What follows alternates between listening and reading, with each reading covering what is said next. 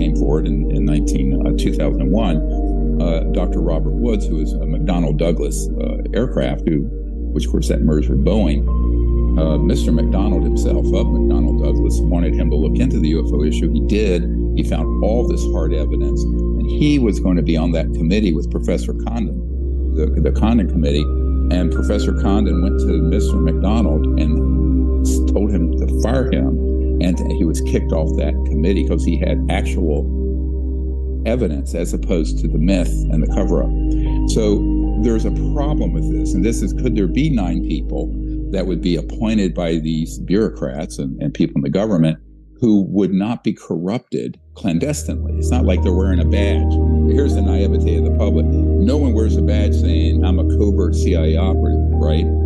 So these people, whether they're bribed or there's Oppo research on them, or they did something illegal that they can hold over them, or some personal problem, or money. I mean, all the above has been done to me and offered to me. And so what I see is that would have been very difficult, because it would have also been under top secret clearance, and then they could decide whatever they found, which parts the public would know and which parts they wouldn't. What that means is that there would be just pablum that probably proffered to the public and the media. Now, some people have said that I'm working with in the Senate that's a rather cynical view, but I think it's because it's not cynical, it's realistic if you know the history. So if you don't know the history, you're going to repeat it. And unfortunately, the members of Congress who conceived of that, I don't think know this 70-year history of how this has been covered up, what the mechanisms are, and how those efforts have been corrupted. Therefore, the real action needs to be, and with what we've been saying for 30 years, is an open, not classified hearings in the Senate and House, and a true investigation. Now, I will tell you, having worked for years now, very intimately with the most senior people in the House and the Senate, particularly the last 2 years, there's no real investigation going on because they haven't staffed that up yet. And when I first met with the senior officials on the Senate Intelligence Committee years ago, the plan was they were going to put on a group of about 30 investigators to get to the bottom of this. And that funding and that process never began. They opened the AARO office, AARO, at the Pentagon. But that office also was conducting all of its debriefings of the whistleblowers we brought in a SCIF, secure compartmented information facility, top secret, where a lot of that was covered up and not sent back over to the members of the Congress. I know for a fact. How do I know that? Listen carefully, everyone. We would bring people over to Washington. They would first meet with my trusted folks who are really the white hat good guys, Senate Intel, Senate Armed Services, etc. So they would get all that information from these whistleblowers first. Then they would drive them over to the SCIF or AARO or the Pentagon. And so they knew when that AARO office and Dr. Kirkpatrick was covering up the testimony and information given by some of the most important firsthand witnesses, which unfortunately, at this point, I can't name who all those were. But I'll just give everyone an example. None of you know who this guy is. It's a firsthand whistleblower, not like Mr. Grush, someone who's secondhand. And he was at Area 51 for years. He was actually in control of communication monitoring of all telephone conversations and everything in the very top secret S4 and other areas. He worked this issue for a number of years and also was at Wright-Patterson Air Force Base. And what he shared, Dr. Kirkpatrick didn't want to hear, and then left it out of what he would then send up to even the top secret Gang of 8 folks in the Congress.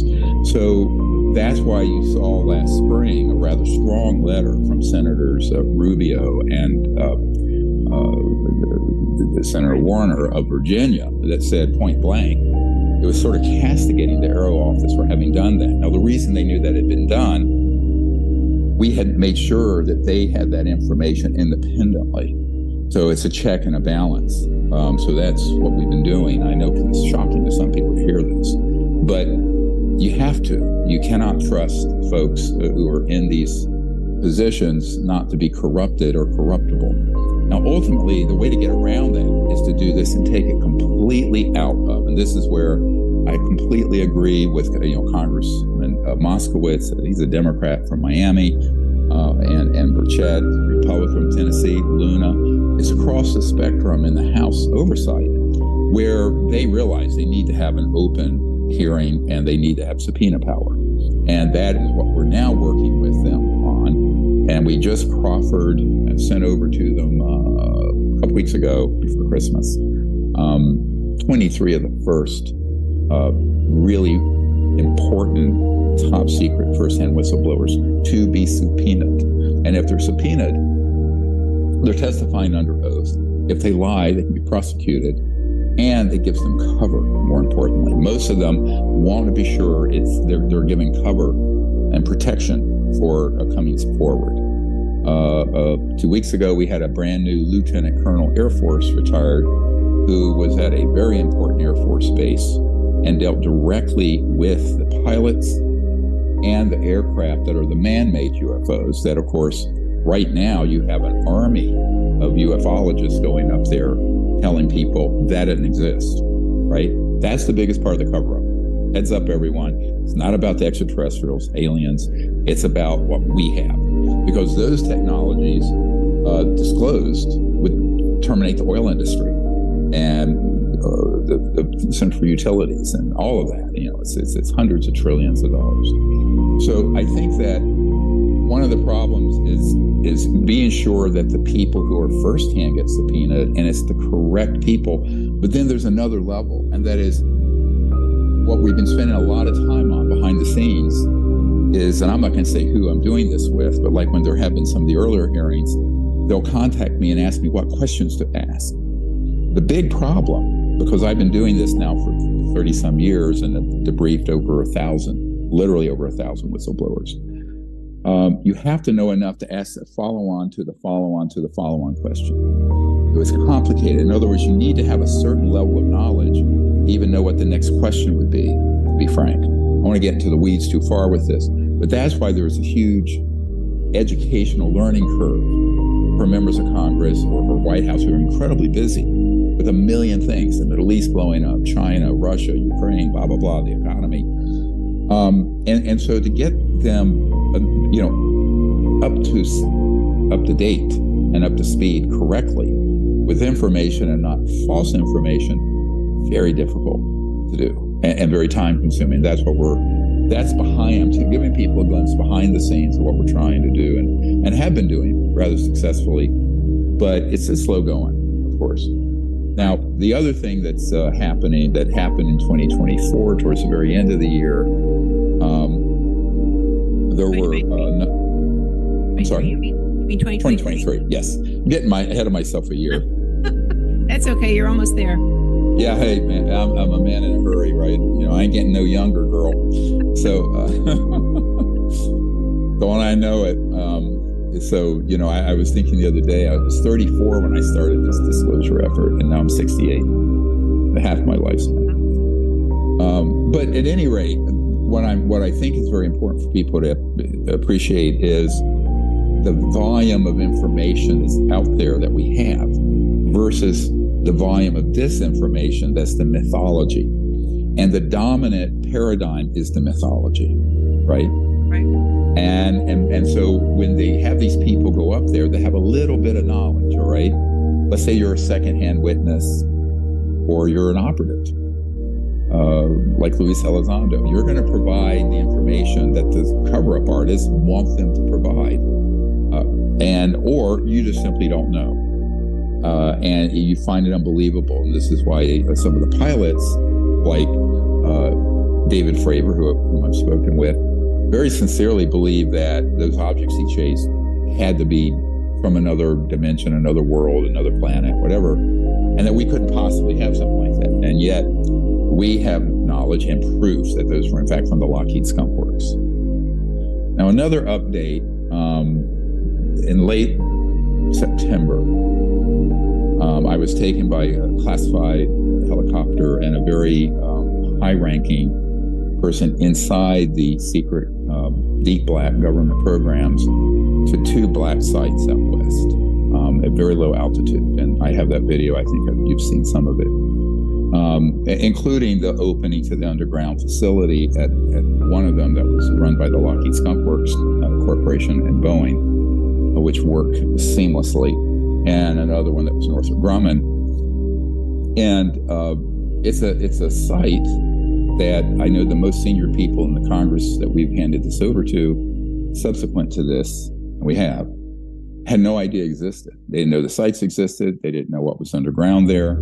It's like an anthill where you go under, and then it's this huge complex underneath in the deserts out west. And this particular site had electromagnetic pulse weapons that, of course, an electromagnetic pulse is what you get from a nuclear blast, but just that pulse factor can be weaponized. Now, that's against the Nuclear Non-Proliferation Treaty, but we have them, and of course, the organization doing this could care less about law, treaties, international law, etc. Who cares? If you're going to be rogue and break the law, you're going to break all of them, right? So what has happened when I was over this site, I realized this senior operator there, very senior, who actually has handled the biologicals, meaning the dead bodies of the ETs, but also of the human pilots that we've killed that have accidentally strayed into that airspace during an operation that have been struck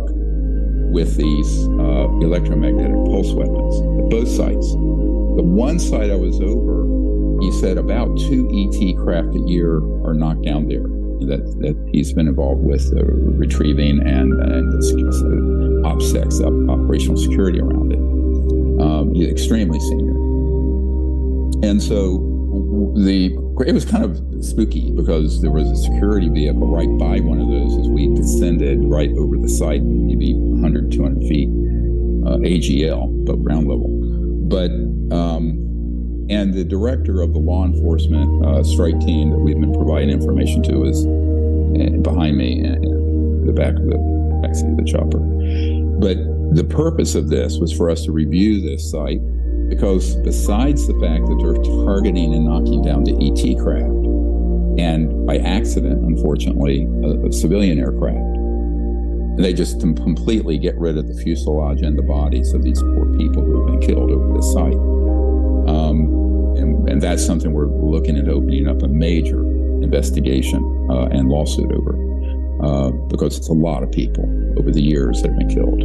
This one site's been fully operational for 40 years, and 40. And yeah, 40. And have on average killed about 2 ET craft and retrieved those victims during that period. So that's 80 crash retrievals, just at one site. The other site, similar number. So when I tell people we have 122 crash retrieval cases, those are the ones that we have had people come forward and talk about. There's obviously probably more than 1,000 over the years, and I would say globally much more than that. The other problem is that we found out that that same site, this operation, they have people who've been trained using very advanced technologies. And what I described in 1991 as consciousness-assisted technology, interface between thought, consciousness, and technology, to essentially hijack an ET vehicle, bring it into the area, and kill it. And this particular gentleman is handing over to us a couple of these operators that do that. Most of the people doing that were killed in the process of their training, but there are some alive, and a couple of them are coming forward. Now, that sounds like science fiction, but it's true. And this is part of the problem, is that the deeper you go into the subject, the rabbit hole just gets crazier.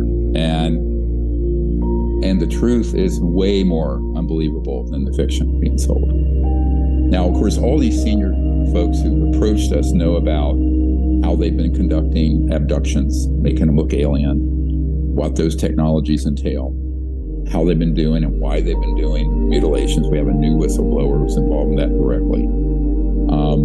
It's very dark stuff, as Tucker Carlson recently said in an interview with someone. But he doesn't know that a lot of the stage crafting of the scariest stuff are covert human programs conducting them for their psychological warfare value, quote unquote, quote the CIA document. But that's something we hope to clear up with Mr. Carlson soon and some other journalists who have been gaslit by some false information. Yeah, I mean, his comments, I don't know if you want to speak to any of his comments that are particular comments. You might want to, because they are out there in the public domain. And I think this has caused a great deal of confusion with the public and people who follow this. Not just the public, but people in the government and law enforcement. Seriously. Oh, it is. It totally is. But that's the intention. Right. It's not to bring clarity. It's to bring confusion, to hide and obfuscate with false information and false narratives. But the stagecraft, the staging of these false events is so well done. You have very advanced aircraft that are anti-gravity, that are human. You have very advanced technologies of things that look like an alien that aren't. And then on top of it, there's been this deliberate conflation and confusion around extraterrestrial and extra-dimensional. Right. And, it doesn't seem that it doesn't appear that he may be doing this on purpose. I just think he doesn't know at all. So no, he doesn't. No. Totally innocent. Totally innocent. Right. And he said he thinks that ETs have been here for forever and that the U.S. government has made contact with them for some time and that he finds this disturbing. Does he have proof of any of this? And if he does, what should he do? Well, no, he's heard these accounts secondhand, and that part of it's true. There have been ETs that have been around on the planet for probably longer than Homo sapiens, humans. There have been events that happened early on with contact, and then, of course, we ended up betraying those ETs back in the 50s. I always tell people, can you name a single treaty the U.S. government has done with anyone where they haven't betrayed it? I'd like to hear about it.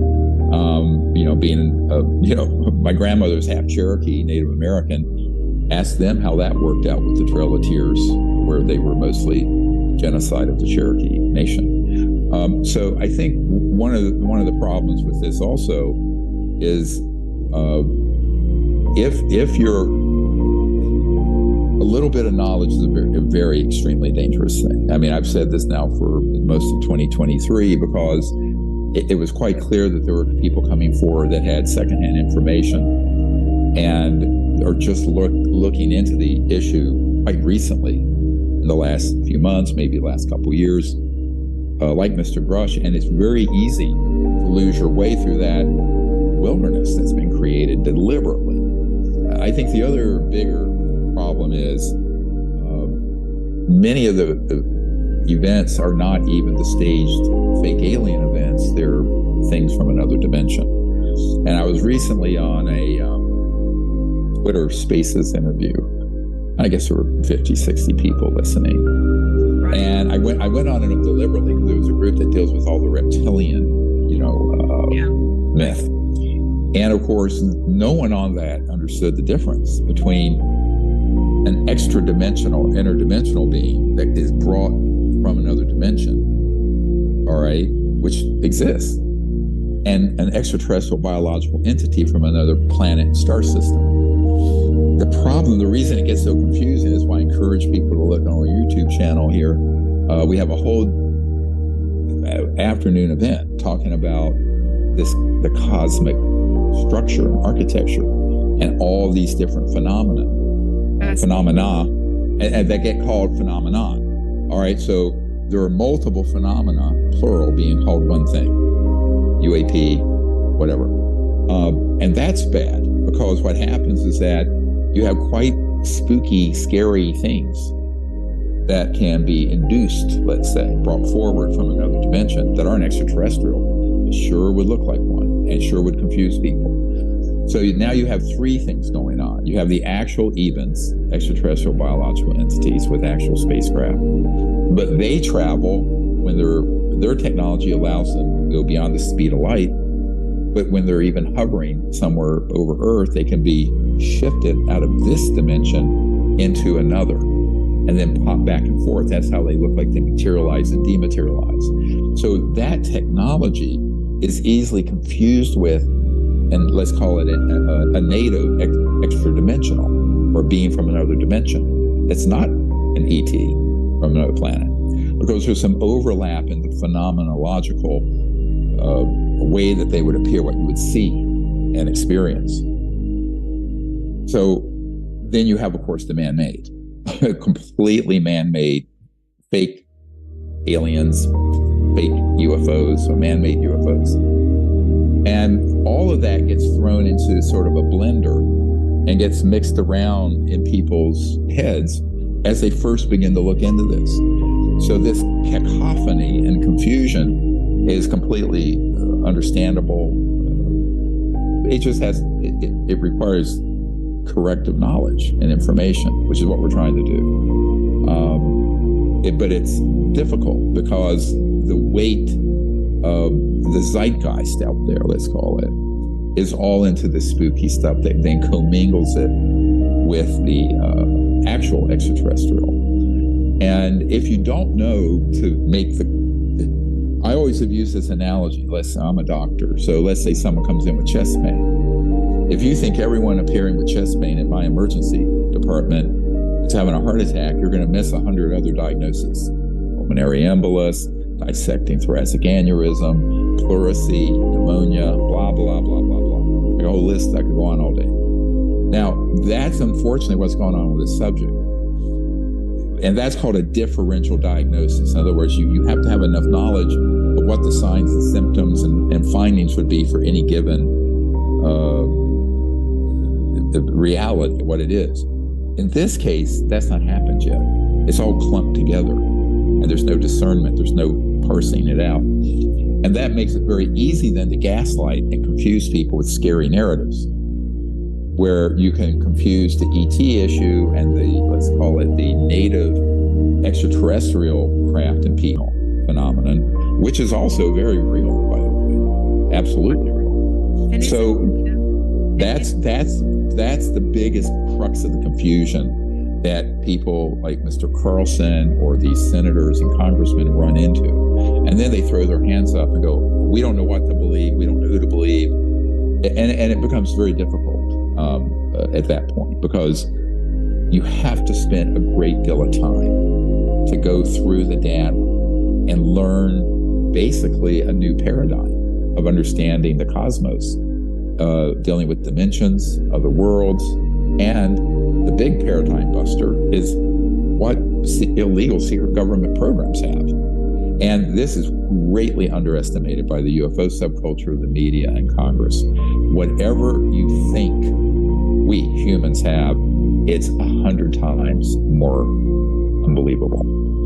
And so that creates its own problem, because it means that the ability to false flag, hoax, stage things that to any reasonable person, I'm saying reasonable person, would believe is alien or extraterrestrial, is quite well developed. And that's unfortunately one of the big challenges of the disclosure effort. Yeah, well, they have, I think, we've talked about this before, this idea of dimensionality with different beings and different, right, like whatever they are.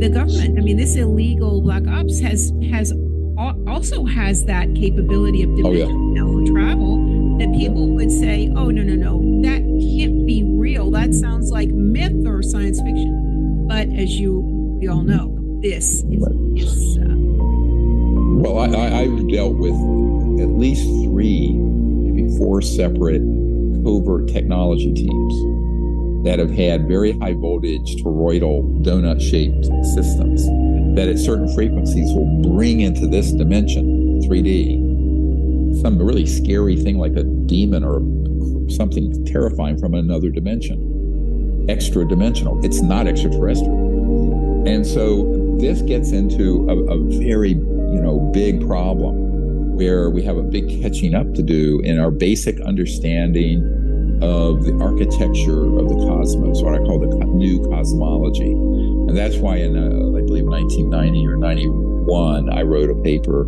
called ETs and the New Cosmology. How do you understand the ET phenomenon when there are these other things going on, and how do you discern and just make a distinction? Now, 30-some years later, of course, most people haven't read that, but it's controversial. Any new information is always controversial, which I accept. That's fine. I don't have any problem with it.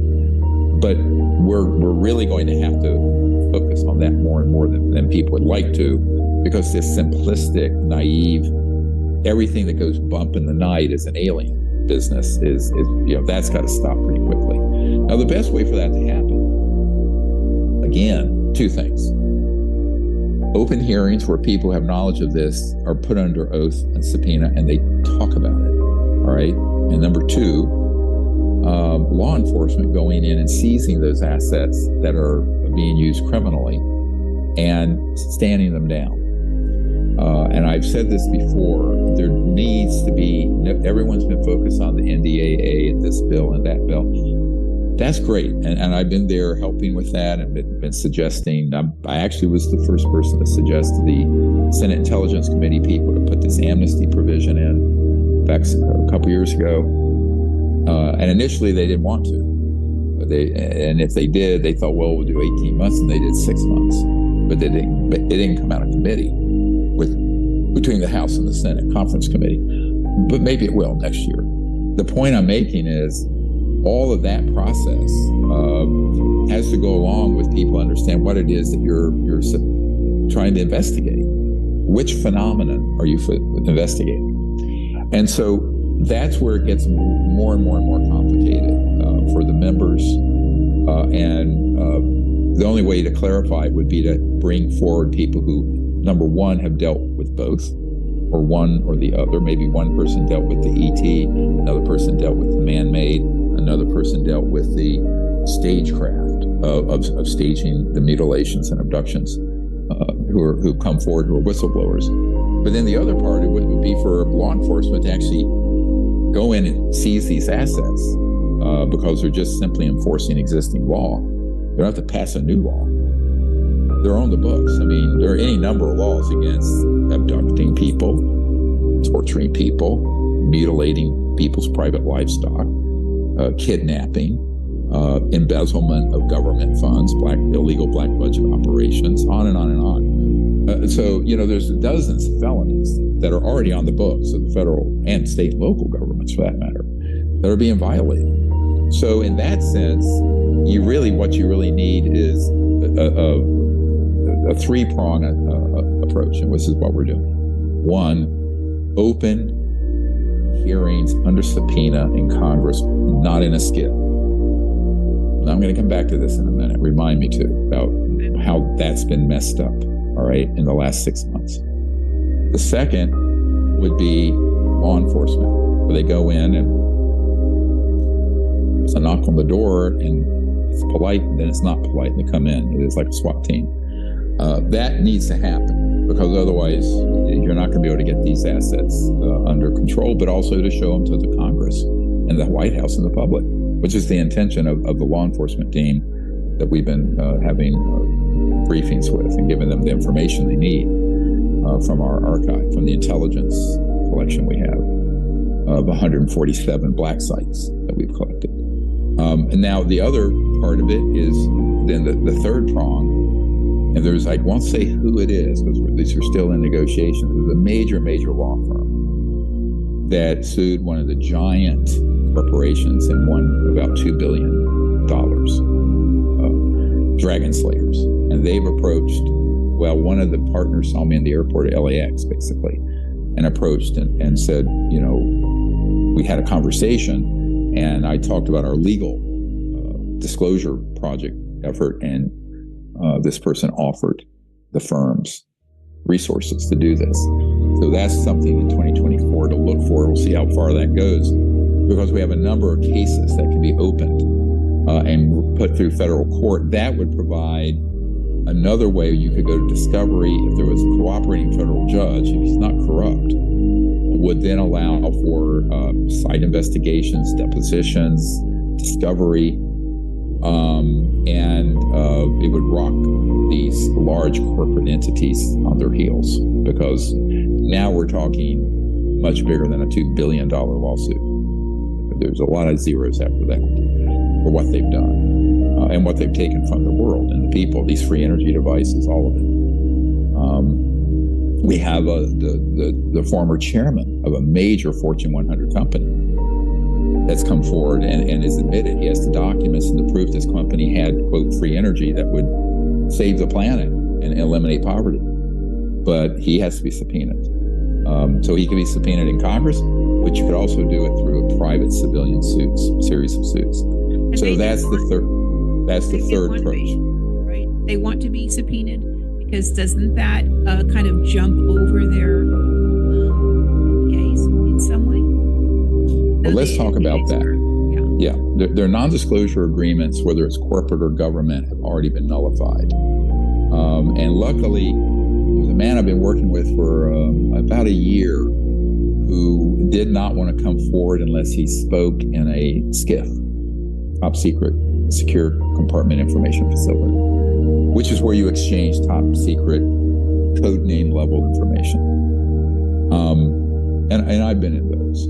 Now, what's interesting is that he's now come around and understood it took about 9 months for him to get to really see the proof that his non-disclosure agreement is nullified, because the operation he was working under on this particular issue was a criminal enterprise, not overseen and approved by the Congress or the president.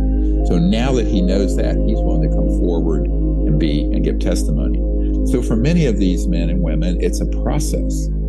Oh, and you remember the hearings this past summer when Mr. Grush said, I can talk about that. It needs to be in a SCIF. Not true.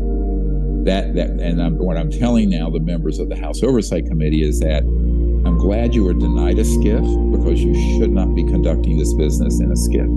This should be in an open hearing on C-SPAN and on the news networks. We should afford that organization no cover of national security, none, unless they come clean and rejoin the legal processes that our Constitution requires.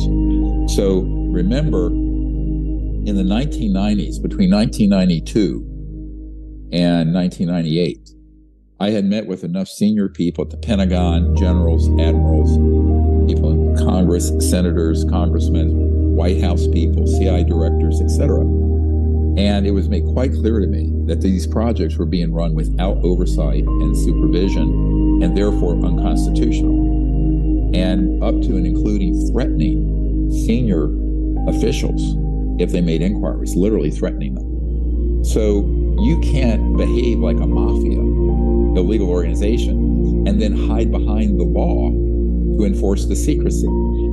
What I just said here, everyone needs to transcribe it and write it to their members of Congress. They cannot and should not afford that effort, the dignity, and the stature of a top secret clearance or any clearance.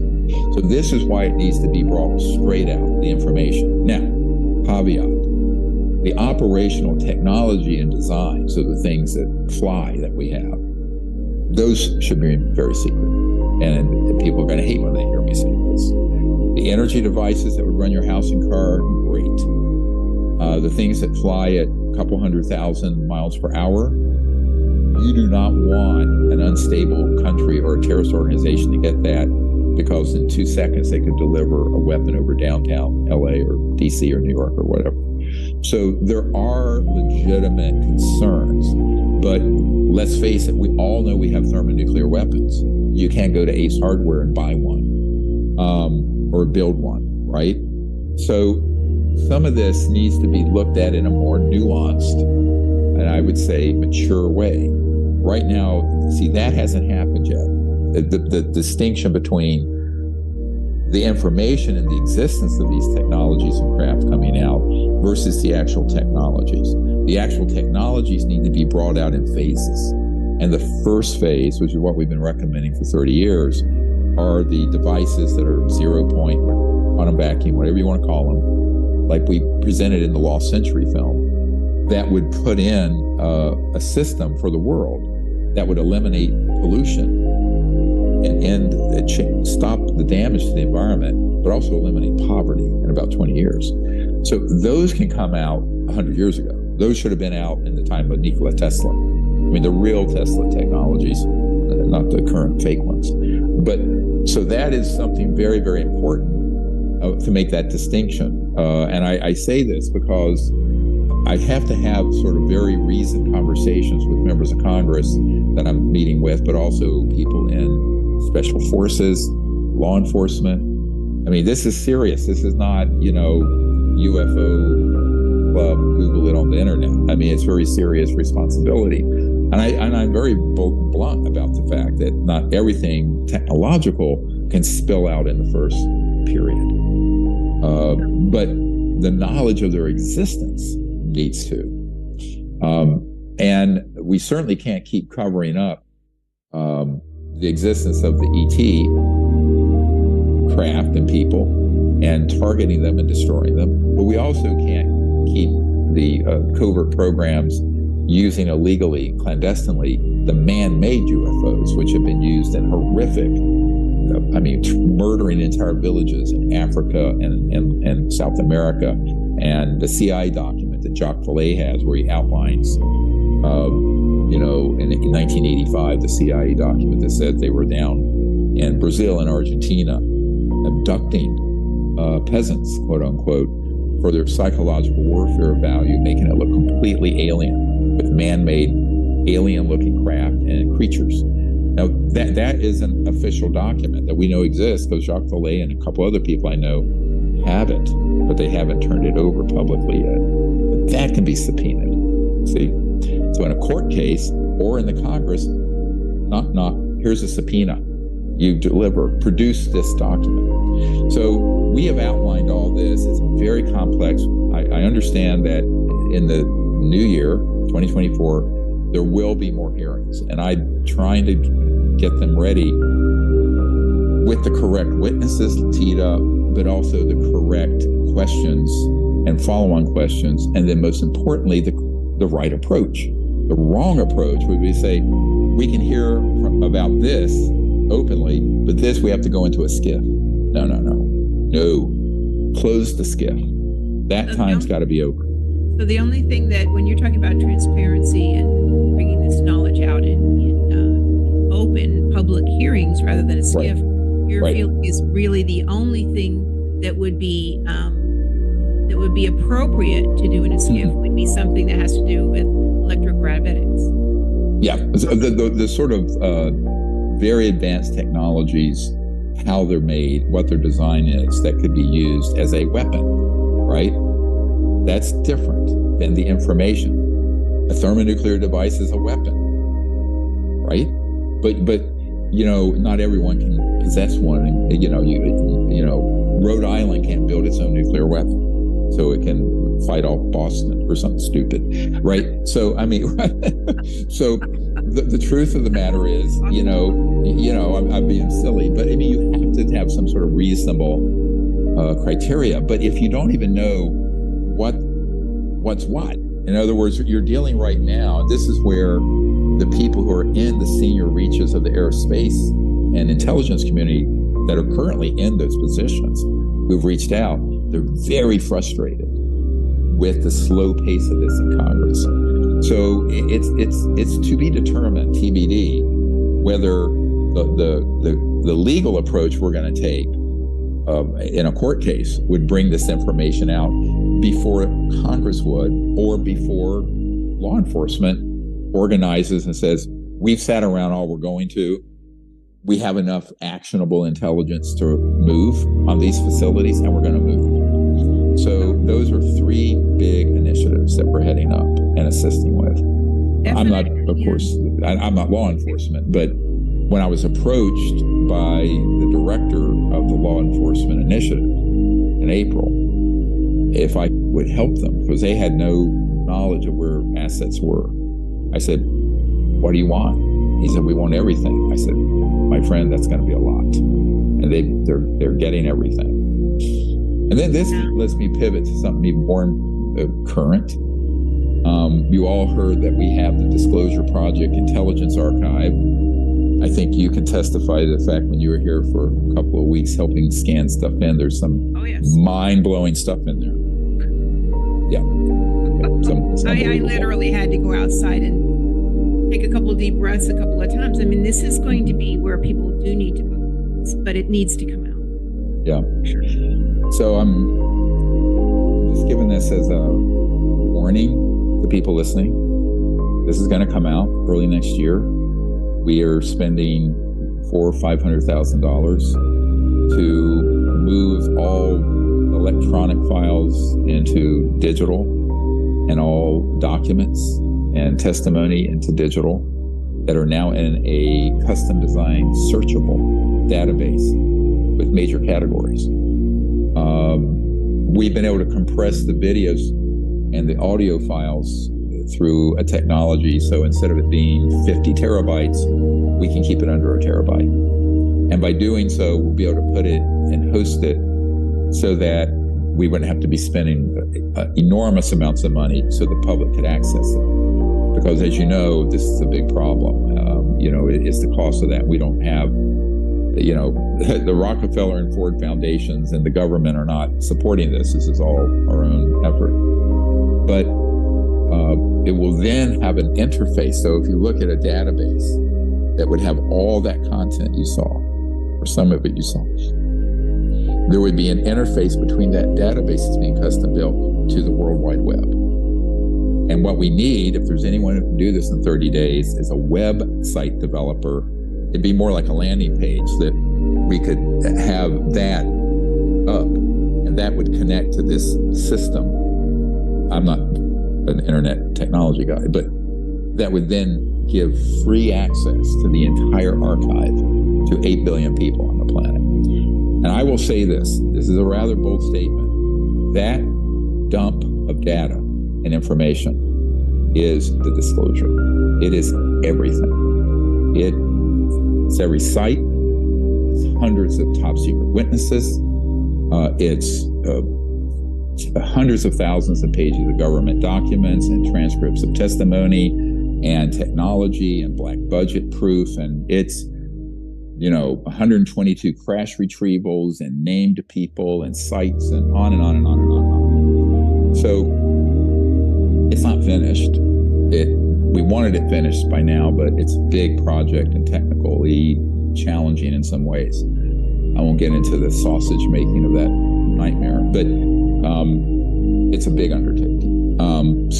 But it will be available. Now, the only thing that the public won't see, those of you who are curious, are the redacted names of people, their social security numbers and their email addresses, if they're a top secret witness or an individual that doesn't want to be known by the public, but has wanted us to have the information. So this is a little bit like the Chatham House rules at secret meetings. Chatham House is a think tank in London or in the UK, where you can cite the information someone shares, but not the name of the person. So my ethics is that if someone has said, I want you to have this information, I won't mind if the world has it, but I don't want my name out there because I'm scared for my family, or I don't want a bunch of UFO kooks banging my door down, or whatever it is. So I honor those requests. So that is the redacted. Now the full unredacted, which is very sensitive and very top secret, that is being provided to the key investigators, the law enforcement, and the senior people in Congress. All of it. Nothing's held back.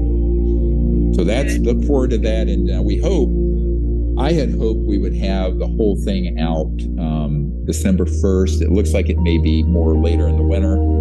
The big hang up is going to be who can build this landing page website for us quickly, like in the next 30 days. And the team that's been working on the database are not web developers, but they can get someone. So there's a bit of a kerfuffle with that. It's like we're at the 99-yard line and we need one more yard to carry it across. Otherwise, the public will have no portal, right? You need to have a portal into this thing. Right. Anyway, so, and I don't know the first thing about making a website. And we don't have anyone on our team who does. Nobody knows how to build a website. So if someone's expert at that and can do it quickly and either for free or reasonably, let us know like 3 months ago. There are people out there who know how to do this. Once they hear this, I think you'll have a lot of hands coming up. So hopefully, we'll see. Yeah, we'll see. We'll see. Right. Okay, so one other thing I want to ask you about with Tucker Carlson, he believes that there is a spiritual. He's mentioned that he believes that there, and he's not the only one. Obviously, there are many people who speak about this topic and this subject that understand that some understand, some don't, that there is a spiritual component that is involved with these beings and with contact experiences and going forward. Can you speak? I don't know anyone else in the world who can speak about this with the expertise and knowledge that you have. So can you speak about that a little bit for us? Sure. I mean, it sort of recapitulates what we started with.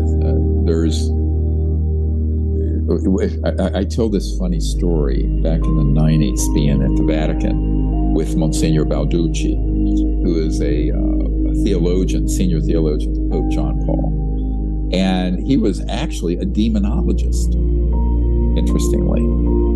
And of course, not my cup of tea, all that, but I mean, we had a very long interview. And he said, the extraterrestrials are neither demons nor angels. However, they're not hostile and they're so advanced that they could be confused with angels. On the other hand, the extra-dimensional phenomenon would be more like the demons, and those get conflated all the time with extraterrestrial. And the man-made atrocities being done to look alien definitely look like a negative entity from somewhere. So you have all of that happening. Now, he emphatically said, because then he had access at the Vatican all the way to the Pope, and he introduced me to the Vatican astronomer and everything. And so he understood the cosmology quite well and knew the difference between an angel, a demon, an ET, and something that would be concocted out of the skunk works or what have you, a covert program. But that is a very advanced understanding. But so spiritually, the ET, the actual, let's call it native ET, real extraterrestrial, all of them are so advanced that they would appear to be, unimaginable in their evolution. And there is a deep spiritual component to it, simply because once a civilization has free energy and abundance, and it's no longer fighting over a scrap of land here and a piece of gold there, the whole civilization pivots towards the development of their spiritual higher states of consciousness. And so they're very interested in humans and in that component. And that's why the Close Encounters of the Fifth Kind, the CE5 Contact, if you get the app CE5 Contact, you'll see it's very rooted in this understanding of consciousness, universality, and how that operates through not only making contact, but also advanced technologies. The extraterrestrial technologies seamlessly interface with consciousness, field, and thought. And so that part of it, when people encounter it without an understanding of non-locality, of the physics of entanglement, of the physics of the entanglement of consciousness and thought, and omnipresence of consciousness, all those concepts, it's going to be very confusing because, and you're going to then also conflate some of the extraterrestrial phenomenon and experiences people have with something from an angelic realm, because some of them, you have entire planets out there that on the level of consciousness, they are basically have evolved to the level of a very higher level of consciousness. And so they would present as these very enlightened spiritual beings, even if they have a body in a spacecraft from a star system in the Andromeda galaxy. So this gets where you have to have this comprehensive assessment and overview that integrates what's normally very separate things that never get put together, and that's science, spirituality, religion, consciousness studies, and advanced physics, the cutting edge of entanglement and AI and all of this. So that's something that requires a deep study and understanding of this in order not to be completely discombobulated and confused. And so he's quite right that there is a spiritual component. But again, which is it? Is it actually a spiritual being, man-made phenomenon, an extraterrestrial advanced civilization whose consciousness might be on parity with a celestial level of consciousness?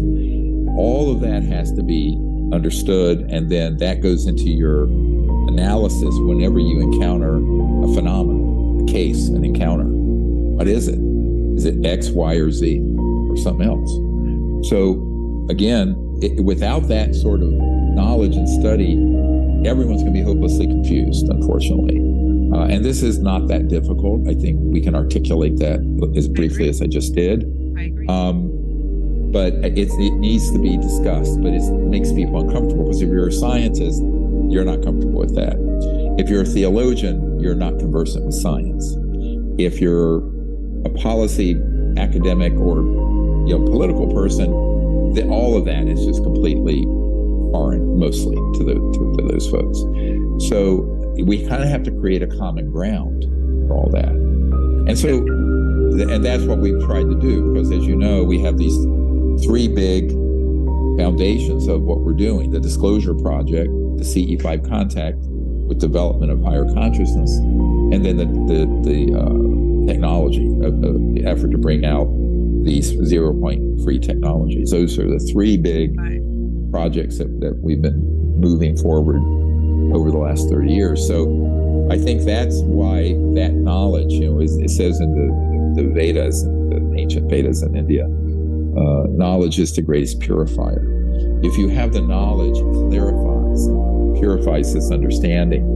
If you don't, it's very easy to mix it all together in this mixer bowl of stuff. And that's what we need to try to bring clarity to. Hopefully, the archive will also have a CE5 part of it. Eventually. Right now, it's dealing mostly with the nuts and bolts and the documents and the witnesses and the sites and all that. But there's a great deal, as you know, that the public has never seen on the CE5 experience. There's enormous photos, videos, accounts, testimonies, and that would be included, eventually. It's too bad also that we can't come up with some kind of common language, terminology, because each one of these groups that you have mentioned, physicists, academia, the public, scientists, they all use different terminology, and some of the terminology is so above the heads of the common person, right, that their eyes start to glass over, and you realize of course, that unless people start speaking in simpler terms, right, simpler terms that everyone can understand, we leave so many behind, and then people get confused. Well, if people look at my books, I've created a lexicon and descriptions that do that. You have. Very much so. And I'm aware this is a problem. I was a meditation teacher before I was a medical doctor. So I understand how you have to create a common language, but then if you're going to use a term, you describe it, right? And you define it. And this is important. Words do matter. And words are a reflection of the thought, which is a reflection of the consciousness and meaning behind it. And so that is important. And these are all things that are going to get more and more defined as this goes forward. The problem is, I think the timeline's getting very short. I'm not trying to sound ominous. I don't think there's 30 more years or 80 more years to fool around as things have been going.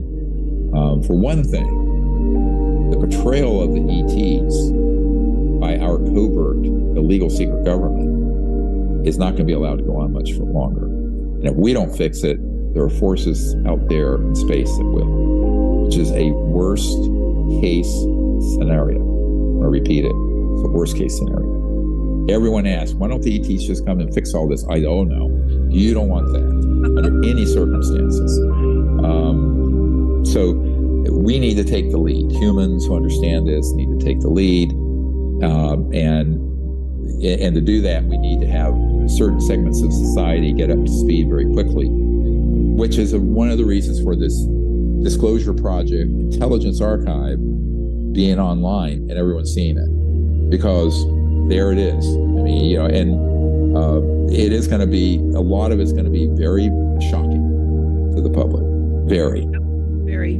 Yeah, it is. If I can be shocked, and I've been involved in this for years, I can tell you that it definitely will be a buckle up journey. That's why I haven't released a lot of it. It's disturbing. I know. The things that these covert programs have done, the murders, the testimony of so many of these whistleblowers that no one has ever seen. And remember, in the archive, you're going to see the redacted, not the people who come forward that have given us permission to use their name, but the other 650.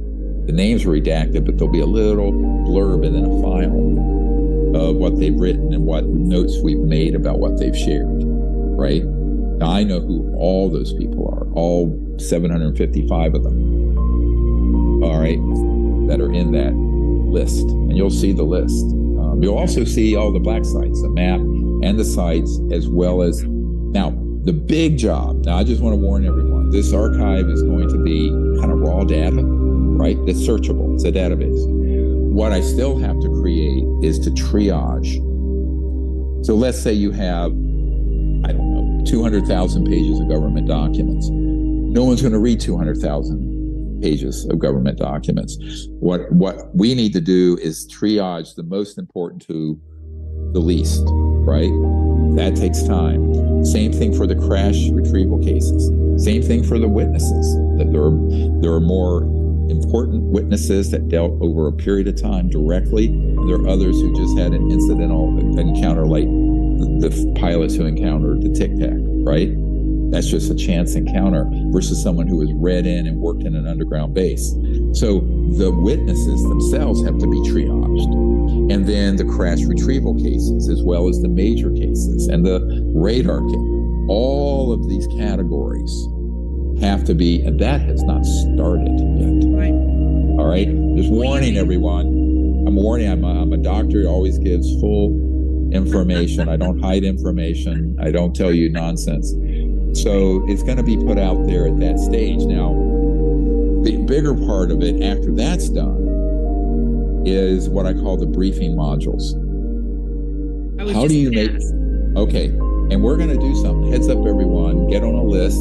Contact Pat. We're going to have a select number, maybe 20 people at our retreat center this winter, where all we're going to do is go through all this deep, deep stuff, and I'm going to create the archive modules. And what those briefings are is connecting the dots across all categories of the most important cases that then reach the intelligence assessment. So these would be the most important things in the archive, and they're not even created yet. I've got to create those. But we're going to have a week event to bring in more of that. We already have a few law enforcement and special forces people asked me to create some critical ones, and those will be in there, but redacted heavily because it's extremely sensitive and frankly scare the crap out of everyone who read them. But it needs to be done. Otherwise, you have all these huge amount of data that no one's going to be able to sift through without an assessment that connects all those dots. But that's it, the connecting of the dots, and really only, I don't know anyone else who can do that but you. You really succinctly connect those dots for people, because that is where the real understanding of this information. Right. So visualize this. You open the archive, there would be the categories, and then there would be sort of an introductory briefing analysis that would connect all the dots within that and triaged, but also connecting to other categories with a hot link, so where it's all interconnected. So that the intricacy And that analysis and that work hasn't started. But we want the public to have the raw data. We've been rushing to get that. And also, I need to get it in this form so that the investigators with the Senate, Intelligence and Armed Services, and the House Oversight Committee would have a tool. So look at what we're doing with this. The DPIA, the Disclosure Project Intelligence Archive, would be like Wikipedia for all things UFO related. Massive. And we're inviting other people to submit more material. We don't pretend that we have everything on planet Earth by any means, but what we do have, you'll have access to, which no one in the world has ever seen, except a few people who crawled through my archive here at our place. But so that'll be an exciting development. It's an ongoing project, really. So in next month, we're going to launch a crowdfunding site for the Disclosure Project Intelligence Archive. We're going to set the initial goal around 500,000. It may have to go up. I mean, the expenses of the programmers and the hosting and all that it's exorbitant, frankly. So to do it, we're going to need continuing support and resources, or we'd have to shut the website down. Just like Wikipedia asks for donation and stuff. You can't do this unless you have someone either underwriting all the costs, or you have to put a paywall up where people pay a monthly fee, which I don't want to do. So everyone listening, if you want all this stuff for free, you need to help us because there are no free lunches. I'm a retired doctor. We don't have the ability to just underwrite hundreds of thousands of dollars in ongoing expenses for something like this out of what, Right. So that's something we're going to need help from everyone who actually wants to see this available to every man, woman, and child on planet Earth, really.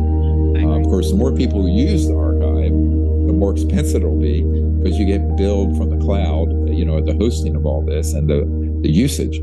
So this is all something we're looking at. We're hoping, my aspiration, and this is my New Year's resolution, is to find a way to get all this out in front of the people early in 2024 for free, where there's no paywall.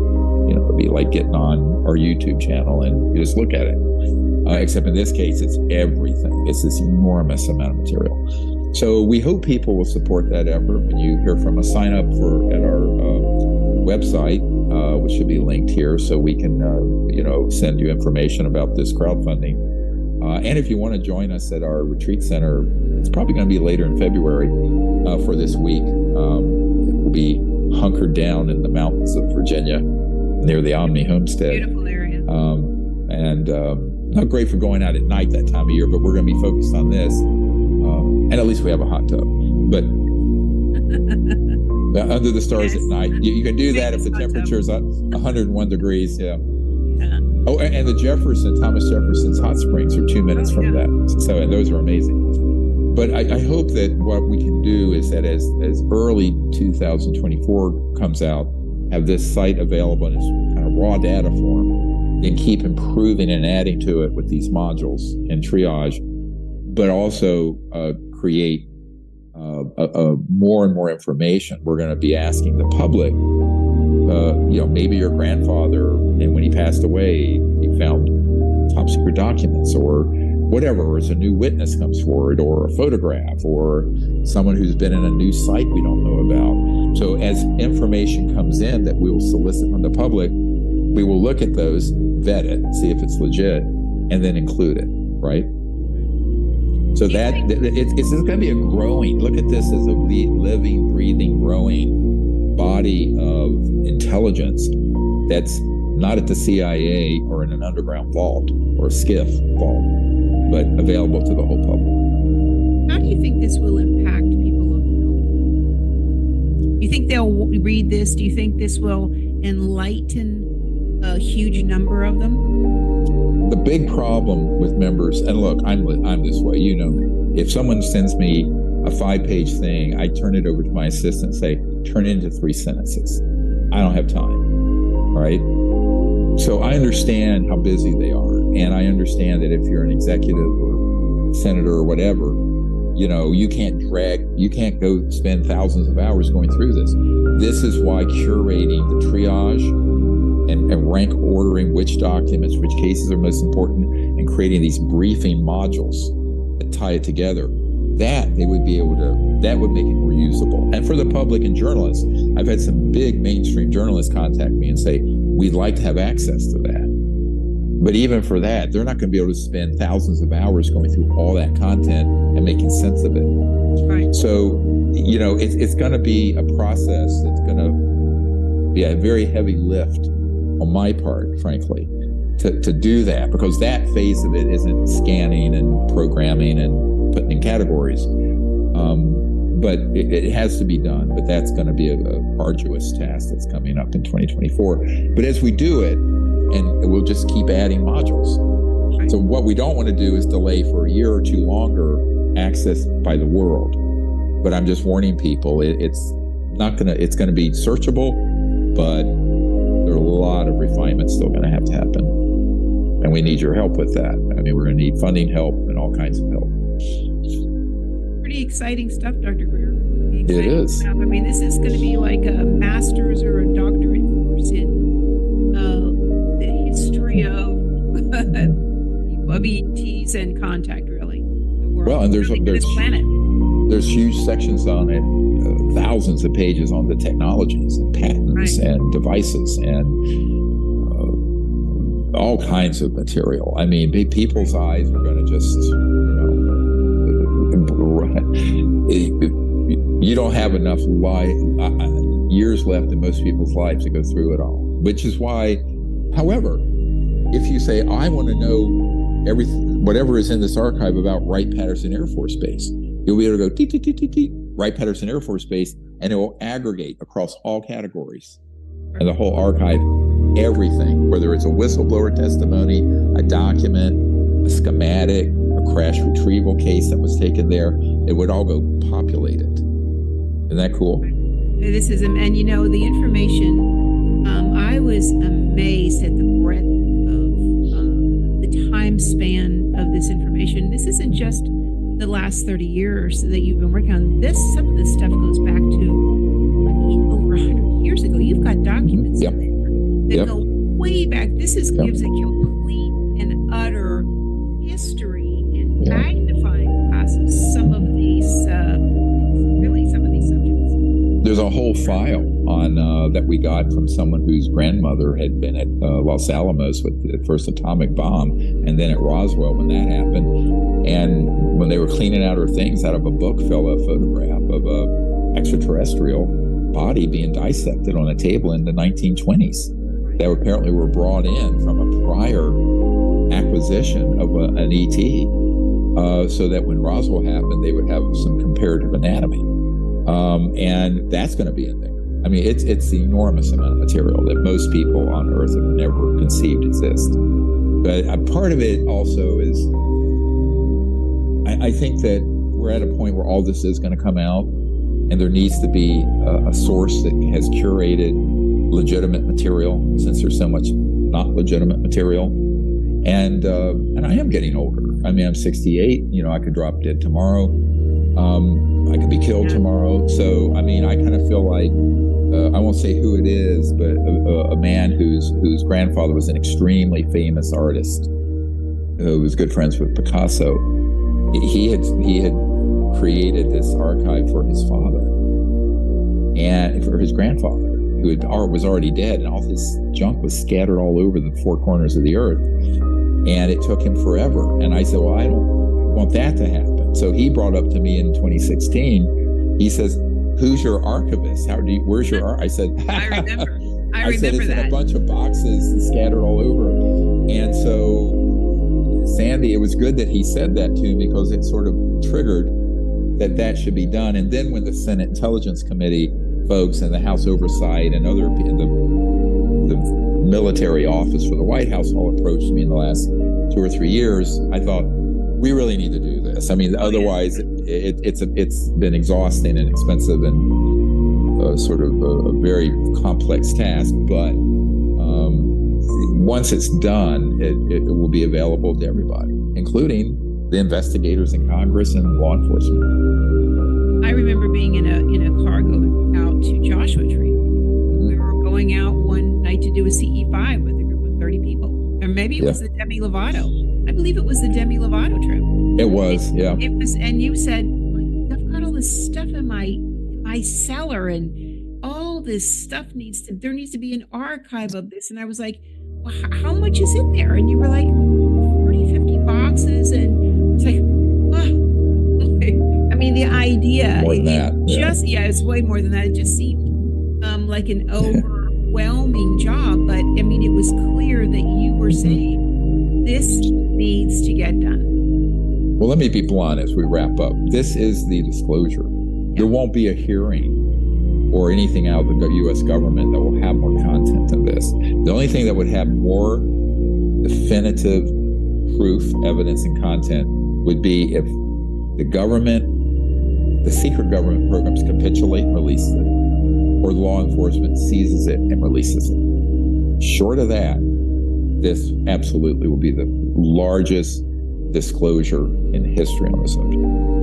So the disclosure you're all asking for, we're about to drop that to the public. Definitely a buckle up moment. But I can't wait, and I'm so happy that this got done, and thank you, Dr. Greer. I mean, the world does not realize, it is such an enormous job that you have undertaken for all these years, and I've told you before, you definitely have job security. I don't know that anybody else wanted your job, really. No, they don't. And I tried to give it away. Yeah. Oh, trust me, I would love to be able to step off this stage. I mean, everyone thinks that this is something that's some hobby. It's blood, sweat, and tears, as you know. So this is probably one of the most important things that's really been done for civilization. And it's going to be. My goal is that if everyone contributes, so we can keep it free, which I hope we can, and continue to expand it, improve it. It's just going to be this snowball effect of disclosure through an openly available site.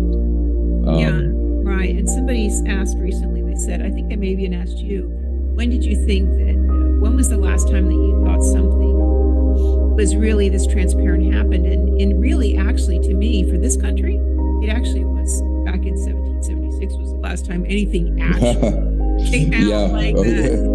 Yeah, a big, it's a revolution, but a peaceful one, we hope. And so peace in the new year, and hopefully we get our act together as a species and make a peaceful contact initiative. Our goal always has been to disclose the information and get the world community to make peaceful contact with these civilizations instead of mismanaging it through the myopia of secret military programs. That was the mistake. As you know, when I was with Senator Barry Goldwater, before he passed away, and he ran for president as a Republican in the 60s against Lyndon Johnson, and he had found out about this issue but was denied access and threatened.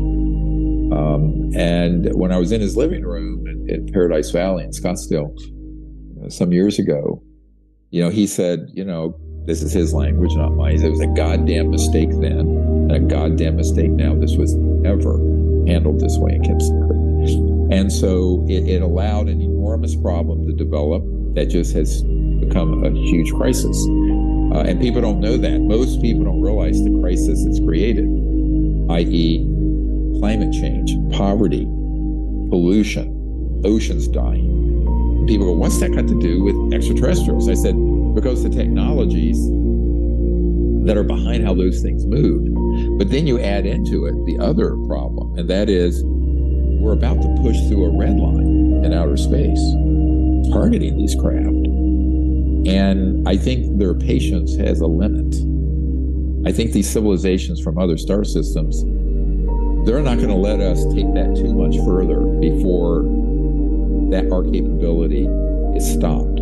That they're stopping that capability, they know would be terrible because it would be spun by the media and by the UFO community and the military industrial complex as alien invasion, right?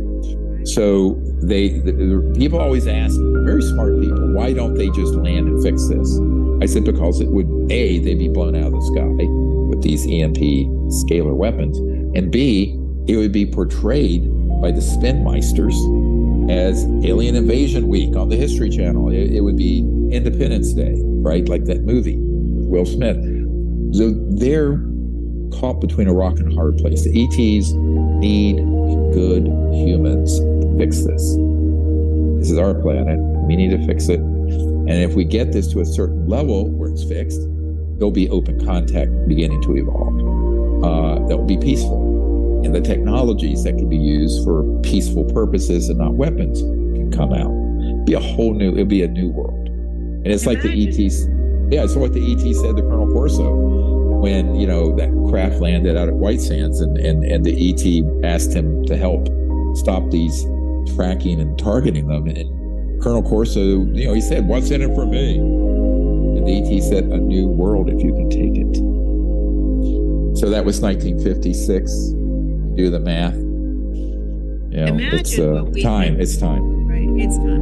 And just imagine what we can learn from them about consciousness. Oh, everything, though. I mean, everything. The universe, consciousness, technologies, healing. Yeah. Oh, yeah. I mean, it's just we're really living, half a step out of the jungle as a civilization because of all these wondrous and incredible technologies that have been withheld from humanity. And so the peace dividend, let's call it, of bringing this out and doing it peacefully and then making peaceful contact would completely transform our civilization. In 20 years, you wouldn't recognize it from today. You would not recognize it. Well, I hope that happens. Yeah. I hope that. Well, here's to that. Thank you, Dr. We'll raise a glass and a toast to that on New Year's Eve.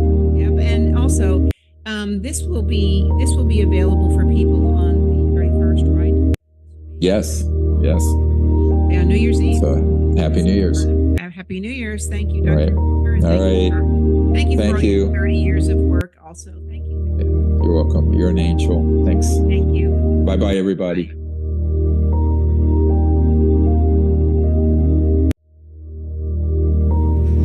Okay. You're going to Photoshop this, make me look like Chris Helmsworth at the end, right?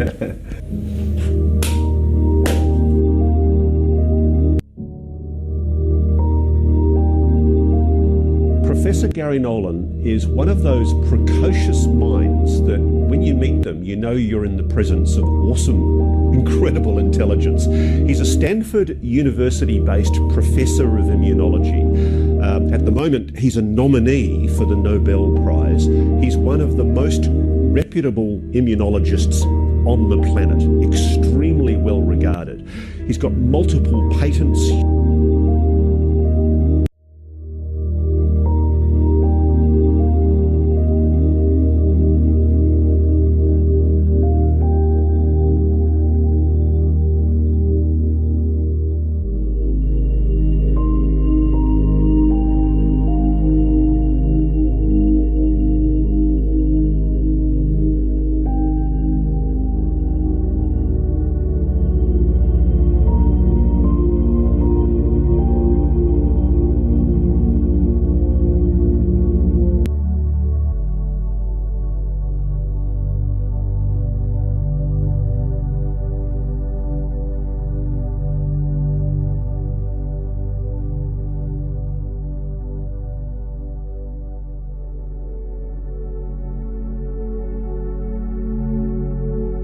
The banjo?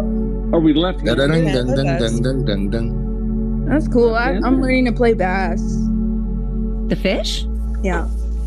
No, bass. I play the banjo. Are you into like Captain Red kept doing banjos? Wait, what did you say? What did you say I was into? Who said that? What are you guys saying about me? Sorry. What we have here is a lack of communication. What? What? Hard.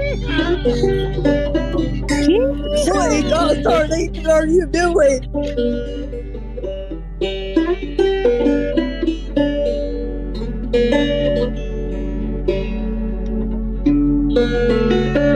Stand by, leave your sister alone.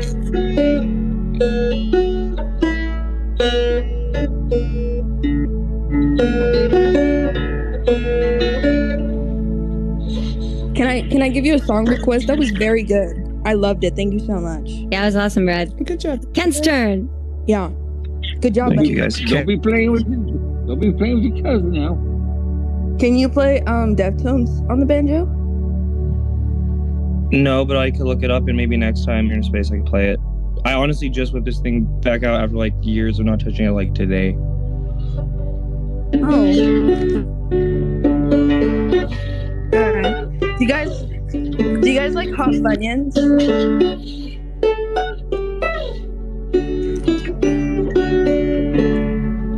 Hey Panda, have you seen that guy play banjo doing Thunderstruck with AC/DC?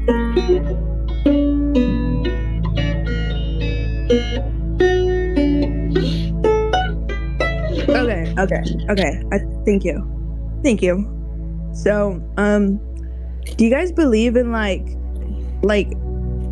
giant sea monsters like living in the sea currently, like things that existed? Like, have you ever seen a UFO? No, maybe. Have you ever seen a ghost? Well, I'm schizophrenic, so don't ask me that. I'm not judging. Are you talking about fucking tool eye? Yeah, so I don't know if it's a ghost Loch or like Ness? I'm just not taking my meds, you know? So don't ask me that. Well, that's interesting because you're in altered states of consciousness, just naturally being you, right? So, wait, what does that mean?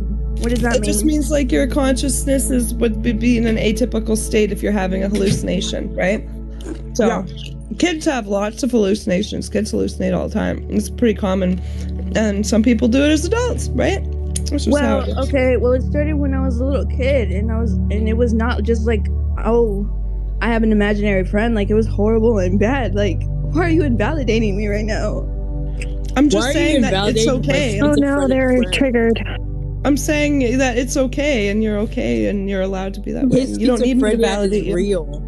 You don't need me to validate you, but okay. I'm sorry. I just whenever I talk about my schizophrenia, it's like it's a difficult subject because it's really affected my life. I'm sorry. Okay. Sorry. You're good. Yeah. Sorry. Okay. Yeah. So, do you guys like hot? Are you over the age of 21? I'm 20. Are you a brand ambassador for Brindle? What does that mean? Brought to you by the LDS Church. What?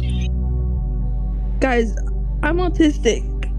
I need tone tags. Why are you bullying my retarded friend?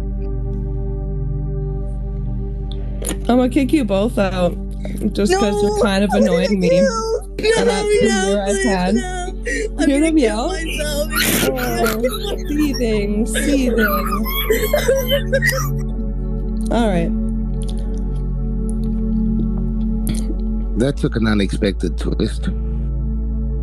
Should I actually remove them? It's Christmas time. Benno, how are you talking through the mute? It's Christmas time. I don't want to remove people. You get that one more wasn't try. Benno. That was Ken. What the fuck? Okay, I'm sorry. You get one more try. Okay, I'm sorry. I did just say I saw Benno, that. did you hear that? What happened? Santa I wasn't Super. talking to you. I was talking to Benno. Oh. Jacob. What is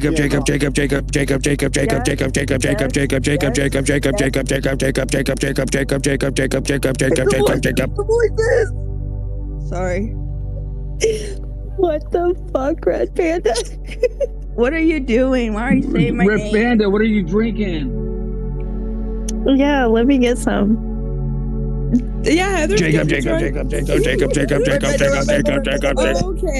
Okay. Heather is also drinking, so let's all just... Logan.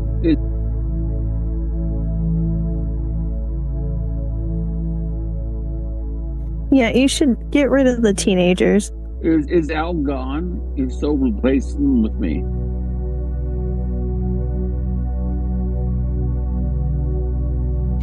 I didn't mean to scream at her. Ken, what was your favorite space? Was your favorite space the one that Gabby tapped you in the jugular? That you had when Tupa had a space going, so he shut down his space so everyone could come to your space to hang out with you because it was important to you. And then he didn't even notice. And didn't even notice. For the whole space and not let anybody from the other space come up and talk. Notice. And didn't even notice. Hey, are you he said something about it. It did take like a half an hour before he noticed.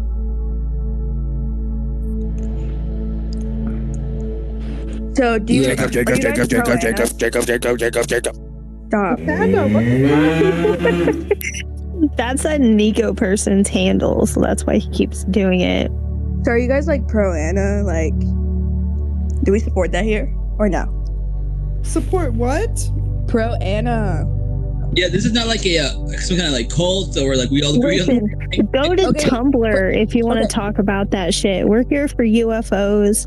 I'm pro Jacob. Bitches, okay? I've never been on Tumblr, okay? I'm scared of eating disorder Tumblr. Like, they're scary as fuck. Oh, well, we're not here to talk about anorexia. That's a you problem. Okay, sorry.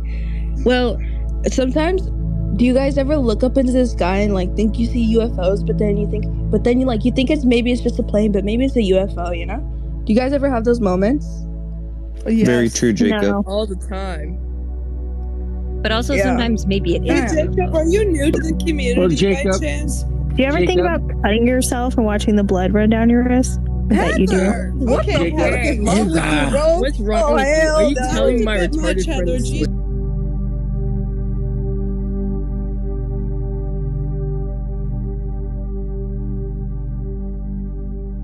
I like it, Heather. What's wrong with you?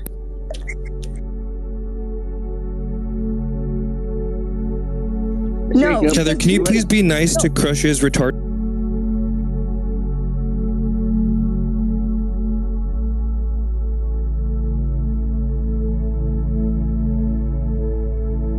You don't know what you're messing with. Yeah. What are you so? You don't know what you're messing with. Yeah. What are you so mad about? I'm gonna touch you.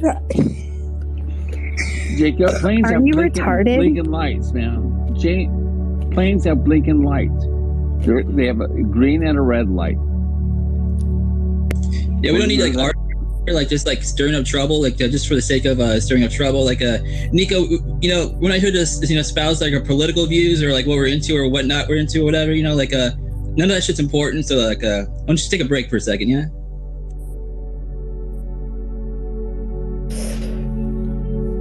I'm still waiting It to took get you top, bitches long enough. I've got top 40 minutes. spaces. We got You Actually, literally had to make me go ask them how emo they were before you kicked them. I got 40 one of my top I got spaces 40 was minutes to midnight. Heather's. Real quick, Heather's. Was it the Inner Earth space that you did that I really enjoyed?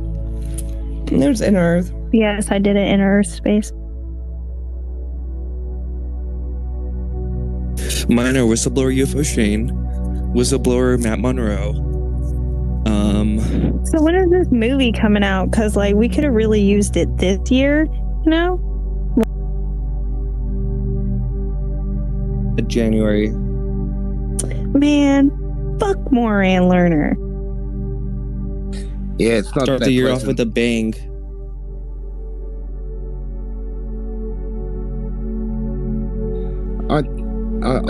I enjoyed that space with I co-hosted with Shane the other night actually, and you know I feel sorry for him in a way because he just wants to have fun, and it's great to hear that he's getting somewhere and that he's got a job now and he's just got a house that he's going to be able to live in for free, which is it's really cool. But I was watching him on Cambian's show, and he's a funny guy. He doesn't have to be a professor. He can bring people into the community, but at the same time, he's just one of the celebrities. He's one of the guys who can, Logan can talk to people well, Tupa can talk to people well, and anyone who brings anyone into the community is doing us all a favor, because even if they're arguing with us, we're talking about it, which means more people are talking about it. So I think Shane. I want to see the movie. I think it'll be funny, but I think we should. You know, the one thing I worry about with Shane is he really does know how to party, and like, I'm not saying that to be a dick. I don't want everybody to that. I want to hear funny Shane, but I don't want him to be pissed out of his brain when he's doing it all the time. You know. That's why we have to foster an environment that lets whistleblowers know that they will be supported. General Gowan and Lou reviews when they went whistleblower. You're right. Okay, hold on a second, Kent. You made a mistake there. You said that that person knows how to party. That's not true. It's the opposite, actually. He doesn't know how to party. That's why he's such a fucking wreck. Exactly. He's out of control, Kent. That's the. Logan. Yeah. I fully understand what you mean, mate. It's just it. But he's too quick. I try to see the good in everyone. It sounds stupid, but I try to see the good. Like Shane, I don't know why I feel. I feel like he's a lost brother. You know what I mean? Like a lot of people, I feel. You know, and I just wish. I hope he can get himself sorted out. But you know what? He sounds like a cool guy. Like in racing, we have a term like wide fucking open. You know, he doesn't have to be wide fucking open all the time. You know, and that's what the problem I think with Shane is sometimes. You know, it's just like some people just are, Randy.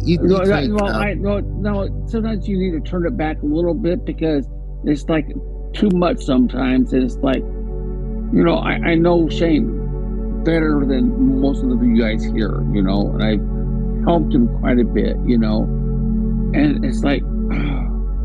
It's frustrating. It's very frustrating. You take Bon Scott from AC/DC, the original singer. You take, you know, Johnny Rotten and the guys out of Sex Pistols. So these guys, like I knew a guy who was a friend of Bon Scott's, Mecca. He was one of my mates, an older guy, obviously. He got out of juvenile jail with Bon Scott. They were mates in juvenile jail together. And he said to me, it was no mystery that Bon wasn't going to last long. He said that guy was on a mission to destroy himself from the day he was born. All he wanted to do was drink as much as he could, party as much as he could, fuck as much as he could. And when he was in one of the best bands in the world, he got all the opportunities to do it. And that's why we see so many lost rock stars, you know?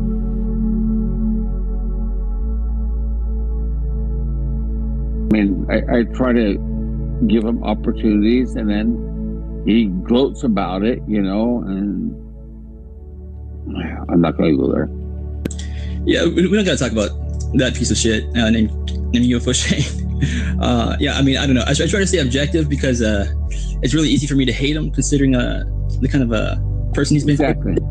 I got 35 more minutes to the new year. I don't want to waste it talking about him. 2020. Too bad, so sad. That's what we're doing. 17-inch detachable alien cat penises. Let's go. Isn't there a song that called Detachable Penis or something like that? Detachable alien cat penis. Yeah, I don't know. I just made that up. Keep on going, Heather. No. No, for real is a song like it goes like detachable penis. Fuck. No one knows that song? Maybe I made it up in my head. No. I'm trying to think of the song as well that actually rings a bell. Lorraine Bobbitt knows about that detachable penis. Ken would know a song about a detachable penis. She whacked off her husband's penis and then threw it out the window as she drove down the road. What? Lorraine Bobbitt, man, look up that name, man. Yeah, her husband was a piece of shit. So she tied him up or something and chopped off his penis, drove down the road and tossed it out the window. And I think they found it and tried to reattach it, but it was too late. They found it and they did reattach it successfully, and then he did porn. It was. Oh, there you go. There you go. There you go. It's a crazy story. I only knew. Megan's got it bookmarked. She knows There all were two about insane court cases about it. I did read about it quite a bit, honestly. It was strange. I think his first movie was called Road Thrill. Isn't it a crazy story? It's such a crazy story. He also then later got penis enlargement surgery, and the doctor who did the original attachment was pissed. He was like, that was some of my best work. Why the fuck did you go and ruin it after we reattached it for you? See, people, I'm not fucking nuts, man. I pull shit out my ass, and it's like I've got a wealth of knowledge, man. It's like I'm not crazy, man. There's a crazy world. I have a question, though. Who supplies the extra bit for the extension? Like, where do they get it from? From them. I mean, from all the foreskins they chop off on babies. I mean, there had to be about an inch of dead flesh that had to die between, during the time of reattachment. They did pretty good, actually. They got it quickly. Yeah, so he had a... Oh, my God. So UAP Mike just popped it. Imagine the first thing he's hearing as soon as he joined. That's fucking great. So he had a pretty good sized tellywhacker. I'm thankful for UAP Mike. So I was talking about the actual penis reattachment because they found out about it really quick. Lorena went to the cops and was like, I just chopped my husband's penis off. I threw it in this field across from the 7-Eleven. And they went to the 7-Eleven and got a cup full of ice and put his dick on ice and brought it to the hospital. Nice, guys. A wiener on ice. You can imagine the guys talking to each other saying, "What are you doing today, Bob?" "Oh, I'm just out."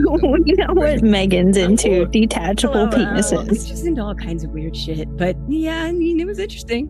Logan, you brought the song. Someone needs to make a fucking strap-on brand called the Ronnie Dawson. See, you brought the key word, detachable penis, and see, man, it triggered it in my brain. We're going to have the Ashton Forbes anal orbs. A probing discussion. LOL, Ken. Oh, it's going to be great. This is awesome. I love it. Wasn't his name John Bobbitt? I thought it was Ronnie Dawson. Yes, his name was John. Bobbitt. Oh, I don't know who it was. It was John Bobbitt, I'm sure. Yeah, I think his porn name was John Got Back. Well, we're going to name it after whoever had their penis removed and a 17-inch alien detachable cat penis put on. Hey, imagine if you had an organ transplant for your penis and it had a different preference to what you did and it wouldn't... Or if it was a totally different color. As long as it was an enhancement color. I wasn't going to say. No, Ken, you're getting one of those Thailand lady boys. All right, that's the one you're getting. The funny thing is, from what people tell me, they're usually hung like friggin' horses anyway. Oh, they do the emo tuck then. They're just a bunch of tuckers. But hey, seriously, one of my mates came over from Austria and he's like a really serious sort of macho dude. And he's with his missus, and I took him up to the ladyboy section in Nana to show him ladyboys and what it was really like. And he's got the sense of humor of my small toe. So he's saying to me, "No, that cannot be a man." And I'm going, "No, Bernie, no, that lady over there that looks absolutely gorgeous has a penis." And his missus is looking at me. His missus is Turkish. And she's looking at me and she's like, "I can't believe what I'm seeing." And Bernie, I swear if he was single and on his own, he probably would have gone down that path. You know what I mean?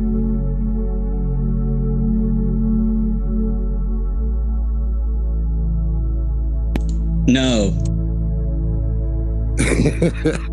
The Tiffany review in Pattaya was the single most famous ladyboy show in the world. And I'm telling you guys, if you went there and watched the show, you would not be able to pick the males from the females.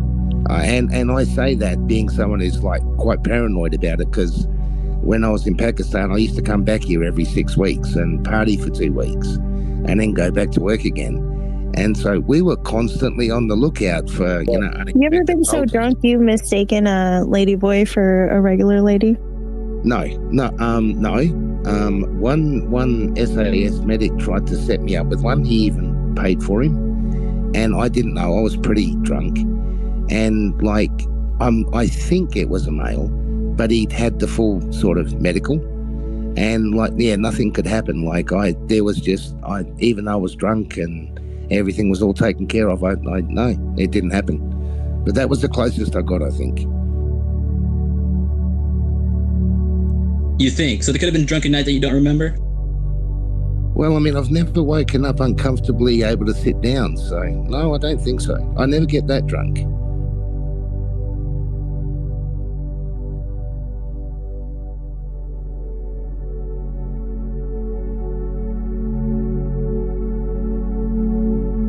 Yeah, that soundboard clip Kent likes to play so much, that's him in the middle of the night when he finds out the truth. I've had a couple of mates who've been over there and have found themselves in the situation where basically got back to the motel room, taking the pants off, and then fucking bang out pops his fucking penis. And my first mate, when he was telling the story, basically said fucking got back there, took off the pants, and next thing you know, this cock dropped out, and he's like, what the fuck? And so he punched the ladyboy in the head, and the ladyboy just smiled, and he reckons the harder he punched the ladyboy, the bigger the smile got all the way out the door. And then my other mate, same thing happened to him. He got back there, and lo and behold, it's got a dick. And we're like, well, what did you do? And he goes, well, he wanted to be fucked, so I fucked him.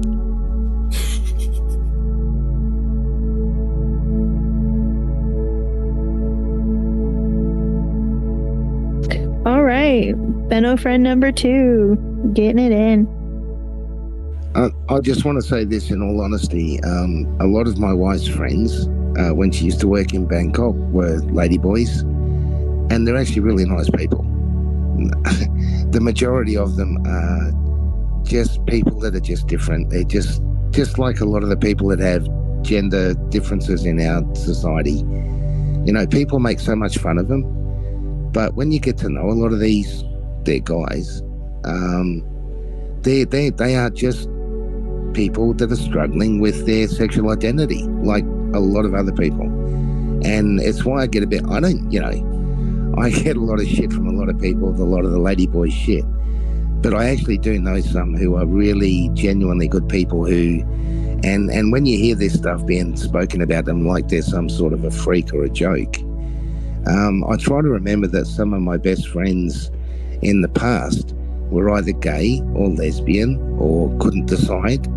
And I try to give them the same amount of respect, because these people can't go back to their families. Most of them can't tell their families what they're doing for a living because they're prostitutes. Most of them, a lot of them. And, you know, it's you really don't realize these people actually have, like, most of them, if they don't get a customer in the bar, and since COVID, you got to remember that Pattaya and all these places that were tourist hotspots have all died. Walking Street and Pattaya died. You know, millions of people, millions of dollars were lost in businesses. But these people have no other way to make it. Everything's dear there now as well, isn't it, Ken? Like, prices going up. Oh, yeah. Is that fair? Yeah. Like, I mean, compared to Western prices, it's still a lot cheaper. But yeah, our electricity has tripled. But, you know, by the same token, it's still not as expensive as Western power. But all I'm saying, folks, is, you know, we make jokes about a lot of things, and ladyboys, unfortunately, because of their, you know, they're very flamboyant, they're very into everyone's faces, but they are just people struggling with their identity like anyone else. So I try to show them a bit of respect, because I know a few, and they're pretty decent people.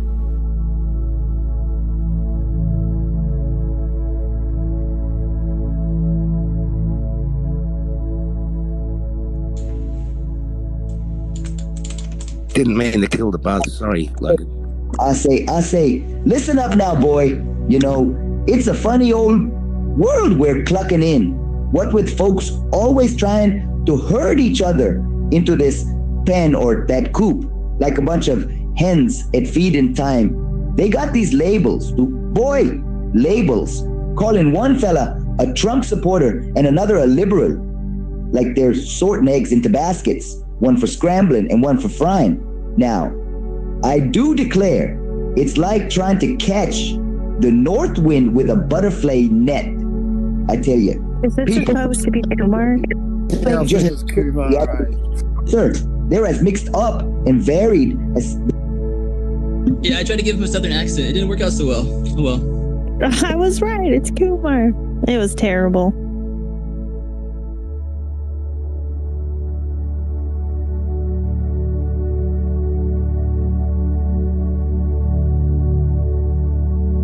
So I went ahead and I created an ad for a detachable penis. That's what I've been working on quietly.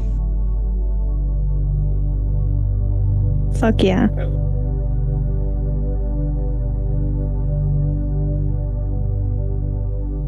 If anyone was curious, John Bobbitt's porn name was John Wayne Uncut Babbitt. So. Oh wow. Oh wow. Bobbitt. I popped off one of my...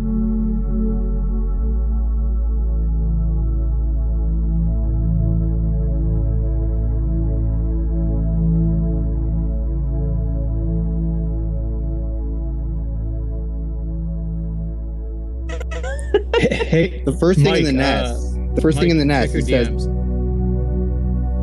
someone needs to check their DMs. I put this thing in the nest. I want like everyone in here for sure needs to participate because I value what you guys think.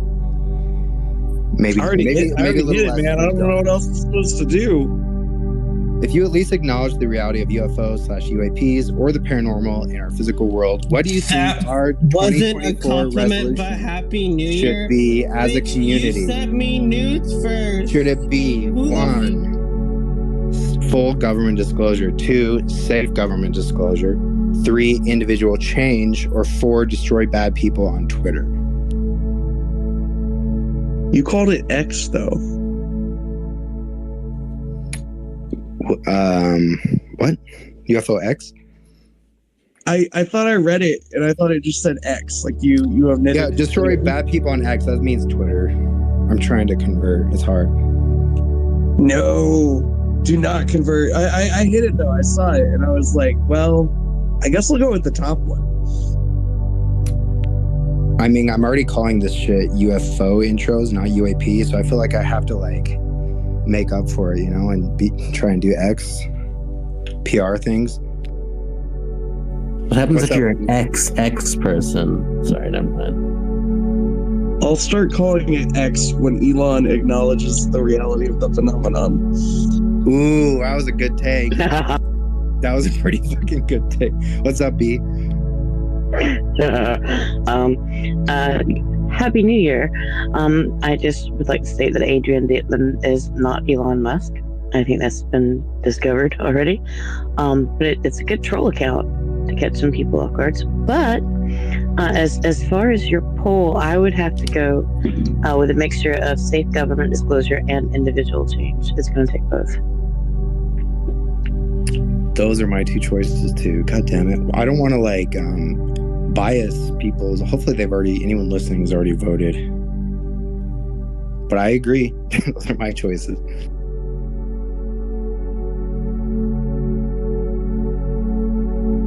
And also, you know, one of my favorite things, I don't know, I think maybe because it was in response to you and me, maybe, I don't know, maybe I put that much more stock into it, but I mean, we had a world famous debunker come in and say that something on one of my videos was an unidentified object. And I just think that's a hell of a movement for disclosure when that happens. So that was my personal favorite. Just personal.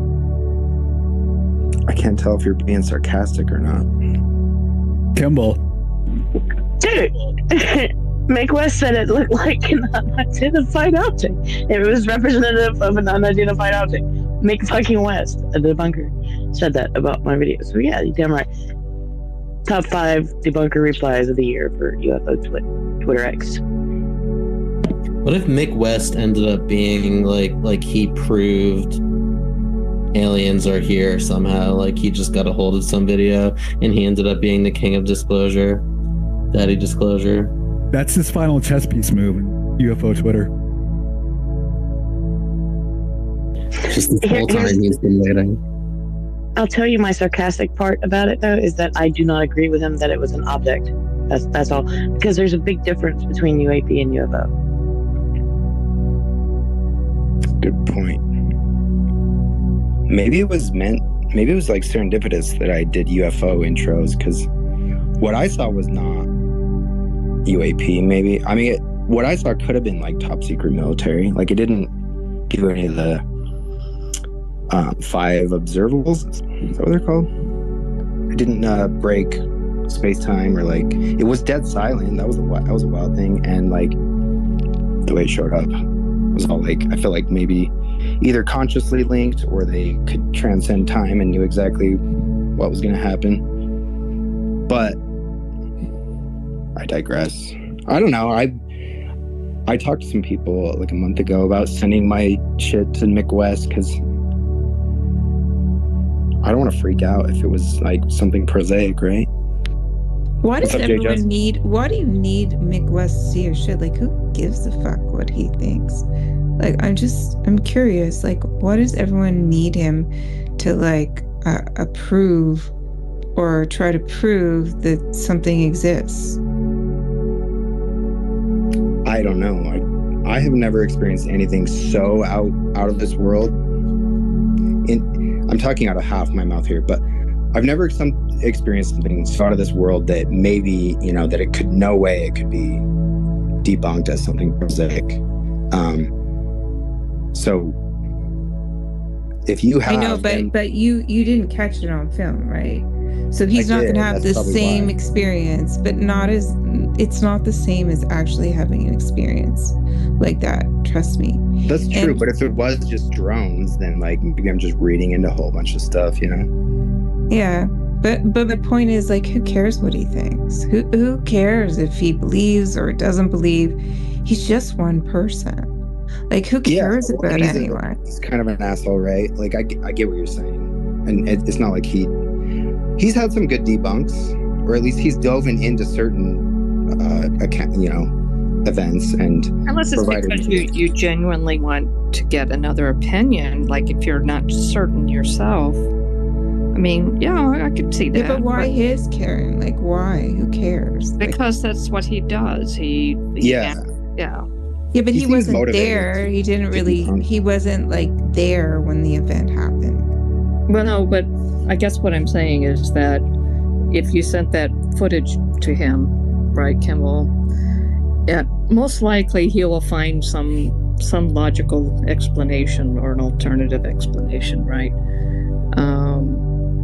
So it's just a matter of whether you want his opinion. If you trust his ability to analyze the data. I don't know. That's a good point. Yeah. So maybe I shouldn't, because I don't. He seems overly. It is motivated reasoning for sure, I think, with Mick West. But good points. Good points. Ursa, why don't you go ahead? What did sorry, I was away. What did you say about like objects in time? I mean, and then what made you think that like yours wasn't? Because like I've seen quite a few, and do they have to maybe like, are you saying like manipulate time? Is that? Yeah, good question. I have this insecurity now where like I don't want to talk too much about my experience because it can get old, but basically just the way it showed up when I first saw it, it was completely visible, unmistakable, like not like nothing like I've ever seen, but it was for like 3 to 4 seconds. And even though I had like multiple devices on me to like capture video of it, it wasn't enough time. And then I was in a space section when it happened, freaked out a little bit, and then 3 minutes later, and I've retraced my steps. I know exactly where I was when I first started filming it, when I saw it again. But yeah, 3 minutes later, it was there again, but it was much further away. And the video is definitely not a smoking gun. But I think it's good enough that I could be like, okay, what is this? Like, I have all the flight radar data, and that's not like always foolproof because I've got it from several pretty decent sources that you know, military craft don't necessarily have to have transponders. I just don't know why. If it was military, why would it show up in like a metropolitan area, you know, at 10:30? So I don't know. I'm just spitballing here, but I think that either what I saw was either connected with me consciously, or it was able to just see all of it before it happened and knew exactly where I was going to be. I don't know. And that could just be me reading into fucking drones. But even then, like, why would they trust your instinct, Kimbo? I am, and I think it was a UFO, but I guess I was surprised at the shape, like when like it's inverted and you crush the blacks. I was like kind of really surprised that like there was like definitely a dense triangle or whatever it was. Yeah.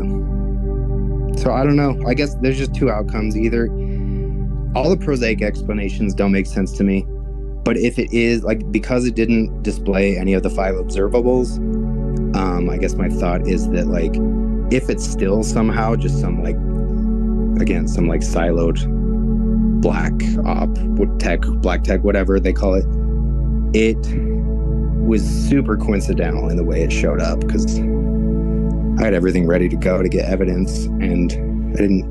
I don't know. So maybe if it's military tech, then maybe they have the ability to read our minds, which that's fucking weird. I have no idea. You were probably about to get my labs, but you had your phone out. Maybe I did get my labs. Who knows? Buddy, Alien Protocols sent me a whole like remote viewing of what happened to me, and I still haven't read it to this day. I'm too scared. Not credible. Your hands up. Yeah, I've built up a couple thoughts here. One, the flight radar thing, right? Like the last, like I've told you, I've had some like truly anomalous like sightings, but the last like, could that be a UFO moment I had?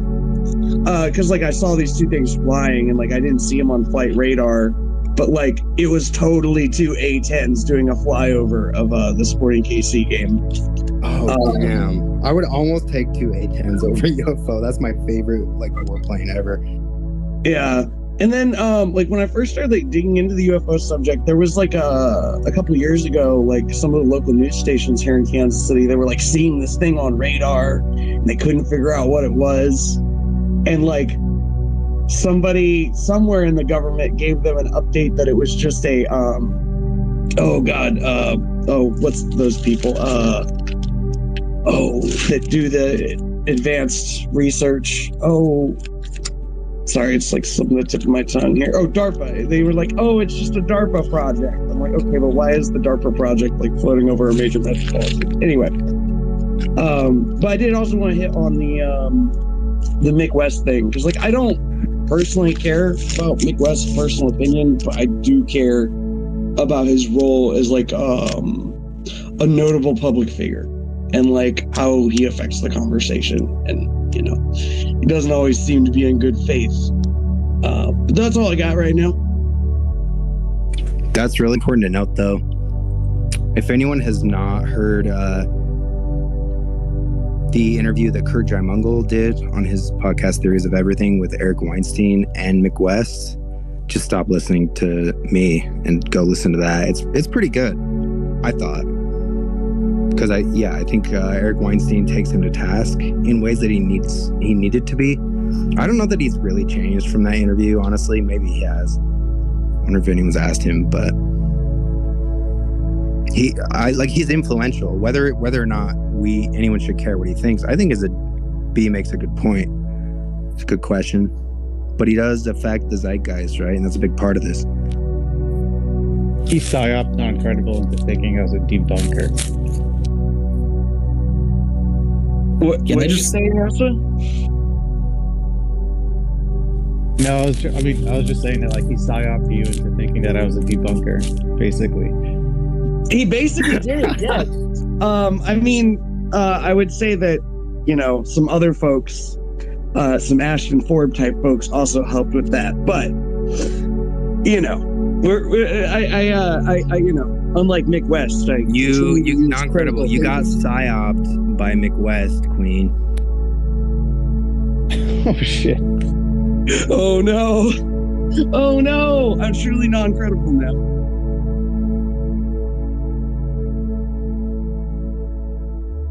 Go for it, Paul.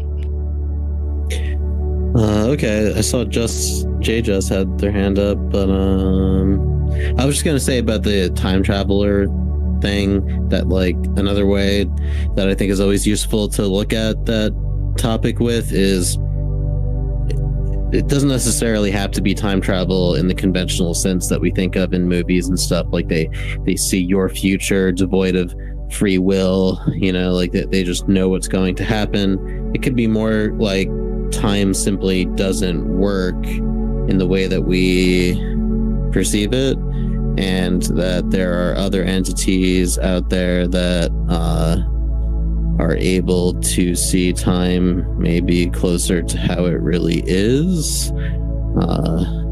Yeah, that's what I would say. I could go deeper, but yeah. Like, yeah, Elizondo alluded to that, right? Yes, exactly. But like, I don't know. There was this guy.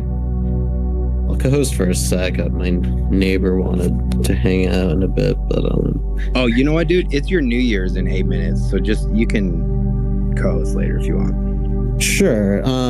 In any case, yeah, I don't know. I've had the time thing explained to me by some really smart ass people that like just totally blew my mind, and I can't even like regurgitate what they were saying. Just, I don't know, like looking at time as this, you know, quantum state that yeah, like, you know, where anything and everything can or will or has happened, and that us as humans just sort of like collapse that state into a what appears as like a linear path of what we call time, but in reality, perhaps, or on some other level of reality, it's just not like that. And you can see all the possibilities. You can see a bigger part of the cigar, like Elizondo said. I'm not saying anything new, but I have seen people say it in new and interesting ways. I just wish I was smarter. Sorry. No, I thought that was pretty good. Sorry, Paul, real quick. I asked this before, and Mike's the speaker now. Is there any kind of like accepted acronym for extraterrestrial hypothesis? Probably the ETH. Well, that's right? Extraterrestrial hypothesis. Oh yeah, you're right. You know, the extraterrestrial thing just always sounded weird to me. I'll just say that. I always thought it would be extra-temporal. Oh, no, it is extra-temporal. I'm sorry. No, you're right. It's extra-tempestrial. It is. That's at least Michael Masters. I'm positive. His book. Okay. That's Michael Masters' term for it, is extra-tempestrial. But I wonder why he chose that over extra-temporal. I'd be curious to ask him, but I didn't get a chance.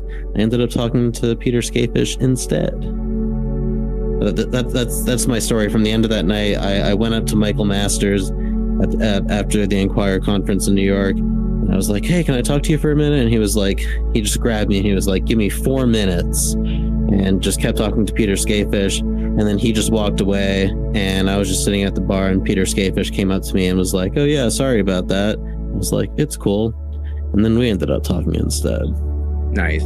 You know what? So it is extra-tempestrial, so I was right on that, but it's model. His book is the extra-tempestrial model, so maybe it would just be ETM, I guess. Sure, that works. What's up, B? I was just going to say that they have done Dean Radin ions. Even Mitch Horowitz mentioned it during his ions talk there about psi studies showing retrocausal effects. Now, if the human mind and psi can have retrocausal effects, then this stuff can too. Those things. And as far as Mick goes, I mean, he's been heralded and amplified as the rational debunker, right? He's put up on mainstream television shows, news. I mean, they reach out to McQuest, right? So I think to me, that statement to me was showing a turn in the tide, that he's not out just to debunk everything. I don't know. I sense a turn in the tide with it. Yeah, it sounds right. follow his work closely enough to really analyze it at that level. So apparently I don't really care what Mick West thinks.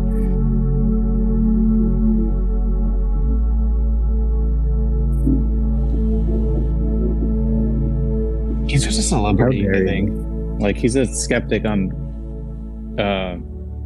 ancient aliens or whatever. Like, I feel like that's kind of what he's gunning for. But I just wanted to brag real quick, because, like, that astronaut video I just put up, that is the first fucking time I have gotten things to work in that stupid engine, and I can actually recreate it. So, like, I'm just pretty proud going into 2024. That looks pretty good, man. I just put this in the nest. Yeah, I've heard good things about Unreal from other people too, but if NASA Jump Room is talking about it, it's probably consolidated. Jump it looks awesome. So, Mike, am I right? The jump, because I didn't know what a jump room was. Was I right earlier? Did you hear that? Yeah. Isn't that where you go to jump to Mars? Andrew Basigo is the source of that claim. He claims to be, since we're talking about time travelers, he claims to be a time traveler who was groomed with Barack Obama to become a future president. And he is absolutely batshit crazy. He's impressive though. Like, you wouldn't think he's the guy who's like, yeah, there's jump rooms right outside of LAX that Hillary Clinton used to go to Mars. Like, if you were talking to him, like, you wouldn't think he's that kind of guy, but he definitely is. Anyways, that's how to get you, right? Rick Doty. I was listening to Rick Doty on Fade to Black. Like, I was just watching a rerun from 6 months ago, and he's like saying there's a rear admiral that was David Grush's supervisor that is going to be one of the whistleblowers. And now I'm thinking to myself, like, that's not Tim Gallaudet, right? Like that guy's wasn't his supervisor, right? Anybody know that? All I know for sure is you just have to listen for when they say their name, and that's how you pronounce it. That's the only thing I can really hold over you, Mike. It's Gallaudet. Wait, no. UAP Mike, Gallaudet is not whose advisor? I missed the name. Yeah, so again, Rick Doty was on Fade to Black like a couple months ago, maybe like 6 months ago. And this is when Grush had already came out, like, he had done his first interview. But Doty was saying that he's like, there are, again, it's Doty saying it, so don't, kill me for it. But he said there is a rear admiral who was David Grush's supervisor. And in supervisor in what department or what branch, I don't know, right? He just said he was his supervisor and that he is going to be one of the next whistleblowers, or one of the whistleblowers, one of the guys who's going to come out and support Grush's statements and then build on it.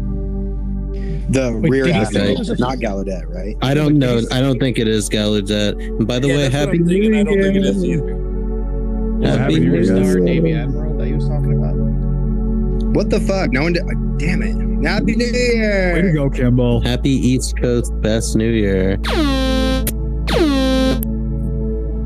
Damn, we ushered in the we ushered in the new year talking about a story that Doty told us. Just let that sink in. Damn. Oh, God, what have I done? But no, Gallaudet was really cool. I could give a little anecdote just about Gallaudet. Was that he seemed very enthusiastic. I was sitting behind him in New York, and so I got to see a lot of his reactions to things that people were saying, and he was very enthusiastic about statements like the Vatican was the original CIA. He seemed to, I don't know, support that. I'm not saying that he does, but like he seemed impressed by that statement, and fuck, I don't know, a few other things. Paul, did you see him? Did you see him open up a copy of Estimate? Hey, you guys, Happy New Year. Happy New Year, Karen. Sorry, what? Oh. Open up the company of what? Estimate? What? No, open up a copy of Estimate. Did you see him do that? I'm not. I wish I did. That's Damn, a true. That's a true fucking honor, dude. I was showing your I was showing both of the copies that you gave me actually to a friend of a friend recently, and they were very impressed. That little bit, I know everybody loves it, but the bit with the Adam and Eve and everything is like truly gorgeous. And I know you have artists and whatnot that should be praised for that. Oh, But I kiss their it's good ass work. every day. Trust me. Yeah, it's good work. Really good work, dude. But that's great. Yeah, he's an interesting guy, right? Though, like, I mean, you were there, and yeah, it just so happened that I was sitting right behind him when he was reacting to certain things, and I was trying to like gauge his reaction to be like, this is an insider guy, like, and there were just a couple moments where he, I don't know, I just got some interesting reactions. Yeah, I got to talk to him for a bit. He's definitely interesting. I noticed, because I sat next to him through the entire thing, and he was really, I want to say, enthusiastic about like the remote viewing segment, and I thought that was interesting. I didn't know if that's something that like he hadn't come across or like he knew of or whatever it was, but he did seem to be like very like interested. Yeah, he was there with his wife at that point. They were sitting next to each other. I remember like what you're talking about, and he just kept turning to her and being like, "Wow." So yeah, exactly. Yeah, I thought that was kind of funny. It was interesting. Yeah, it was cute. Funny. How's it going, JJS? Happy New Year. I don't remember if you're on the East Coast, but if you are, Happy New Year. Happy New Year. Yeah, I wondered if anyone saw the post by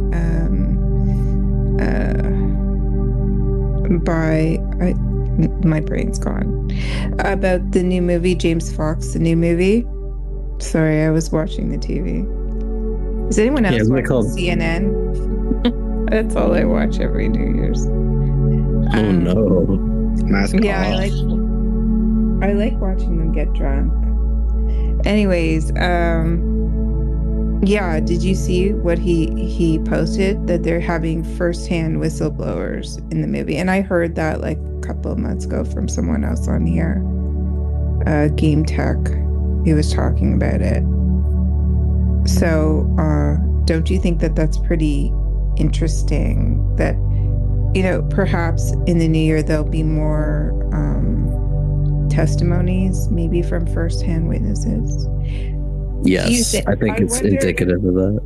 Right, but do you guys think like disclosure is some sort of campaign, or do you think that it's happening in a natural state? I think natural.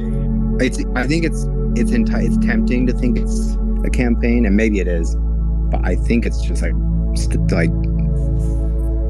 stumbling out. I don't know. Natural. Everything's a campaign, though. Like every single thing to do with our government is a campaign. I mean, to some level. Yeah, and that doesn't mean it depends on your definition of natural, right? Like, I guess like the real question is like, is it some grand orchestrated event, or is it a little bit more of an emergent phenomenon? I mean, according to a guy, I can't remember the name of, disclosure isn't an event. It's like a process with lots of events involved. I've heard that. I can't remember if that's Stephen Bassett or someone else, but David Grush, I swear, he said in one of his recent interviews that it's not like I could be wrong on that. Maybe it wasn't Grush. Let me think. I'm convinced that disclosure the guy I'm thinking of, just for reference, he was like the guy who brought UFOs to like the UN in '78. I heard like a presentation by him like some time ago. Interesting. I'm not sure who you're talking about, but I don't know. I think like disclosure, like, yes, of course there's orchestrated aspects of it. People have strategies, and there are factions that strategize and conspire and stuff. So like, yes, it's just a matter to what degree.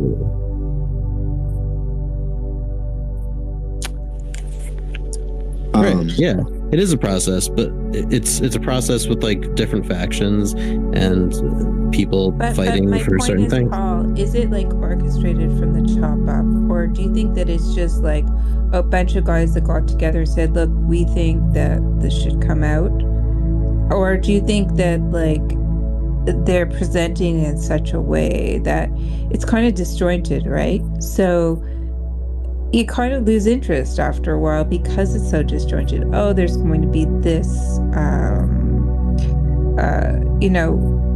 this in the Senate, and then it doesn't happen. And then there's going to be a whistleblower comes up, then it doesn't happen. And we're going to have a committee, and the public finally needs to know, and then it doesn't happen. But then something else happens. Like, I find it very disjointed. So a lot of people would lose interest in. Well, this is a struggle, right? I think what we're witnessing is, the advancement of an agenda that would help relieve some of this over secrecy and get us some transparency, and then it's getting rebuffed by people who want to maintain the transparency. So I think what we're seeing is a lot of back and forth between two competing interests. Exactly. I think struggle is a good word for it. I think middle management is fed up with upper management, and if it's like really top down, like the networks that they're using right now and like the media that they're using, it's not necessarily like indicative of like this really planned out, like with a lot of money behind it, right? Like, well, do you know who owns News Nation? Do you know who owns News Nation? Have you? No, who owns News Nation? First of all, BlackRock basically owns everything. If you dig deep, BlackRock, but it's BlackRock owns everything. I didn't finish. Everything like Wait, go on, because Mike. Yeah, go on. Didn't finish. I was asking you to clarify. Jeez, relax. Okay. It's Air Force. The guy is Air Force. I think he's the president or one of the owners. I'm not quite sure. I glanced because I was curious. Why is this one station coming out? Like, why is this one network coming out with all this info? Is it part of disclosure campaign? Like, they? I've actually heard that he's UFO friendly, and like he owns he also owns the news station George Knapp works at. Right. And I think they're located somewhere, or at least the parent company is too. I thought they were located in the Southwest or something, like you're saying, George Knapp and everyone. Somebody was telling me about it. Real quick, it's extra dimensional hypothesis, right? Not interdimensional. Shit, are those two different things? Yeah, potentially two different things. Yeah.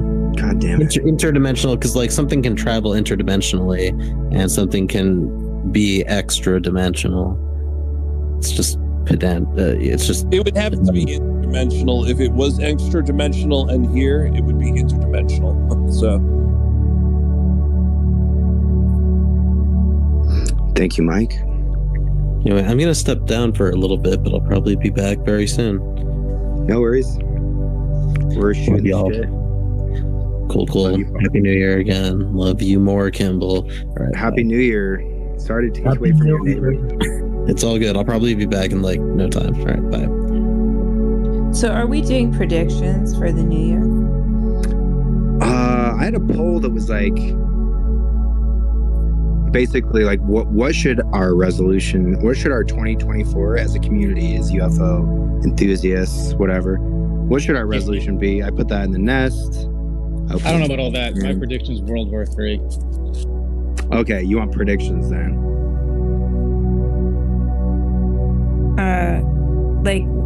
Yeah, I guess so. It's just what do you think 2024 is going to bring? That is a whole different conversation that maybe we could get. I mean, we got some time to kill for our next, I think Central Standard Time, they got New Year's in 50 minutes, right? So we could go there if you want. The poll I put, what should we, as a bunch of nerds who are on Twitter, X, whatever, during New Year's, do you think what are you advocating for right now? Full government disclosure, save government disclosure, individual change, or destroy the bad people on Twitter or X? Easy there, Jason Geronimo. Who are the bad people on Twitter X? It's whoever you think is bad. That's what's most important. Jason Giorgiani, number one bad guy. Government disclosure.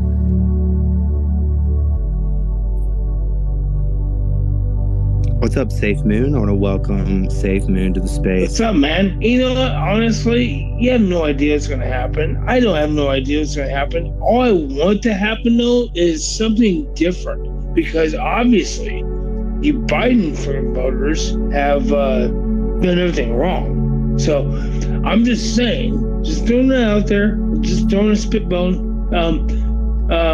If you vote for Biden, you can suck my balls. And I'm not saying Trump. I'm not saying Trump is the answer. I'm not saying that. I'm not saying it at all.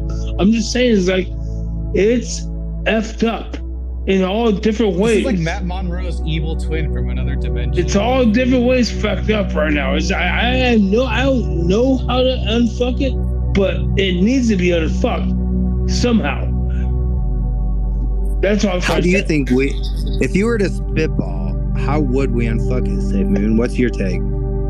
Well, that's what I'm saying. Is that I really wish I had the answer to that, man. I freaking really You don't wish have I the did. answer. You're just fucking pissed. No. I just wish I had. No. Well, I don't have the answer. If anyone had the answer, they'd be running for president next year, right? But obviously, no one does. But obviously, but I know what direction. I know what direction we should be going down, and that's it. All right, and we shouldn't be going on that direction. What about Kennedy? What's wrong with Kennedy? Kennedy? What's wrong with ketamine? You talking about who Kennedy who? Are you talking about JFK has been dead for freaking goddamn decades? What are we talking about? Robert F. Kennedy. Robert F. Ketamine. It's Matt Monroe from the Cthulhu dimension. I swear to God. It really is. No, I have no idea who Kennedy is and what's going on. I have no idea.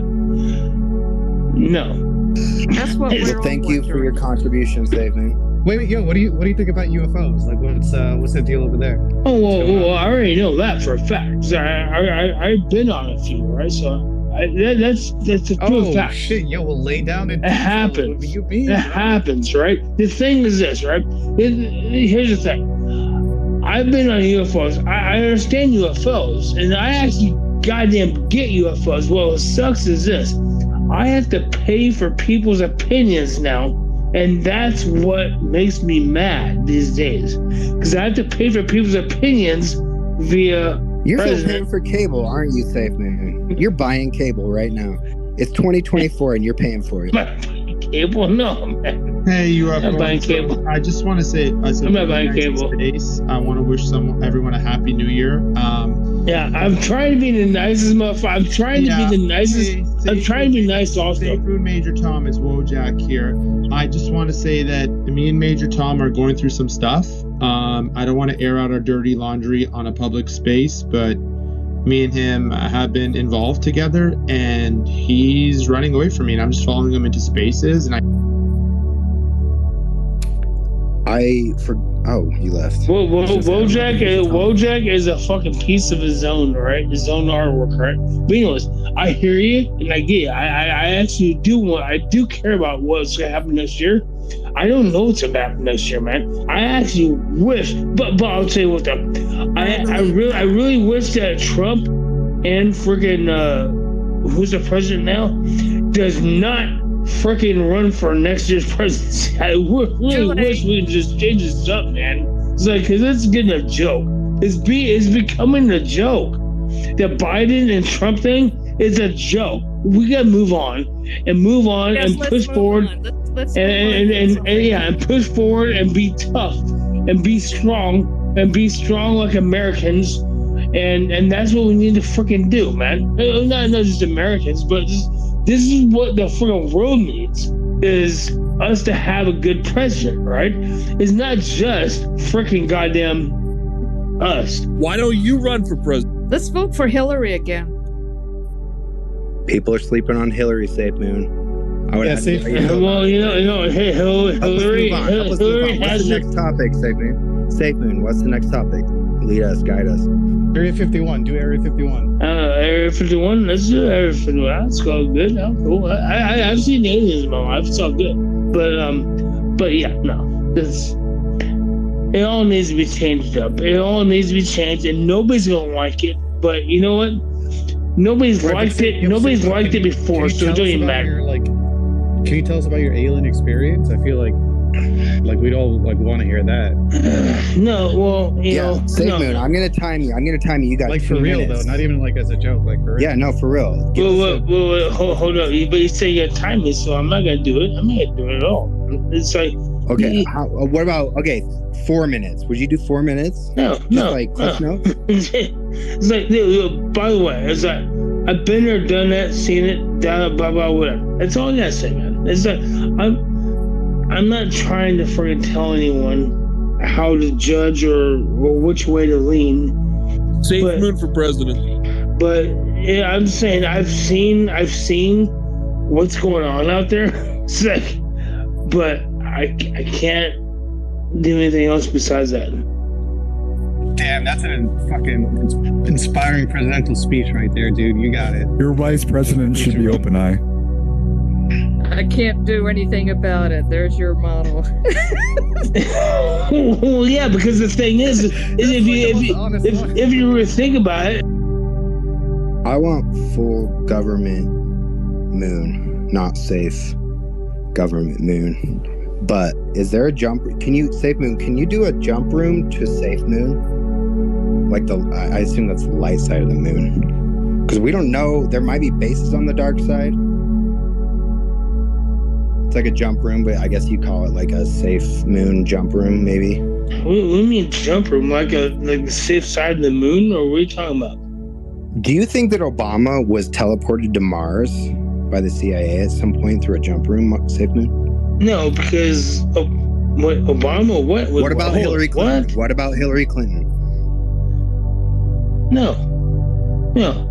They found out, and then they're like, okay.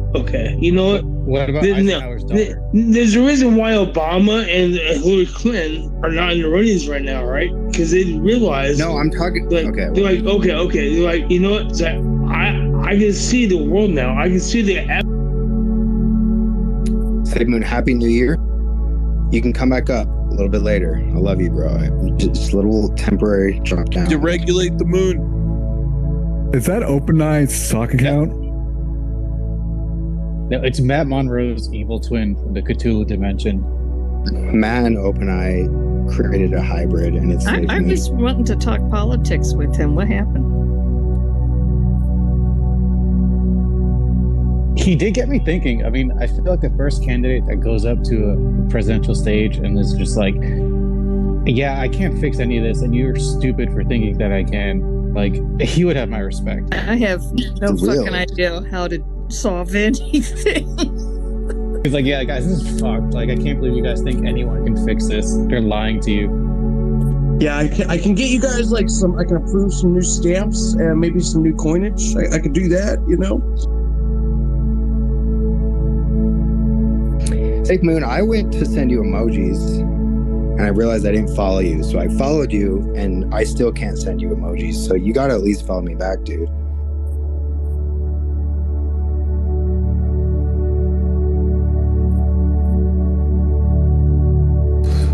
So I think it's really funny that was not Elon Musk in that space before, and people thought it was. Dude, it hasn't been for seriously 10 months. That Adrian guy. Oh, it's like his evil twin thing that he just follows him everywhere he goes. This is okay. I'm just saying there were people early on when I got on here.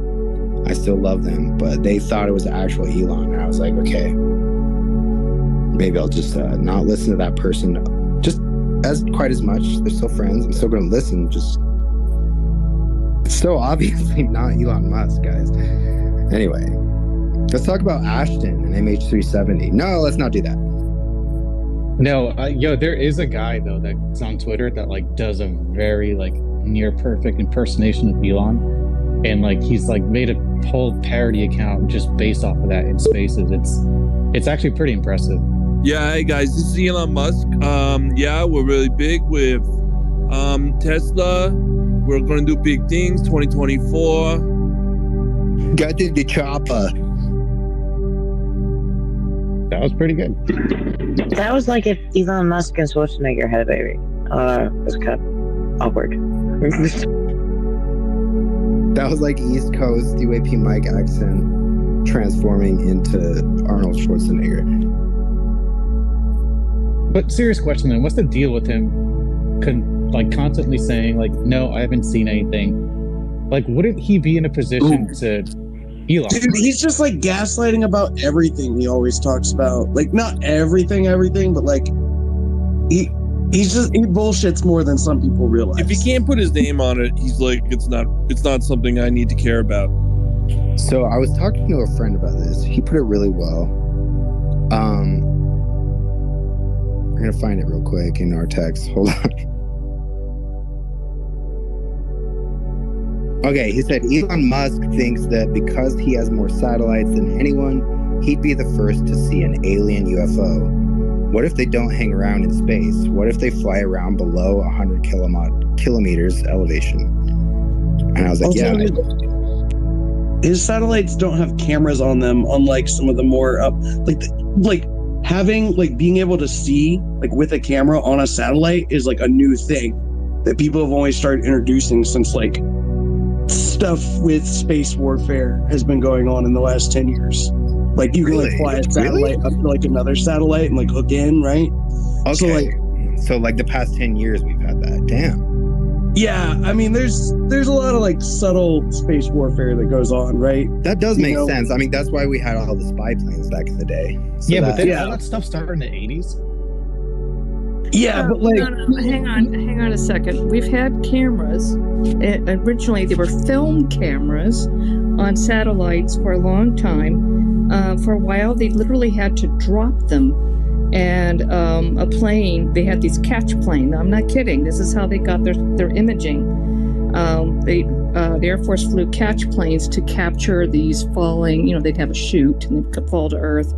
And then eventually we got digital, but they've been around for a while. It's just that the satellites we see in the, most of the satellites that are in low Earth orbit, are not necessarily equipped with cameras. So that's a fallacy. I didn't mean like, they don't have any cameras. I just meant like, since like we've satellites have experienced like other satellites like coming up like next to them and stuff, like some of these satellites don't have like a capability to like look around them directly and like 5 feet. Oh yeah, that's true. In fact, I would say most don't. Well, have we recorded these things coming from space into our atmosphere and to Earth, or? That's a great question. Kevin Day told me they did. Who's Kevin Day, please? He was the radar operator on the Nimitz? Princeton. Nimitz Task Force. Yes.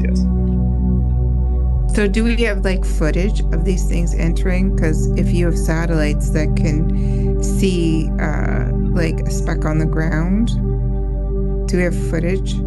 If we did, it wouldn't be revealed because of what's the term, sources and methods, probably.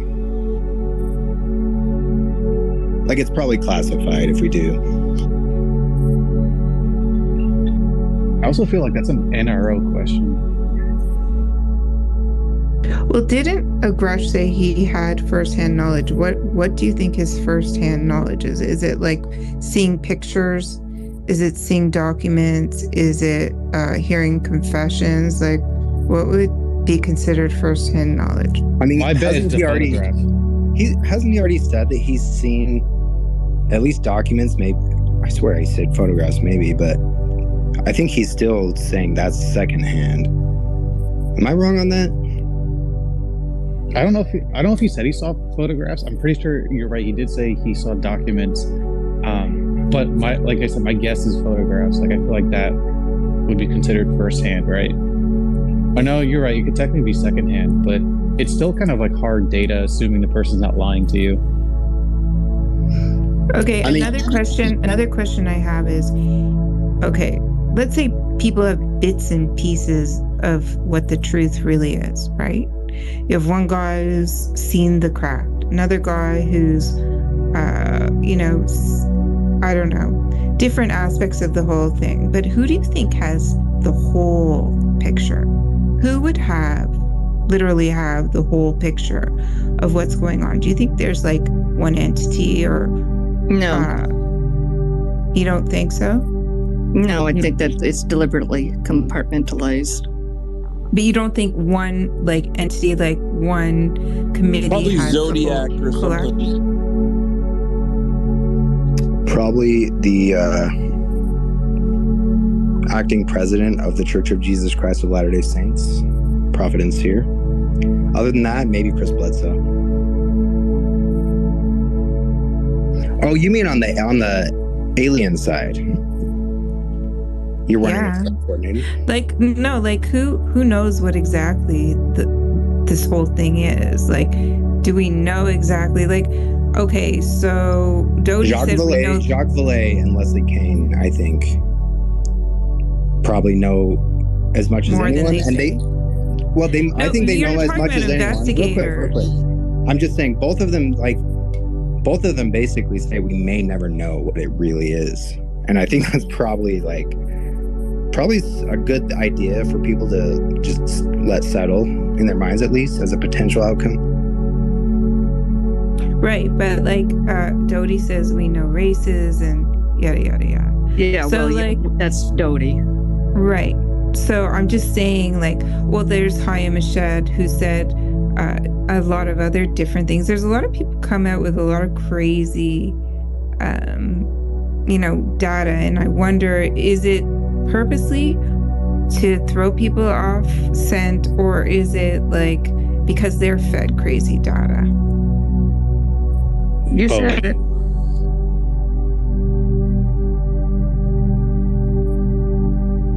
So yeah, Jay, I think the answer to that was yes. But there's so much data that is collected. Come on, like the defense industry has their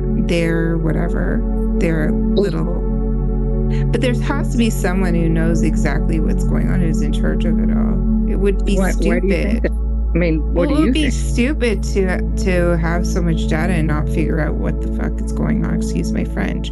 Well, you can have data and not be able to analyze it. So, like, that's also the problem is, do we have the material science ability to analyze all the data that's being collected,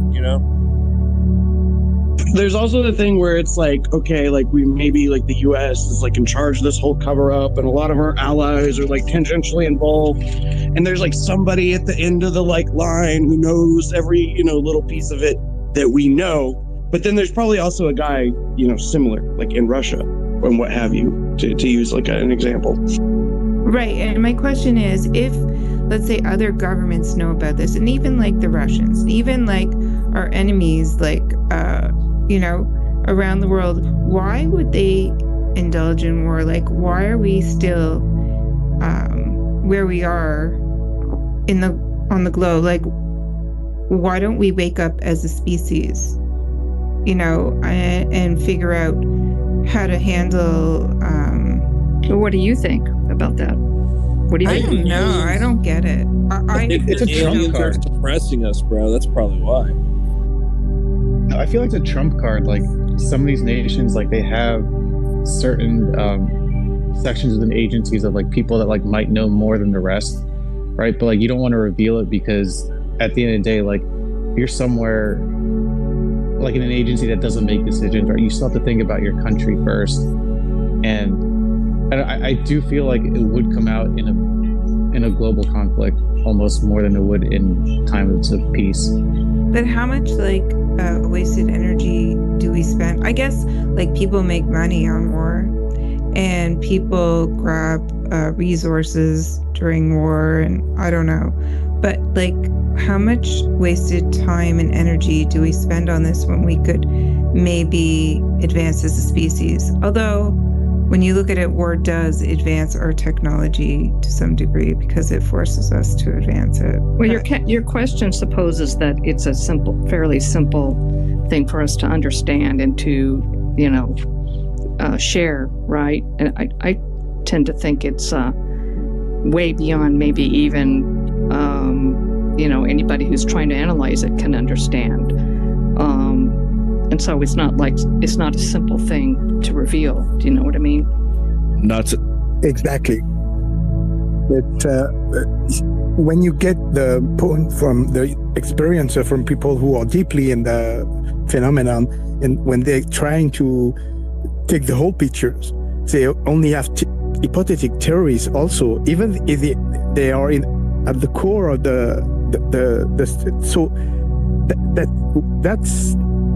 that's complex. Exactly. I mean, it's even people who are really close to it have only theory, because it's so complex. So how you can have a straight answer, easy answer of what it is, and yeah, I guess. So when you think about it, right? If it is one person who knows everything, say, for instance, say it's the CIA, whatever, right? If it is one person that knows anything, especially if it's part of one particular government, you have to understand the repercussions and the penalties that it has against that government and the rest of the world. So not only would it be like, okay, they were hiding this from us, but hey, this is massively illegal. Not only is it illegal on a state side, it's illegal on a humanitarian side. So it affects more than just one country, whichever country that it is that's involved in whatever the phenomenon. Since when did governments play fairly? And how many people expect their governments to play fairly? That's my point. They don't, right? And they're afraid of the repercussions of that. Why? There are no repercussions. There are. It's all out war from other countries being pissed that this one country held free energy or whatever it is from everybody else that could have accelerated the human race, rather than holding it for themselves, using it for military trump cards. But let's say it's the United States. What are they going to do? And apparently it's not only the United States, it's China and Russia and the United States is impervious to, like, there are economic things that could be, sanctions, all sorts of things. I mean, Americans, we were suffering with the chip shortage from China, so I'm sure there are ways they can. Yeah, but China has their own craft apparently. So yeah, but if they come out and say it first, they can make us look really bad and probably convince a lot of people that live here that it was really bad. Also, it's instant escalation, and also we're also assuming that there's someone that does know what's really going on. Like, it could just be, like Mike said, like bits of data that they can surmise maybe some sort of conclusion, but maybe the answer is that none of the people that really have all the information and are privy to it actually really know what the fuck is going on at the end of the day. That's what I tend to think. I think that it's that. It's like, I think they know something. They have little pieces of, like you said, data, little bits and pieces of the puzzle, but not the whole picture.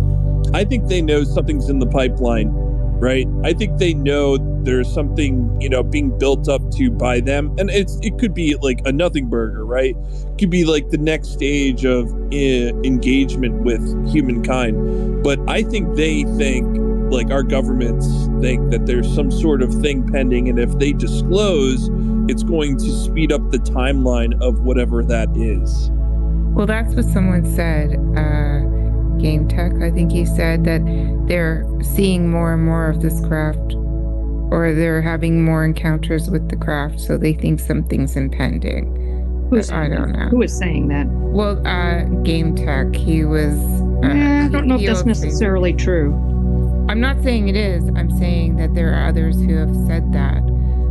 Do I think it's true? I don't know. Everything's hearsay at this point. I'm just, watching the show. The best thing to do is to get involved and do your own research, come to your own conclusion, and then, from there, see where that takes you. You know what I mean? Because with a lot of people, when they first get involved, it's maybe an experience, or maybe they saw the New York Times article, or maybe they are just interested in the phenomenon in general.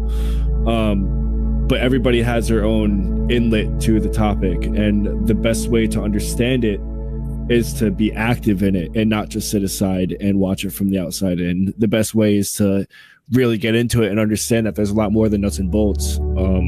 There's a lot more than just abductions or orbs. It all encompasses each other. It's a much bigger topic than you would originally thought of. And I think once a lot of people really put their mind to it and they really take the time to understand what we're looking at, they'll come to conclusions like, okay, well, maybe we were looking at things the wrong way before, and maybe that has been what's been holding us back from learning what this is after all. You know what I mean?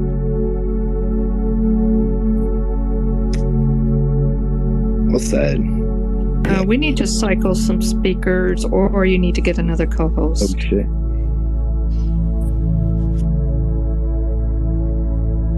Okay, I'm trying to get another co-host. I mean, I'll do it, but like I won't do anything. Just FYI. Okay, I mean. No, I'll take a seat, but I will just for that, as far as that goes. I mean, we've had some really Is incredible minds tell 2024 us. the year of the shoot down? Mike, can you hear B? Oh no, I can't. You're good, dude. Come back. What's up, B? I was just gonna say that we've had not only great minds tell us that there's this trickster element that this phenomenon morphs into what the person believes it's going to be, but we've also seen it firsthand with these different groups. I mean, they're all filming the same type of stuff, but they believe it's something different, and the stuff's morphing to their beliefs. So I just take caution in that. Like that's my biggest point, is for anybody to control the narrative of the phenomena, is to control the belief of the phenomena, is to control the phenomena. And I don't think we'll see a unified front. And if they try to offer us like it's all angels or demons, or it's all this or it's all that, then we know they're full of shit.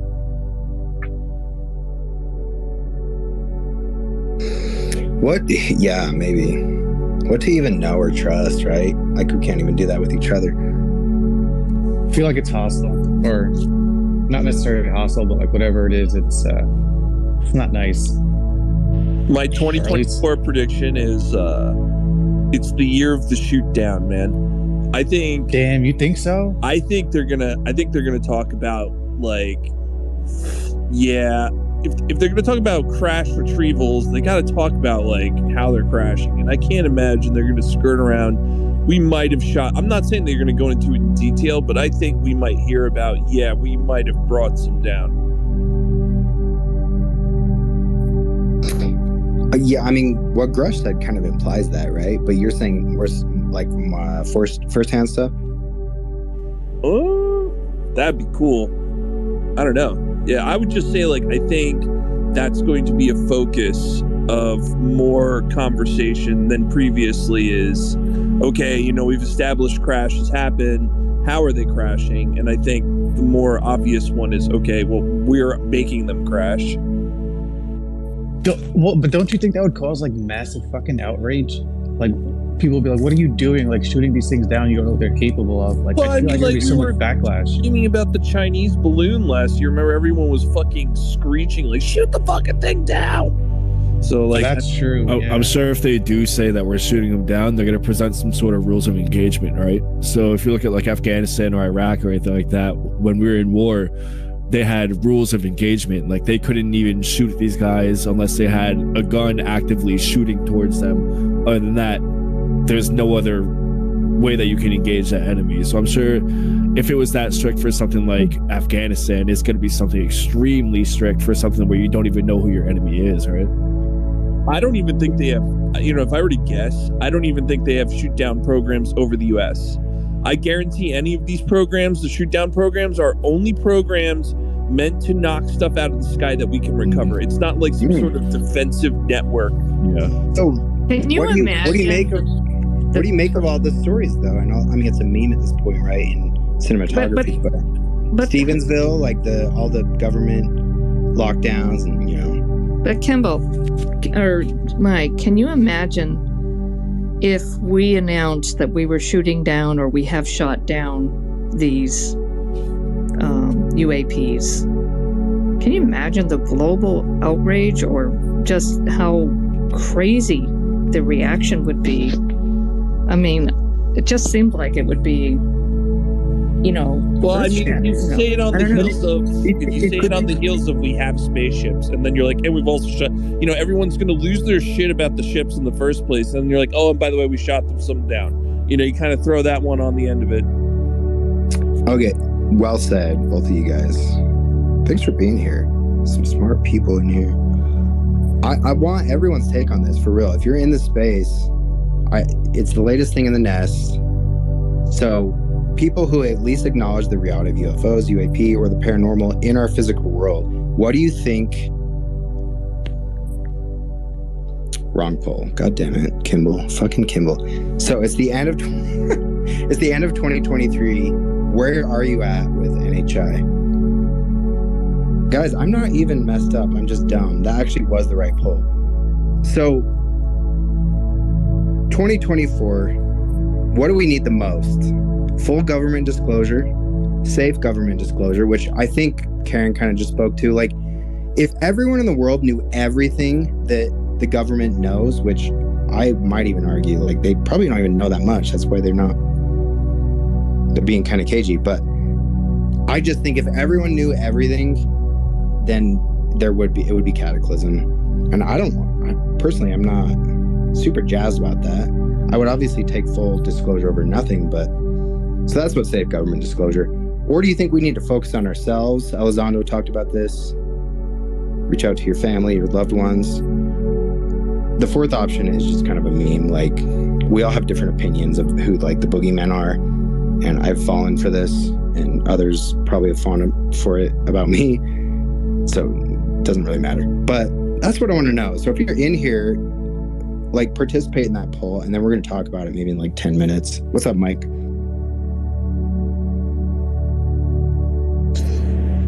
This community needs to learn the difference between catastrophic and cataclysmic. They are not the same word. Shit. Did I say cataclysmic? Yes. Yeah, you did. My bad. So, okay. I just want to go down the list real quick. Assuming everyone in here who's a speaker has voted on this poll, and I want to just get everyone's answer. Mine was personal or individual change. That's what I voted for on my own poll. Karta, what did you vote? What was that last option? Get rid of all the dumb people. Destroy bad people on Twitter, basically. And I only chose that option because I didn't like any of the others. That's fair. I did consult some people, and you were one who said, like, how about a none of the above? So, fair point. NASA Jump Room, what was your vote?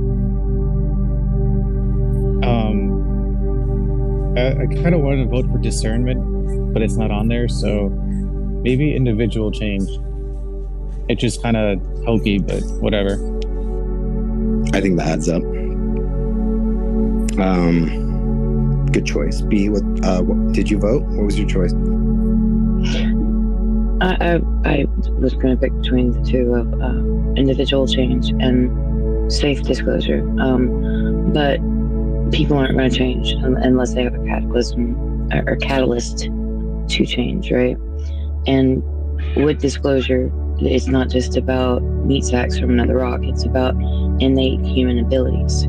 And to give that kind of knowledge to people that hate us would not be smart. That was so well said. Carlos, did you vote? I certainly did. Cool, thank you. Non-credible, did you vote? What was your vote? Just kidding, Mike. I mean, Carlos. What did you vote, Carlos? Full government disclosure. I knew it. God damn it. Non-credible. Yeah, so, individual change sounds cool and all. That was so 2023 for me. So I went ahead and went for full government disclosure. Since this, for me at least, feels as close as their, metaphorical balls have been to the metaphorical wood chipper. That just makes me think of Fargo, which if you haven't watched that movie and show, please do that. There's already things I want to ask both Carlos and Non-Credible, but telling the compelling, what was your thing? Individual change, and I say that based on, stuff that Lou Elizondo says. And also, there's a lot of people in government that seem to think that some of this stuff is demonic or whatever. And I think a lot of people need to get rid of any of their preconceived notions that they have on whatever the phenomenon is and look at it for what it really is and just study it. Like James Lukatsky said, some people are afraid of what they're seeing, but James Lukatsky believes that if we unlock our full potential as a human race, that we shouldn't be scared at all. So I think we should traverse that and sort of see what he's talking about. Great points. He did. I was almost verbatim. Yeah, we have nothing to fear if we realize what we were capable of. That was powerful. Kent really loved that, by the way. Diogenes, what did you do? I vote a safe government disclosure, but I mean, you're probably more right. You're Swiss French, right? So of course you did. Yeah, and I think individual change are more relevant. But I just want to say before about if the shutdown was not on purpose. You maybe remember the theory of Corso say that Roswell case was about the new radars that US maybe it's not. I don't know, but it's what he says. So maybe the other hypothesis would be like not we shut down, but not on purpose. So without any outrage. So. That would be so. The Americans were so, we're like, yeah, we shoot them down, but it's on accident, right, guys? Clearly, you should believe us. We're like, yeah, okay, America. I mean, you're right. We don't have the best track record on that. But aren't there some stories about some of the nuclear tests and, inadvertently we may have, nuked them? Yeah, Starfish Prime. Well, I don't think that was inadvertent. I want to say, when I'm listening to DeLong talk about that, he's like, no, I think he said they kind of knew or had theorized that would bring something down. Cool. I mean, maybe there was an original accident, but I feel like after that they were like, oh, we figured something out and use that to their advantage for sure. Yeah, just like the Christians did with Adam and Eve, the original accident. Terrible joke. Holiday Jesus, what did you do? I went with full disclosure. I think Grush is going to take us to the promised land. Hell yeah, man. Nice. When the world falls apart, I will talk to you and Carlos. Dagon. What did you do? Hiya, can you hear me? Yes, sir. I voted full government disclosure, but that's just because full disclosure isn't up there because half of this stuff isn't even in the government to be disclosed from. And I just wanted to iterate, be careful about saying we can't handle full disclosure, it'd be catastrophic or cataclysmic, take your poison. That's gatekeeper rhetoric. That's the stuff that's kept this hidden for the last 100 years. What makes them so different to me and you? Yeah, that's the best argument I've heard so far for full government disclosure, because I don't think they actually do know that much. I mean, I said that earlier, so well said, for sure. Mike? I voted for individual change because I figure that probably encompasses more things. I don't know how much control the community really has, as opposed to I'm glad that the community creates an environment where whistleblowers and people who have secrets or feel like they need to come out feel comfortable doing that, and that's what I think we should focus on. That's what I'm going to again try to focus on is trying to use whatever voice I have to foster a better community for whistleblowers and experiencers. Damn, that was so good. I totally agree with that. I want to riff more, but Just, what did you do? Full because I'm tired of runarounds.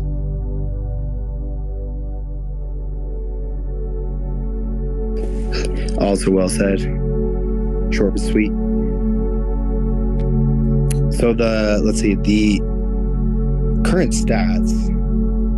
Anyone who matters, obviously, has already voted because they're in Nitro space. 37%. You know what? Let's start with the top. The top one was 39% individual change. Right below that, 37 was full government disclosure. And then we got some memers voting at 14% for destroy bad people on X. And then we got safe government disclosure, dead That last. doesn't make me a Nemer. Oh, was that Karen? Never mind. I'm just sad because safe government disclosure came in last. It's not sexy. Incrementalism never has been. I call shenanigans. I think we should have a vote by hand. Ooh, I like this. Recount. All right, you get to do it then, Carlos. So Carlos, go ahead with that. Do a wavy hand. See this emoji I'm doing right now? Do that. If you agree with the option, go ahead, Carlos. Do it for us. All right. So option number 1 is full government disclosure. Let's see your hands. It's tallying them up. 1, 2. Wait a minute, hold on. All right, are we only allowed one vote in this entire vote? Yes. Or are we all okay? Yes. Fuck. All right, I want to take my vote back. Actually, I like the rules of this are unclear, Kimball. No, you're right. You're right. It is my fault. I like where Mike's going. You know, you only get one vote when you're clicking on the stupid UFO intros thing. So yeah, you can do 2. So I counted 4, maybe 5. Let's do that one more time, Carlos. All right, let's see your hands for option number 1, full government disclosure.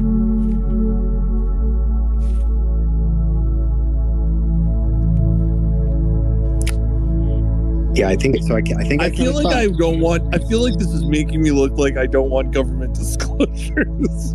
I know, right? I get that. I'm gonna clip it now. Okay, so we got 5. You're right, Carlos. Go ahead. All right, so the second option is safe government disclosure. Let's see your hands. Can we vote more than once? Yes. See, this was always the problem. We still don't know. We're into the second question. How many times can we vote? Okay, I think we got at least 5 on that. But sorry, Carlos, can you do that one more time? Yeah. So the second option is safe government disclosure. Raise your hand if you agree. Wave your hand. 1, 2. I know Karen's at 3, 4. Diogenes, 5. Edward. Though I must say I don't know what that exactly means. Oh, I mean, yeah, it's the closest one. We got 6, maybe 7. God damn it! It's disclosure, but with 2 condoms on. Disclosure with a safe word. Okay, so that's 7. This is actually really. I'm glad Mike granted us the nuance, and I'm glad Carlos thought to do this in the space. So we got 7 for that one. Hey, Carlos. All right, so what's your safe word? Chupacabra? My safe word? Yeah, your safe word. I don't understand. He's interrupting Carlos. Go ahead with the third option. Okay, but we'll talk about this here soon, Holiday Jesus. So the third option is individual change. Raise your hand if you're all for it. What's individual change mean? Yeah, honestly, I'm pissed I voted that because it sounds lame compared to full government disclosure. Okay, well, I feel like individual change sort of encompasses everything. Wait. I need that defined. It's basically woo stuff. Like just, I mean, whether you can just take it as basic as Elizondo said, like focus more on yourself and your loved ones, or you can, pray to crystals and all that. Whatever it means to you. I counted 8 on that, but on NASA Jump Room, you meant vote as in like the actual poll, right? Not like you didn't wave your hand. See, you say like the woo, or like Elizondo said, love your family, stuff like that. But I don't think that's what he meant by it. In my opinion, he said it in a lot of the Theories of Everything podcasts. He said the paranormal is only paranormal until it's not. So like I said, I think what he's trying to say is keep your mind open and don't look at things as, like you said, woo, or like that's not normal, because like he said, the paranormal is only that until it's proven scientifically, which eventually it always is, right? Right. That's very well said. But it also, what you're saying could also imply that Elizondo is saying that, like, yeah, look, like, we're the most powerful government military in the world. We don't actually know that much. So maybe, like, yeah, it's interesting and pay attention to it, but just focus on life, focus on what's important in your family. Yeah, that makes sense as well. Maybe we're just going to do every So let's do that one more time. So for the self-transformation, can we get some hand waves? 1, 2, 3, 4, 5, 6, 7, 8. Yeah, so I think that one actually wins. But because this is my point is like I really, again, I don't think we have this like effect on disclosure, and I think Lil Zondo says he does. He's like, guys, they're paying attention to Twitter, and I think there is a positive effect, right, that we have by like doing whatever it is, we're fucking jerking each other off in a fucking chat room or something, right? No, I'm kidding. Some of us are actually doing good work and like making good content, but I'm just saying, like, I think at the end of the day, like. They're not like, guys, should we tell them the truth about like the UFO stuff we got and these really deep, dark, black programs? They're like, I don't know, let's check Twitter and see if like maybe we should or shouldn't do it. I definitely don't think that's the case. So I think individual change where we can, again, make a better environment for everybody and like just say fuck the government as far as that's concerned. Look, I mean, we all know, there's a lot of value in virtue in like degrading yourself or like self-deprecating comments or whatever. None of us are important, none of us matter, but we pay attention to this shit and we're on Twitter, so that does technically, at least in this stupid platform, make us some kind of thought leader.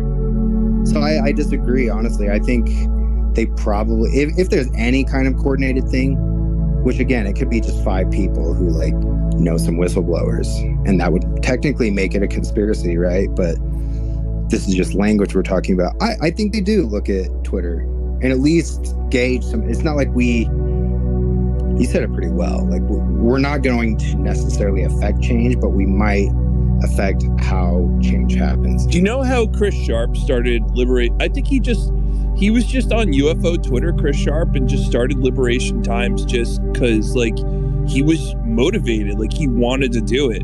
And, the community supported him, and look what the work it's doing now, man. Like, he's giving these whistleblowers a chance to like shoot back at the bullshit that's being fired off at them. And this is just because he individually, Chris Sharp, decided like he was going to take it upon himself to like, speak up. And the community kind of supported him in that. So that's why I think that individual change, like, if you wanted to launch a project this year, like if you're like, I want to support whistleblowers, like there's lots of things. You don't need to go to Washington, D.C. to do that.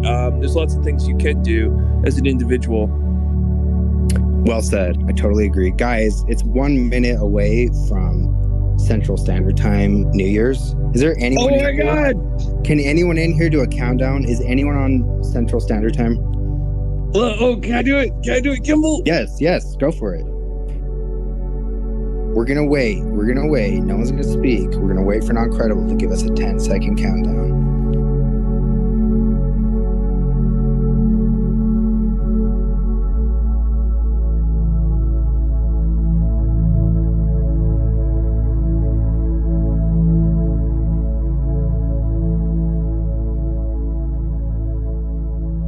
This is so fun.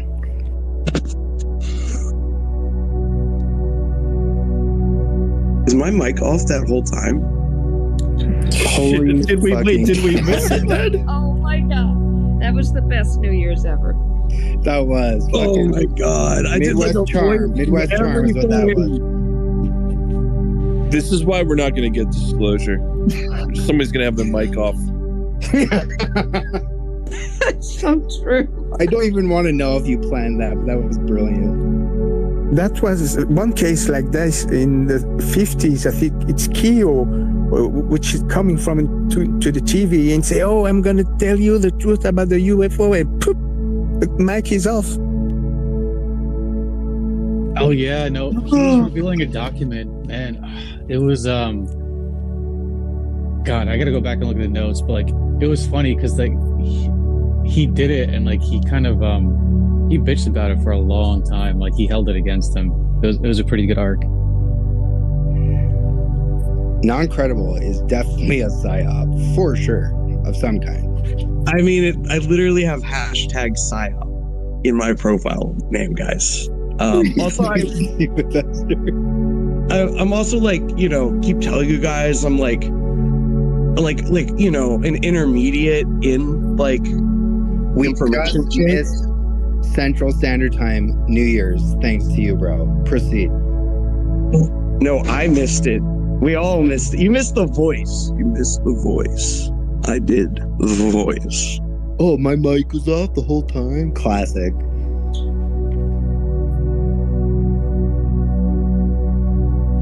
I'm just kidding, dude. No, you're good. I'm like moving around. I have to like do something.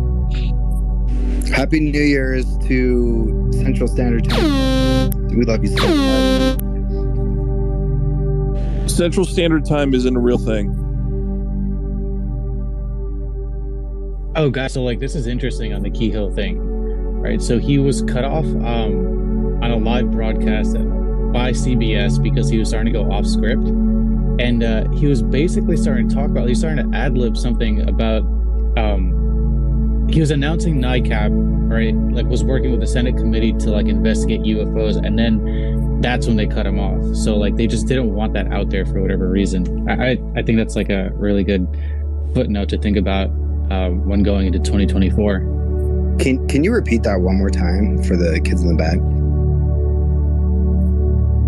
For the what? I'm pretty high. So The part, you're good. Just the part that Kehoe was cut off.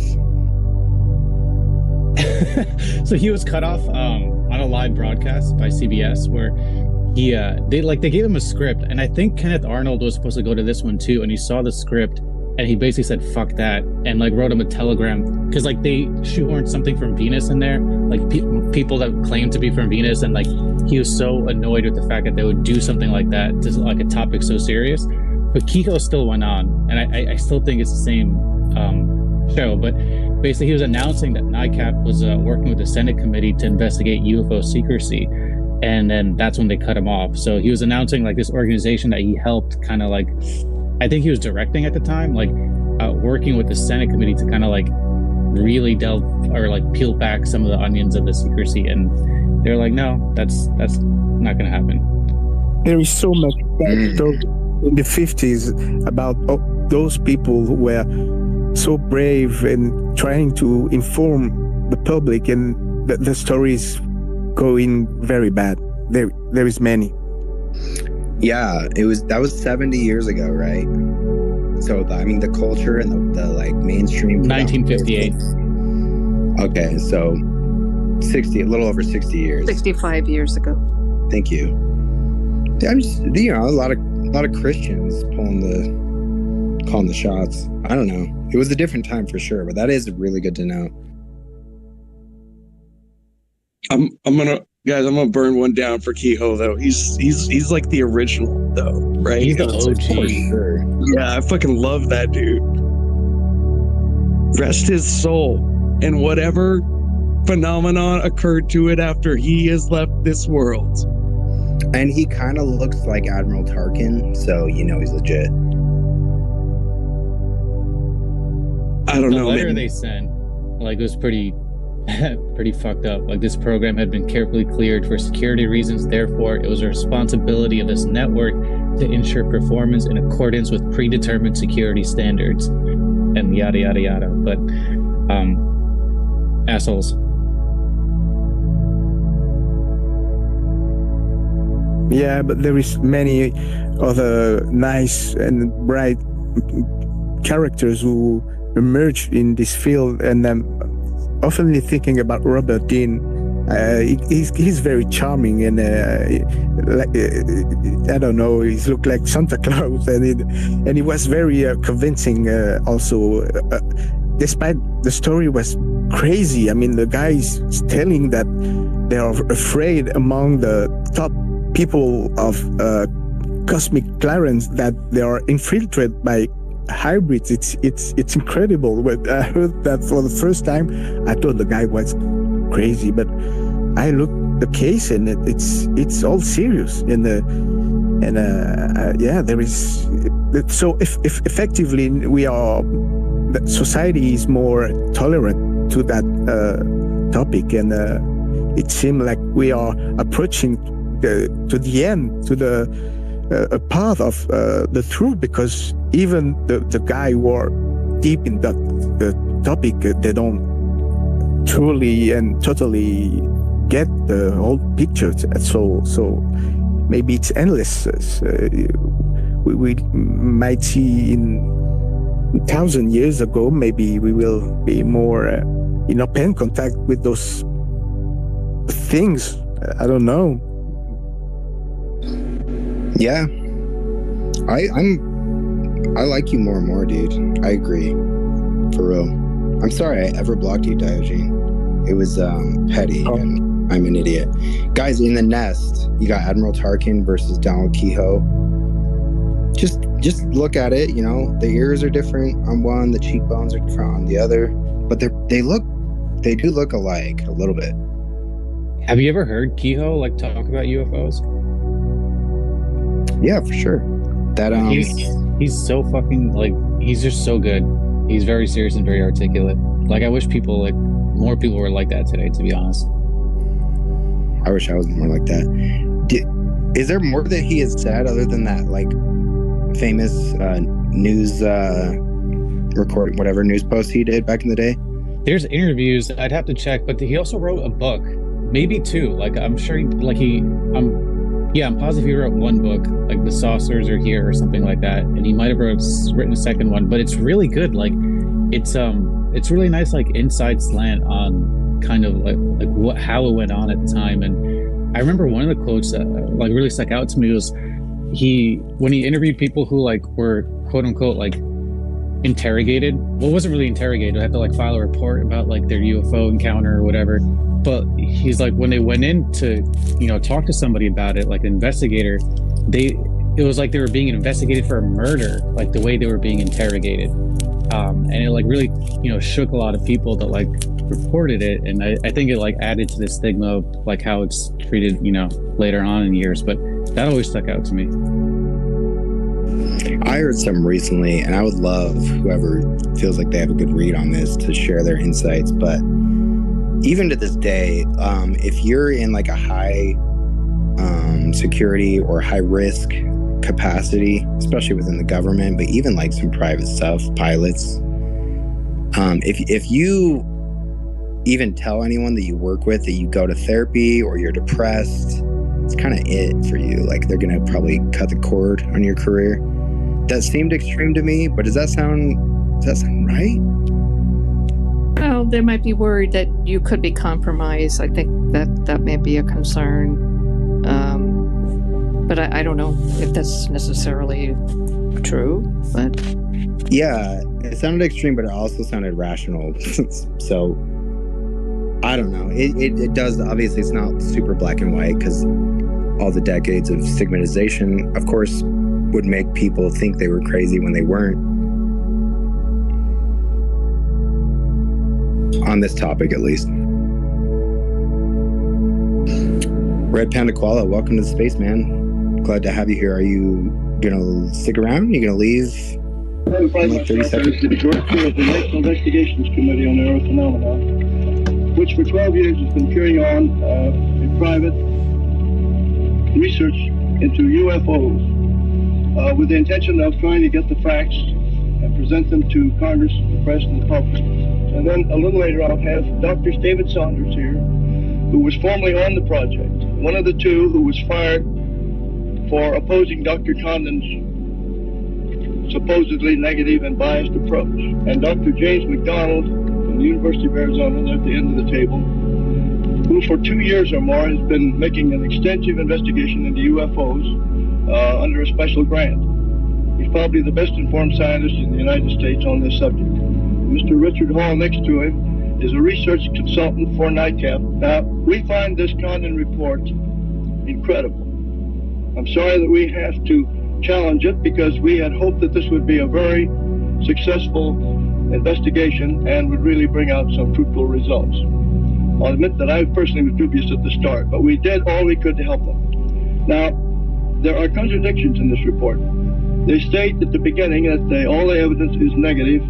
There is no evidence indicating any reality of UFOs.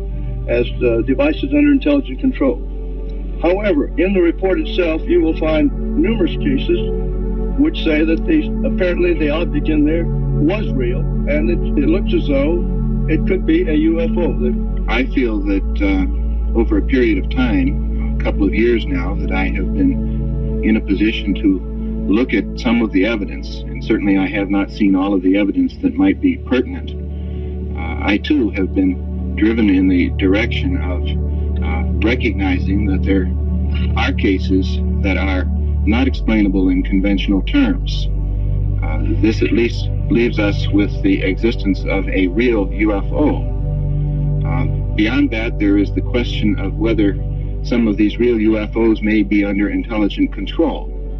Again, at the present time, I would say that I have seen evidence that is readily interpretable in such terms, but which may also be susceptible of other interpretation. The believer is someone who accepts the idea that there are real UFOs and directs his attention to the question, why are they here? What are they doing? What do they want from us? What are their motivations? There is the assumption of intelligence or intelligent control. A list of 50 cases which we gave to the University of Colorado on November 28, 1966 in our initial conference. They had requested such information. And yesterday, we've only had something like 10 or 12 hours to study these many pages, but it began to hit me that Dr. Condon has apparently not read his own material very carefully, and that would again, I'm afraid, be consistent with his general remoteness from what really went on in the project. I say that because when we tallied first of all, the 59 major cases numbered and identified in the report, we found that the percentage of unexplained cases with which the Condon Committee is left at the end of their scrutiny is 5 to 6 times larger than the percentage of unexplained the Project Blue Book, Air Force Project Blue Book, has been talking about for the last 10 years. But giving Dr. Condon this assignment, and he goes through the whole thing, and you do an actual tabulation, which he doesn't seem to have done, and you find his percentage of unexplained is 5 to 6 times larger than the Air Force, and yet what is his principal recommendation? The principal recommendation that Dr. Condon has come through with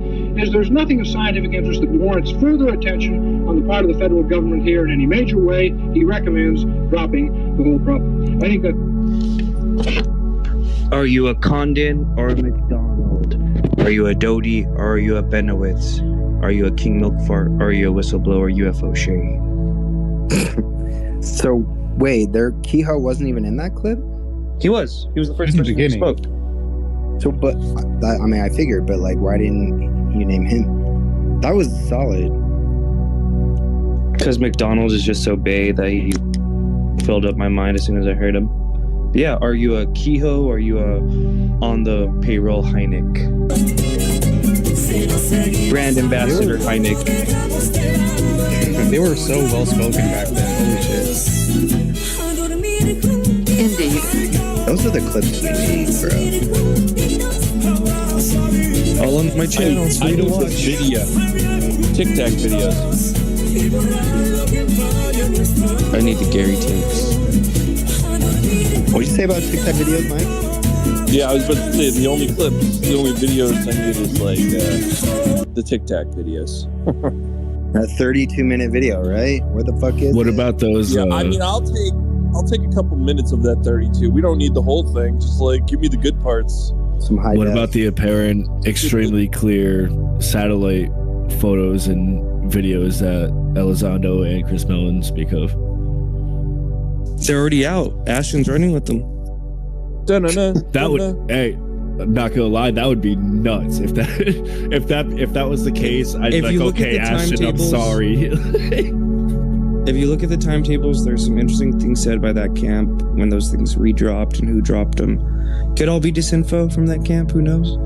But Mike, what's the 23-minute video? Have you ever heard anything more beyond just that it's 23 minutes? Like, what are we supposed to be saying? Yeah, that's all I just heard is. And that's not the same one as a triangle coming out of the water? I've heard that rumored. No. 32 minutes. Gary Voorhees, I think, is the one who talked about the longer video too. Cool. Non-credible. If you can't see the psyop, you are the psyop. How's it going? It's going good. I'm trying to discern a slap. I wonder if you guys had seen this post from Think Tank. He reposted a post he made in June of 2022. And like, if you go to like Google Earth off San Clemente Island to the year 2002, there seems to be a clear as day fucking Tic Tac with a shadow. Just throwing that one out there since we're on Tic Tacs. Yeah, I saw that picture. It was pretty interesting. I mean, is that crystal clear satellite footage or picture, guys? Like, I mean, it looked. Can you put it in the shadow too, right? Yeah, put it in the nest. Yeah, give me uno momento.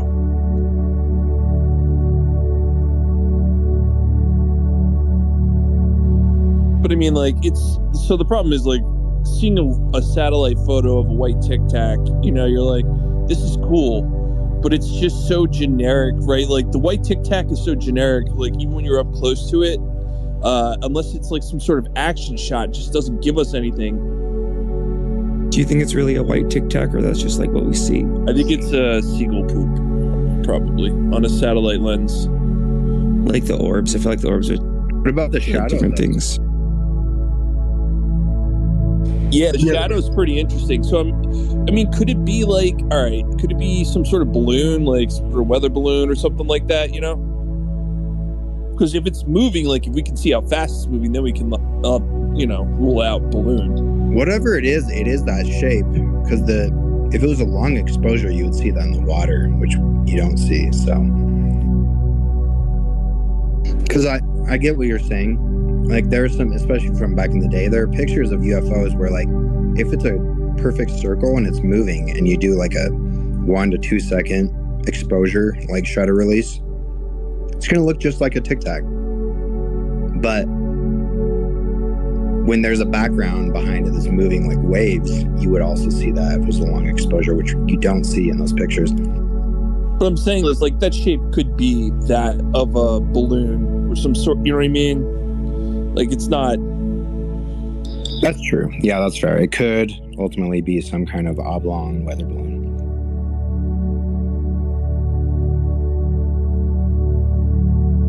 Incredible is back from his sock account. What's up, dude? Oh, the space was glitched out for me. I couldn't see the nest past your poll post.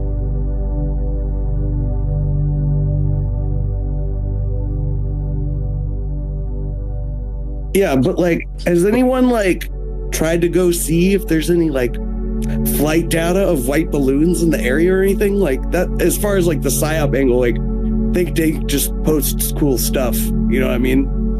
It doesn't seem like I have a hard time finding any like real like people like real digging like in the comments and whatnot. You know what else Think Tank posted? MH1370. Also, I think I found the earliest clip of Kehoe ever. Just by the way. Of who? I already did a Kehoe video, but I'm gonna redo it. It's gonna be sick. Have a bunch of old timey fucking 20s music. But I don't know if you guys from know. A New Hope. LOL. Panda, would you identify as a flapper? Yeah.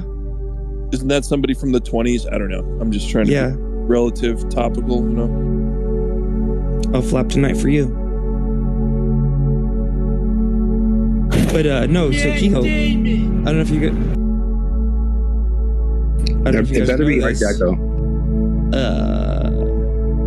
He was the. What era are you talking about? Donald Kehoe. He was born in like 1898. He was a Marine aviator. He used to fly balloons back when that was aviation, yo.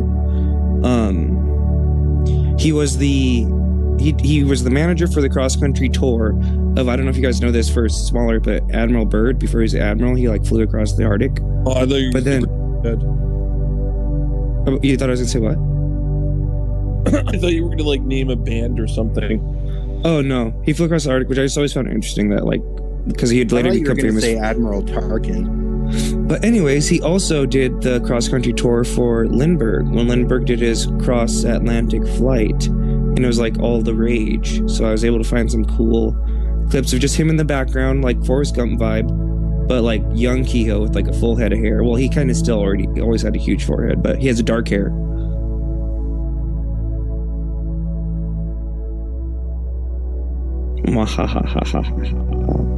Little known fact about Charles Lindbergh is that he flew fighter missions in the Pacific during World War II and helped develop some of the tactics or whatever strategies we use for fuel preservation in like fighter planes and stuff.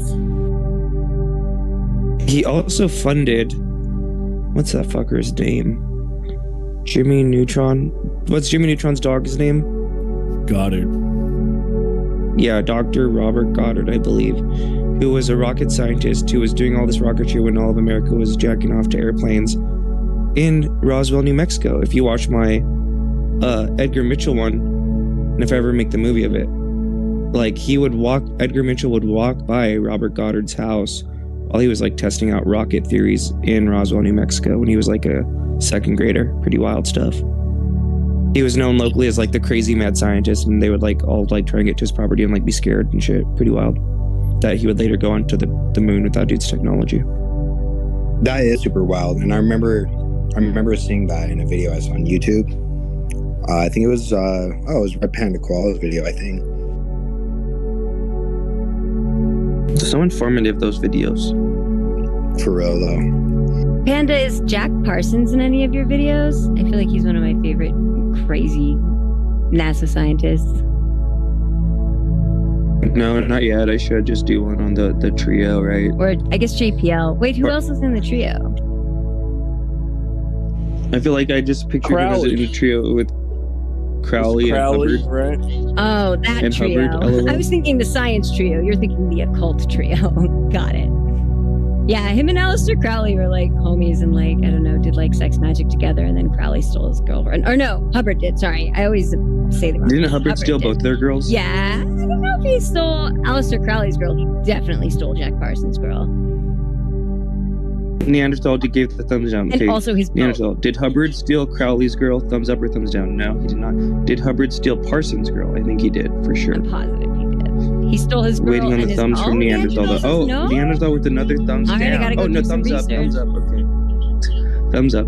We're good. There's like a 12-second delay or something? Oh, true. Yeah. Oh, yep. I think that's a thumbs up now for. Yeah, pretty sure.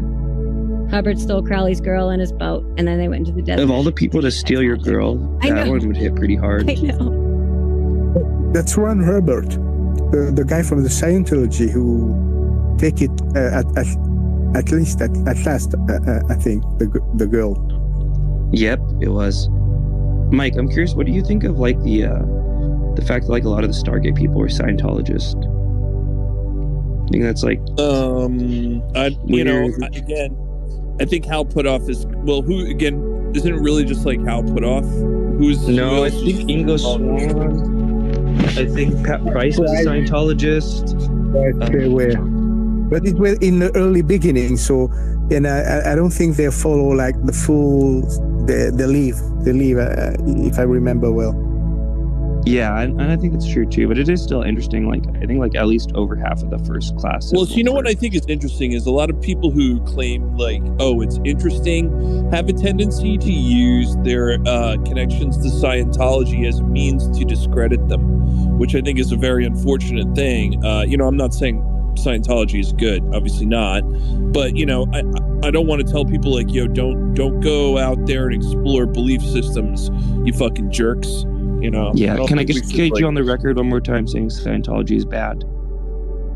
Bad. It's bad. There is money involved, and it at a very high level. They are asking for people like I don't remember 10 or 20% from their incomes. So it's a pretty tough engaging Scientology. I don't really like that, but maybe it's my culture or my personal, but it's tough. I mean, demanding every month's income from people is is a strange thing to me, especially for a pseudo-religious, it's strange for everyone. You're not the only. Yeah, it's definitely not. It's strange for us too. I mean, you can asking like church, they're asking, but they are not requesting your money. Say you can give if you want, but that in Scientology that's not the case. That you have to. I mean, they spelled out pretty clear in the Old Testament, but it does get confusing because if Jesus came to fulfill the old law, then you wouldn't need to go to the Old Testament. But they do talk about 1/10 of your income. So that's not super weird to all of us, but, not all of us grew up in a cult. I mean, I'm not going to say what Hal Putoff's intentions were because I truly don't know. I don't know the guy. But, I mean, he's a parapsychologist at the end of the day, right? He was that before he was in... No, he's not a parapsychologist. I mean, like, he's a physicist. Well, he's an engineer. He's an engineer, physicist, parapsychologist. And I mean, a lot of that stuff I would assume would have some sort of influence on him wanting to check out Scientology, which at one time was something massive blowing up, right? So I feel like if he had a curiosity, maybe that's what put him towards it. Either that or maybe he truly believed it. Who knows? I have no idea. That's just... well, for McGowan, that's what Putoff told Elizondo, and Elizondo relayed to McGowan. I would not try. Don't fucking quote Jeremy McGowan like that. Well, I think it is plausible though. I don't even know he who was sent McGowan there is. to study them for the CIA. Like that's where.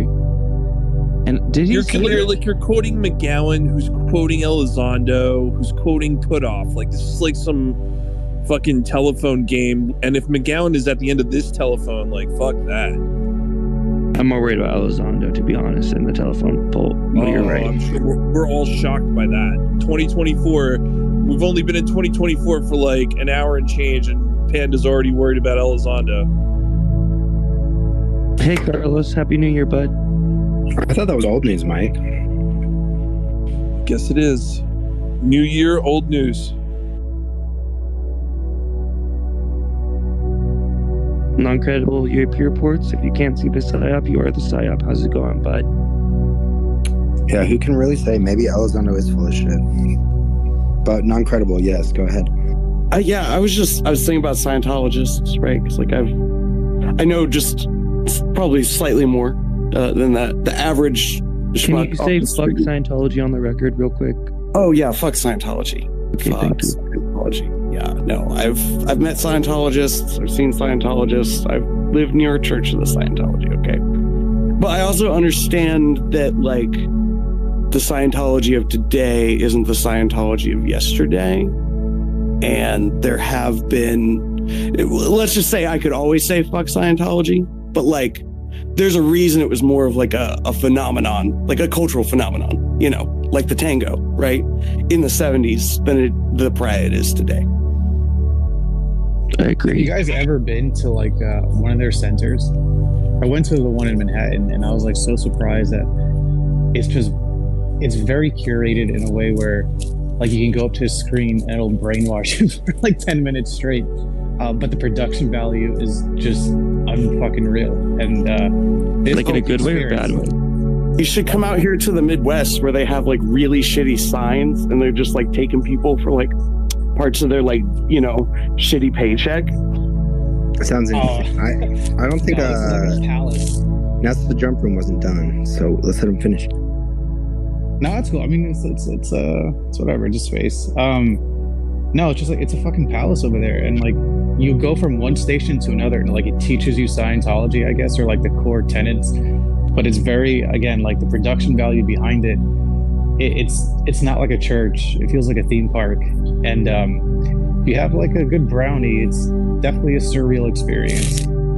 I drove Uber a few years ago, and it sends you an address. It doesn't say like Church of Scientology. I mean, I don't think it did, but someone requested a ride and I went to pick them up and I pull up and it wasn't too far from where I lived in Salt Lake, and it was the Church of Scientology like center. They have this big building. It's not huge, but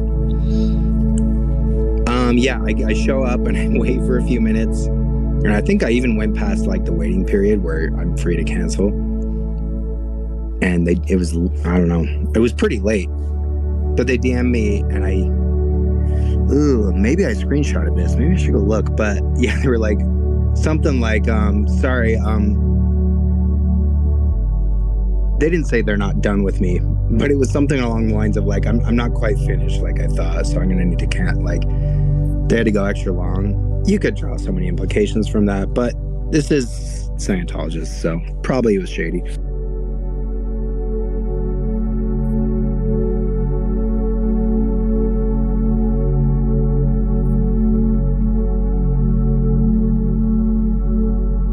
Go ahead, Red Panda Koala. Thank you, Kimball, for allowing me to speak. Did any of you Scientology, or the people who went to Scientology thing, do the actual e-meter at all? The machine is strange. I must say. I saw a document about that, and I was, oh man, how this machine is working is strange. Yeah. I don't know. I don't think they had him on there. They should, like, kind of like an arcade. Like, you put in a bunch of quarters and then get your reading. That would definitely entice me to sign up to the religion, maybe.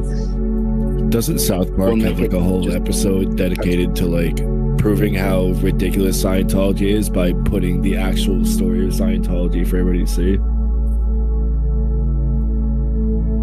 Yes, but I think they did the same thing with Mormonism, and it's true, so it's hard to tell.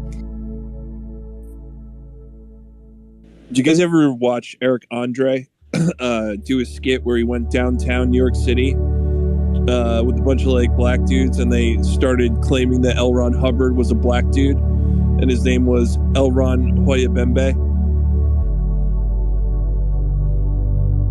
Eric Andre is the man.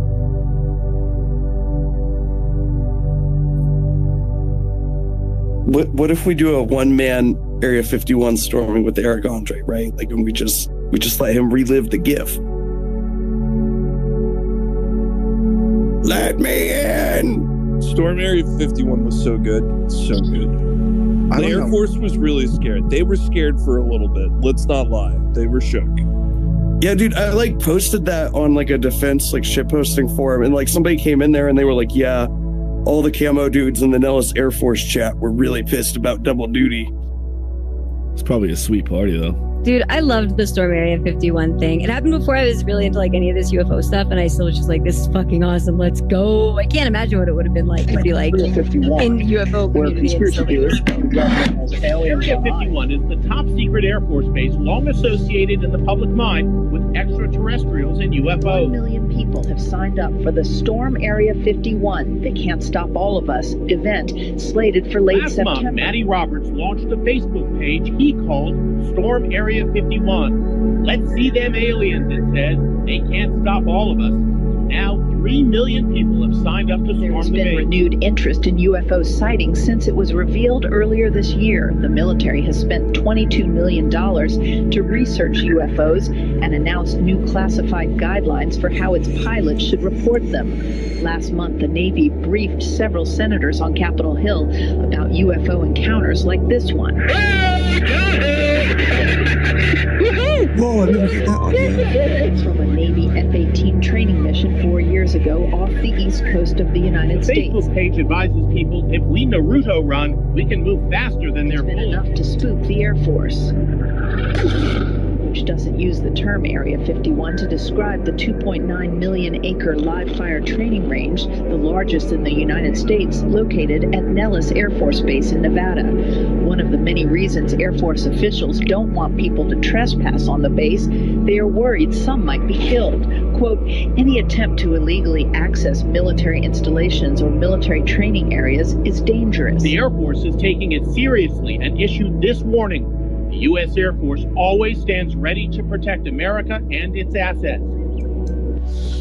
If you can't see the PSYOP, you are the PSYOP. That reporter sounded like Nick Gold a little bit. It was.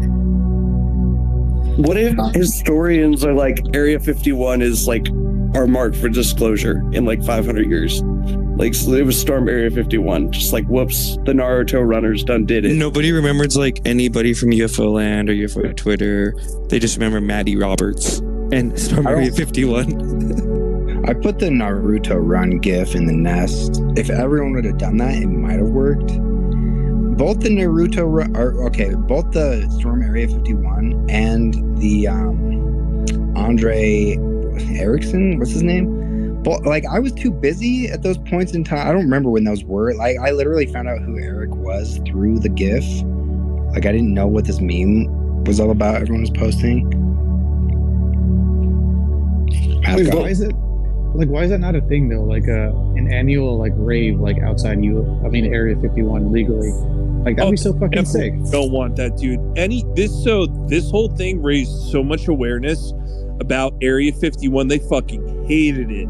They will do everything. And do you know why the Storm Area 51 thing happened? That was right after Lazar was on Rogan. That was what precipitated all of this shit. So what was that? 2000? Thanks, Corbell. What? Did you say 2008? No, dude, that was like 18. 18 or 19? 19 or yeah, I want to say 19. Yeah, makes sense. The comedian for disclosure. And now they have like, and if you notice too, now on every YouTube page or YouTube video where Area 51 is mentioned, they have that fucking little thing below it now. That was also one of the reasons, that caption now on every YouTube video about Area 51. That was one of the reasons why they started doing that.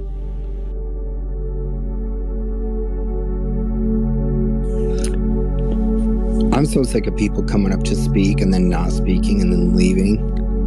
I gotta figure out a way to reprimand those people. Have you tried not letting them up? But guys, for real about the Area 51 thing, I think we can do it. We just have to send people they can't shoot. Okay, like send ex-presidents, beloved celebrities, right? Send Jimmy Carter. Woo! Yeah, I mean, even if they shoot the guy pushing his wheelchair, they can't shoot Jimmy Carter. They can't do it. I wonder if anything wild's gonna happen when he sadly departs from this sphere. They better fucking give that man the truth before he leaves. I swear to God, that'll be the biggest travesty. They should have told that man the truth when he was president. Yep. Guys, we're coming up on 20 minutes for the most important time zone, Mountain Standard Time. I might do a full hour for our West Coasters after that. But in the meantime, the latest poll I've got going, at the end of 2023, where are you at on NHI? Extraterrestrial, ultra-terrestrial, interdimensional, or extra-tempestrial, the time travelers? So make sure, if you're a speaker for sure, make sure you voted on that. Because, probably 10 minutes from now, I want to go through that, like the last poll.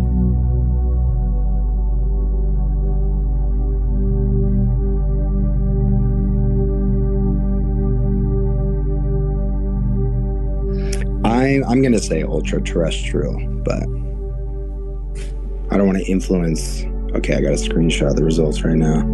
Because everyone's going to vote for that, because they all respect me. And At the end of 2023, I'm saying reptilians are hot. They're actually strangely attractive. Yeah, I'm actually in agreement with Panda here. I mean, I've said multiple times, any and all of the above is probably the answer, but I think dim aliens, we gotta clap dim alien cheeks. Where's the gray with the titties with the pheromones, right? If I gotta put it on one, I'll put it on that one. Danny Sheehan's done a lot of real shit, right, throughout the years, like Iran-Contra. You know what I mean? That was like low-key, like partially him, at least. Like Pentagon Papers, man. Reptilians are quite attractive. It's different than just like third eye or open eye saying he's reptilians are attractive. Barbara You know what I mean? Lamb, though. That's what I'm saying. Like he's not. It's not like Danny Sheehan put his eyes on a reptilian and was like, "Damn, you're fine." Like, I don't know, the way he said it sounded like he was like he had seen it. I synced it. No, that's what I don't think so. I think Barbara Lamb was giving them all the juicy hot gossip on the hot lizard people. If you guys don't know Amira yet, you should definitely meet her.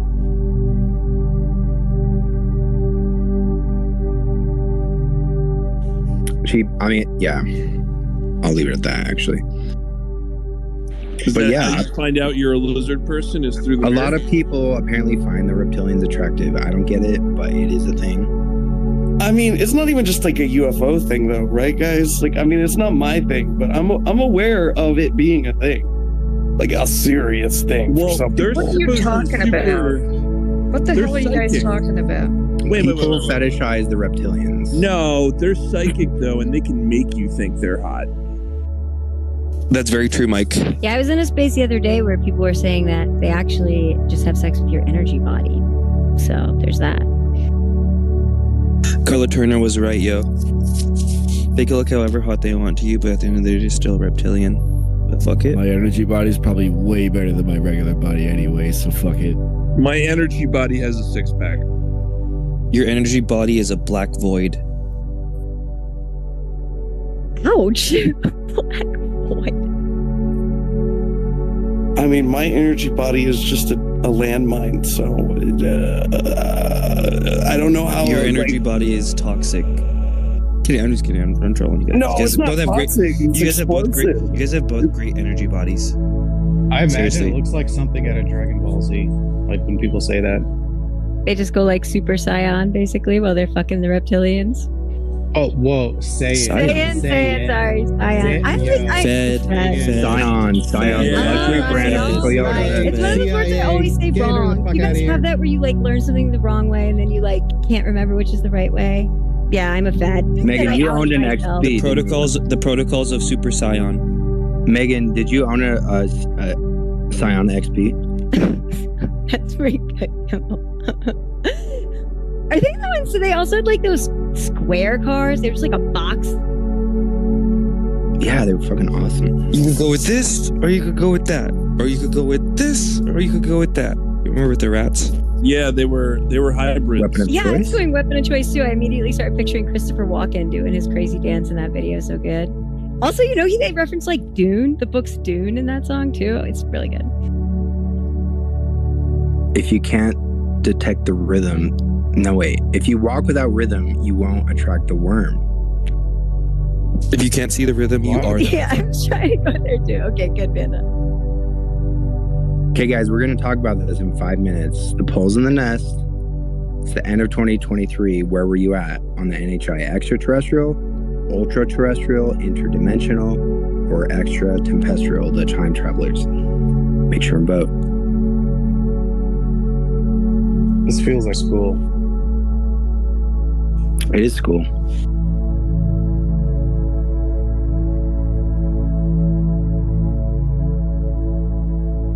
We've actually all just been my labs, right? We're all just my lab right now. Is Panda talking? Because if he is, I can't hear him. No, he actually just left. Oh, okay. Like on my screen, it like showed him like with his mic hot, like making noise. So I was like, oh fuck. I wasn't trying to cut him off. That poll does not take into account, you know, or is this another multiple choice? Okay, so we're going to do it the same way Mike and Carlos were saying. But the poll itself, you only have 4 choices. I did have a little note at the end. If your choice is other or a combination, just give us a brief explanation in the comments. So you can do that.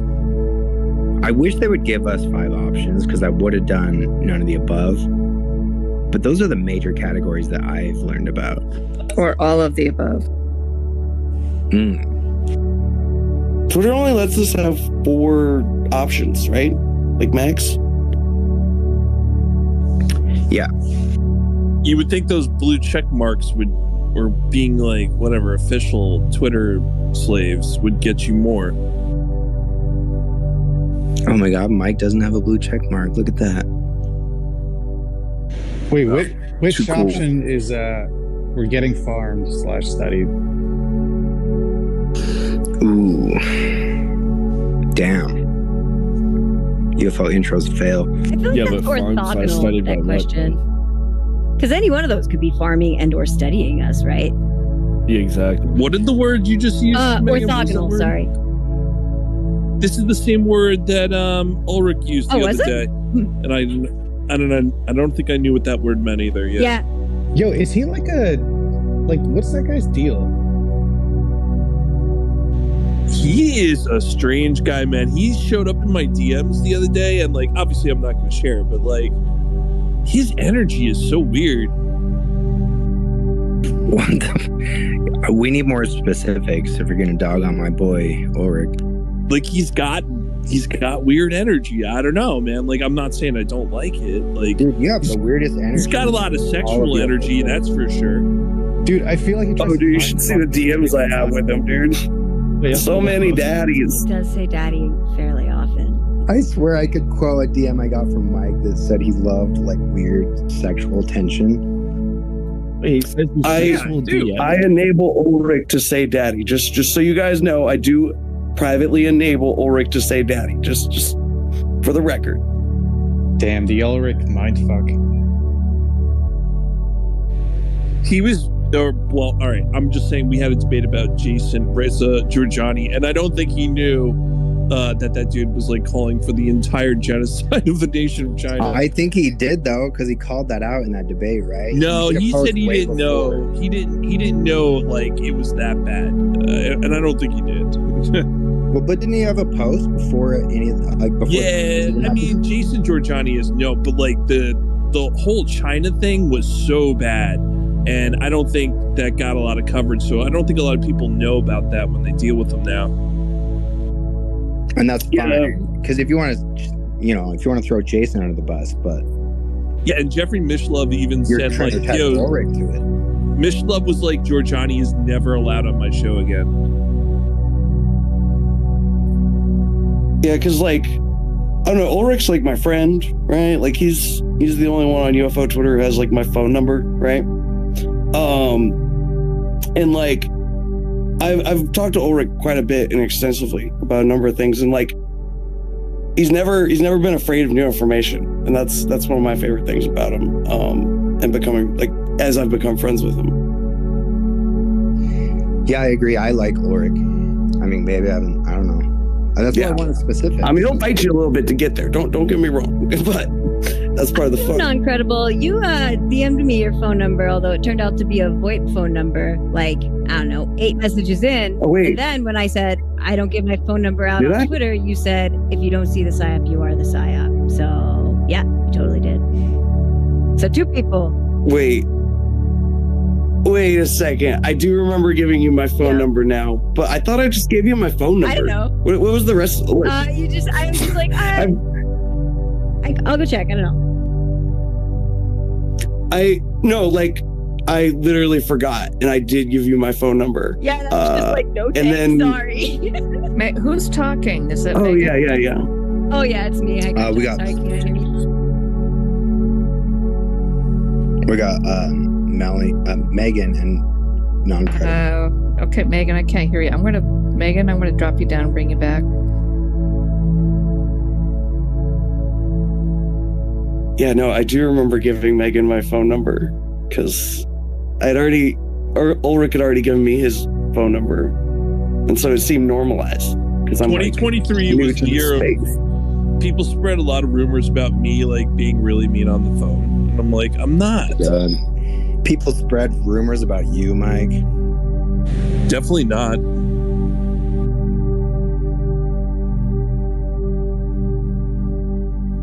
I don't know. For me, it was exactly as Bryce Zabel said it would be. It was the summer of the saucers. Guys, do not give your phone number to people unless you really, really trust them. Yeah, that's what I was feeling like. I'm like, geez, this is fast. You're moving fast, not credible. Also, I didn't hear what you said. I wasn't trying to blow your spot or anything, but yeah, you totally gave me your phone number. You're just trying to, I don't know, you hadn't met Science Queen yet. Who knows what you were up to? Well, I mean, who knows what I was up to? It's not like I have an extensive online history that's easy to see. Yeah, let's take the target off of Ulrich and place it firmly over non-credible. Jesus. I did Google the number. Only one result came up. It's a VoIP number. So he's making it sound like more than it is, frankly. He's just got like a Google number. Yeah, I just have a normal phone number. Well, I have two phone numbers technically because I have two phones, but... Oh, this is some Fed talk right here. People with two phone numbers definitely are Feds, bro. I was a little sus, gotta say. No, you gotta have two phone numbers because you need one for your sort of junk calls. Yeah, one for the drugs, one for the hose. I got it. Yeah, he's just cheating. That's all. Yeah, I'm a single man who's actually a Mexican drug lord. That's all because I have two phones. All right, guys. I've got two phones, one for the plug and one for the hose. I've got phones in different area codes, is what he meant to say. I think that's actually true. Are pretty much in. So yeah, I'm gonna go down. If you're a speaker, I want to welcome Sean to the space. If he wants to say anything, we'll let him do that real quick. But then after Sean, I just want to go down the list and see what you guys voted on. What's going on with the NHI? Extraterrestrial, ultra-terrestrial, interdimensional, or extra-tempestrial, the time travelers. What's up, Sean? What's going on, guys? Happy New Year from the East Coast, anyway. All that good shit. Saw a space going, decided to jump in. But yeah, I'm interested in the results of this poll, so let's get to that shit. Cool. So I voted ultra-terrestrial. That definitely could be interdimensional as well, or extra-dimensional, however you want to say it. And it could be extra-tempestrial. So it's all confusing. The only thing that ultra-terrestrial definitely would not be is extraterrestrial, but none of us fucking know. But let's get our hunches. Karen, what was your hunch? All of the above.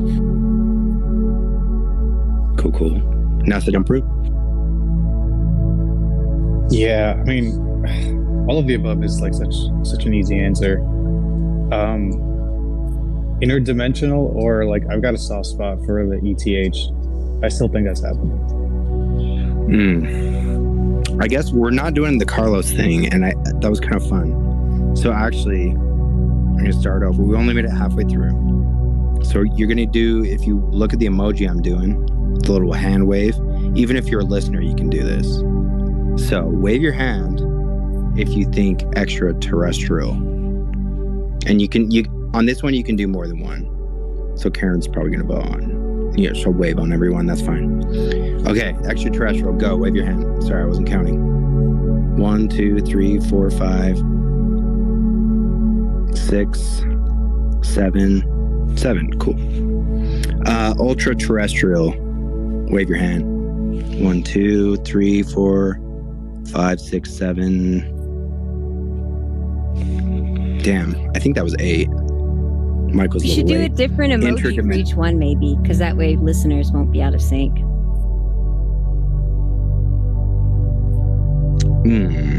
Good point.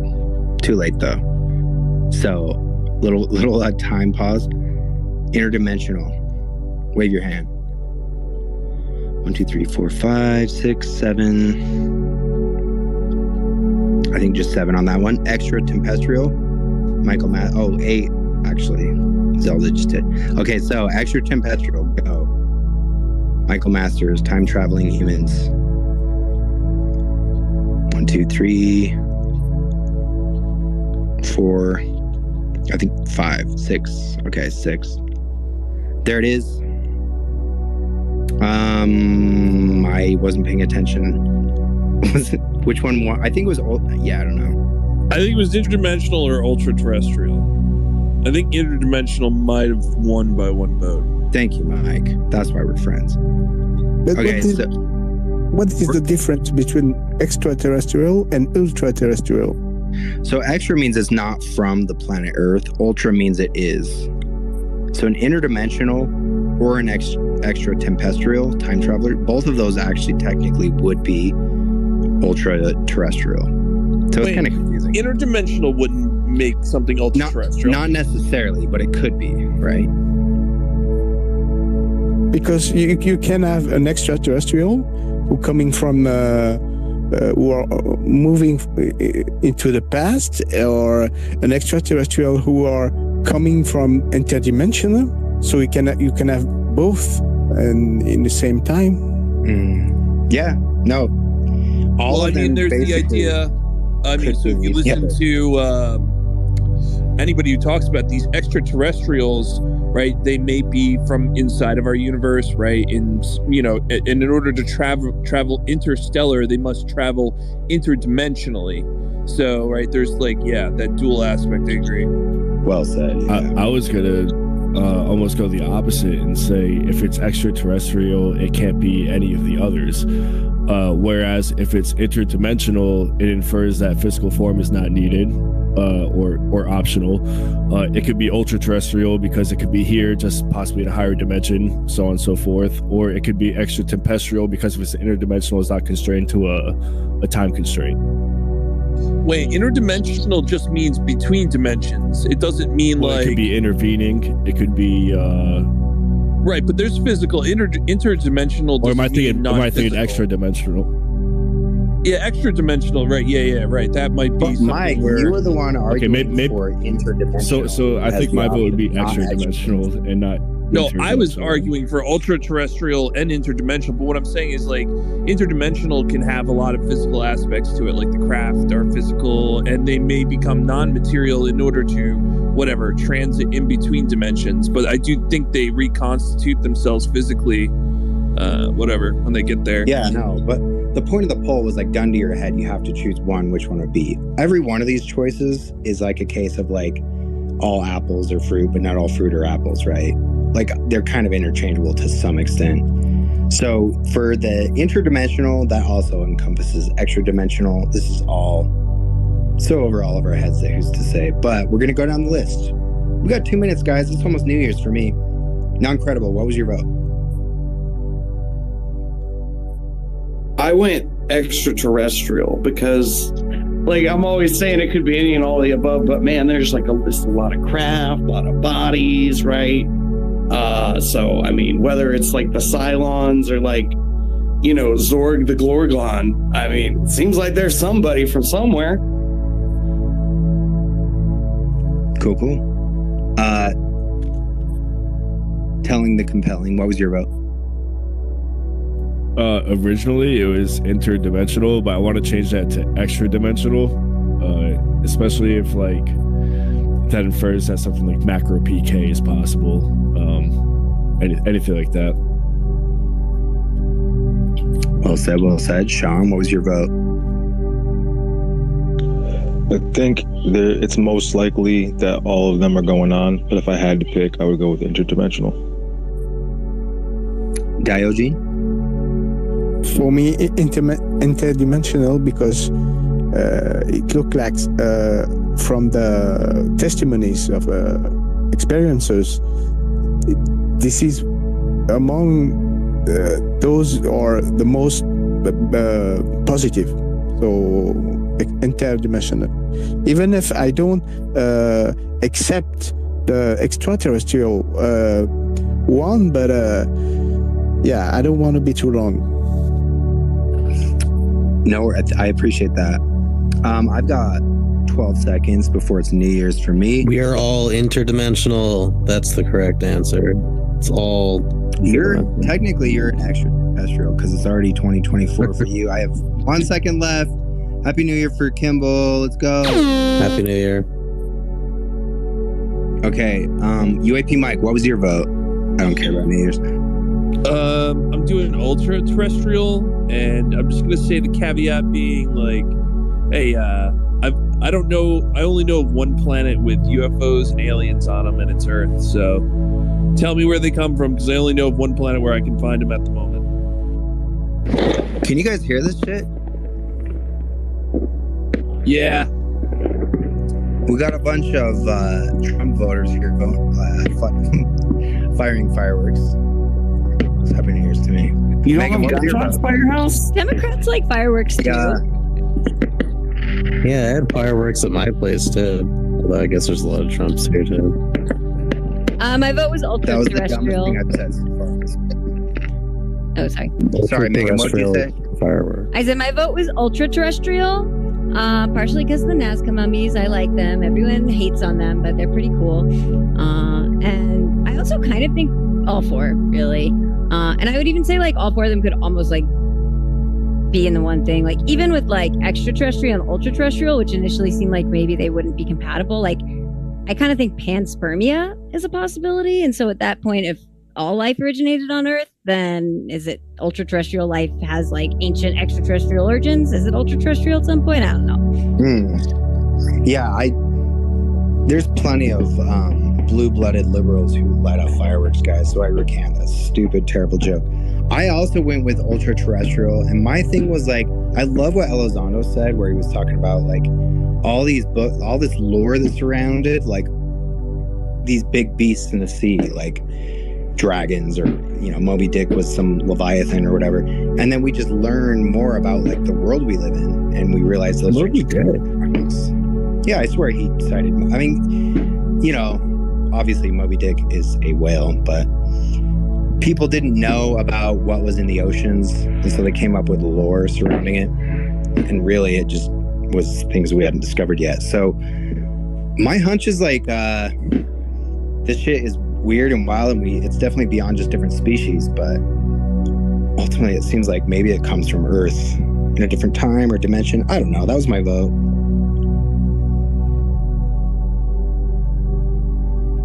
Well, I'll just say, as an actual scholar of Moby Dick, I have no idea what the fuck you're talking about there. I've read the book twice. He does compare it to the Leviathan from the Bible. Maybe that's what you're thinking of. Elizondo did not talk about Moby Dick in that context. I swear he did.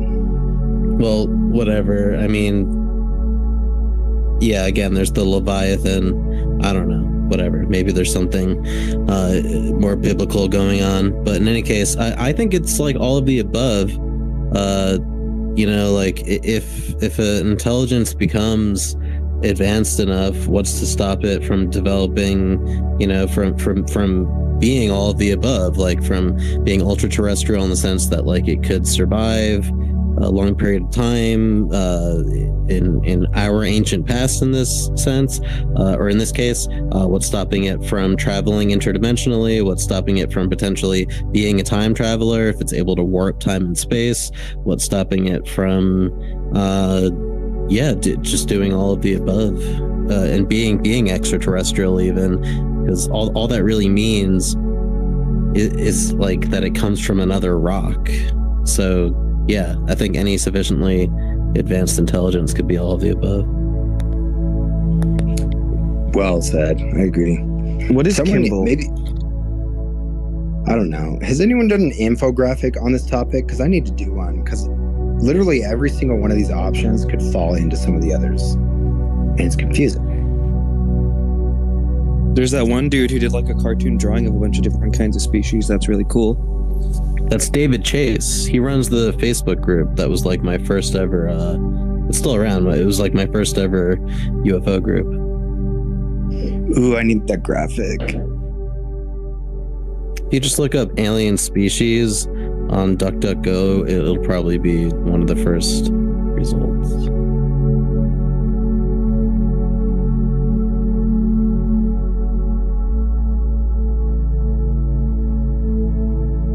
Do you know that story from Dimitri Medvedev, talking to a journalist on TV and telling, oh yeah, when you coming president, you have a field about 54 or 55 species of aliens?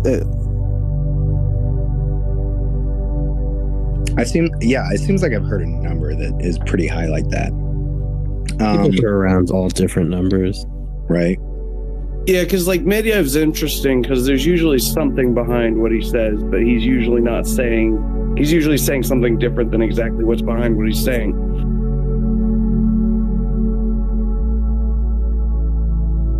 I'm going to keep this going. We have some decent people in here, and it's past midnight, but we do have our West Coasters, and I feel like we owe them a countdown when it's their New Year's.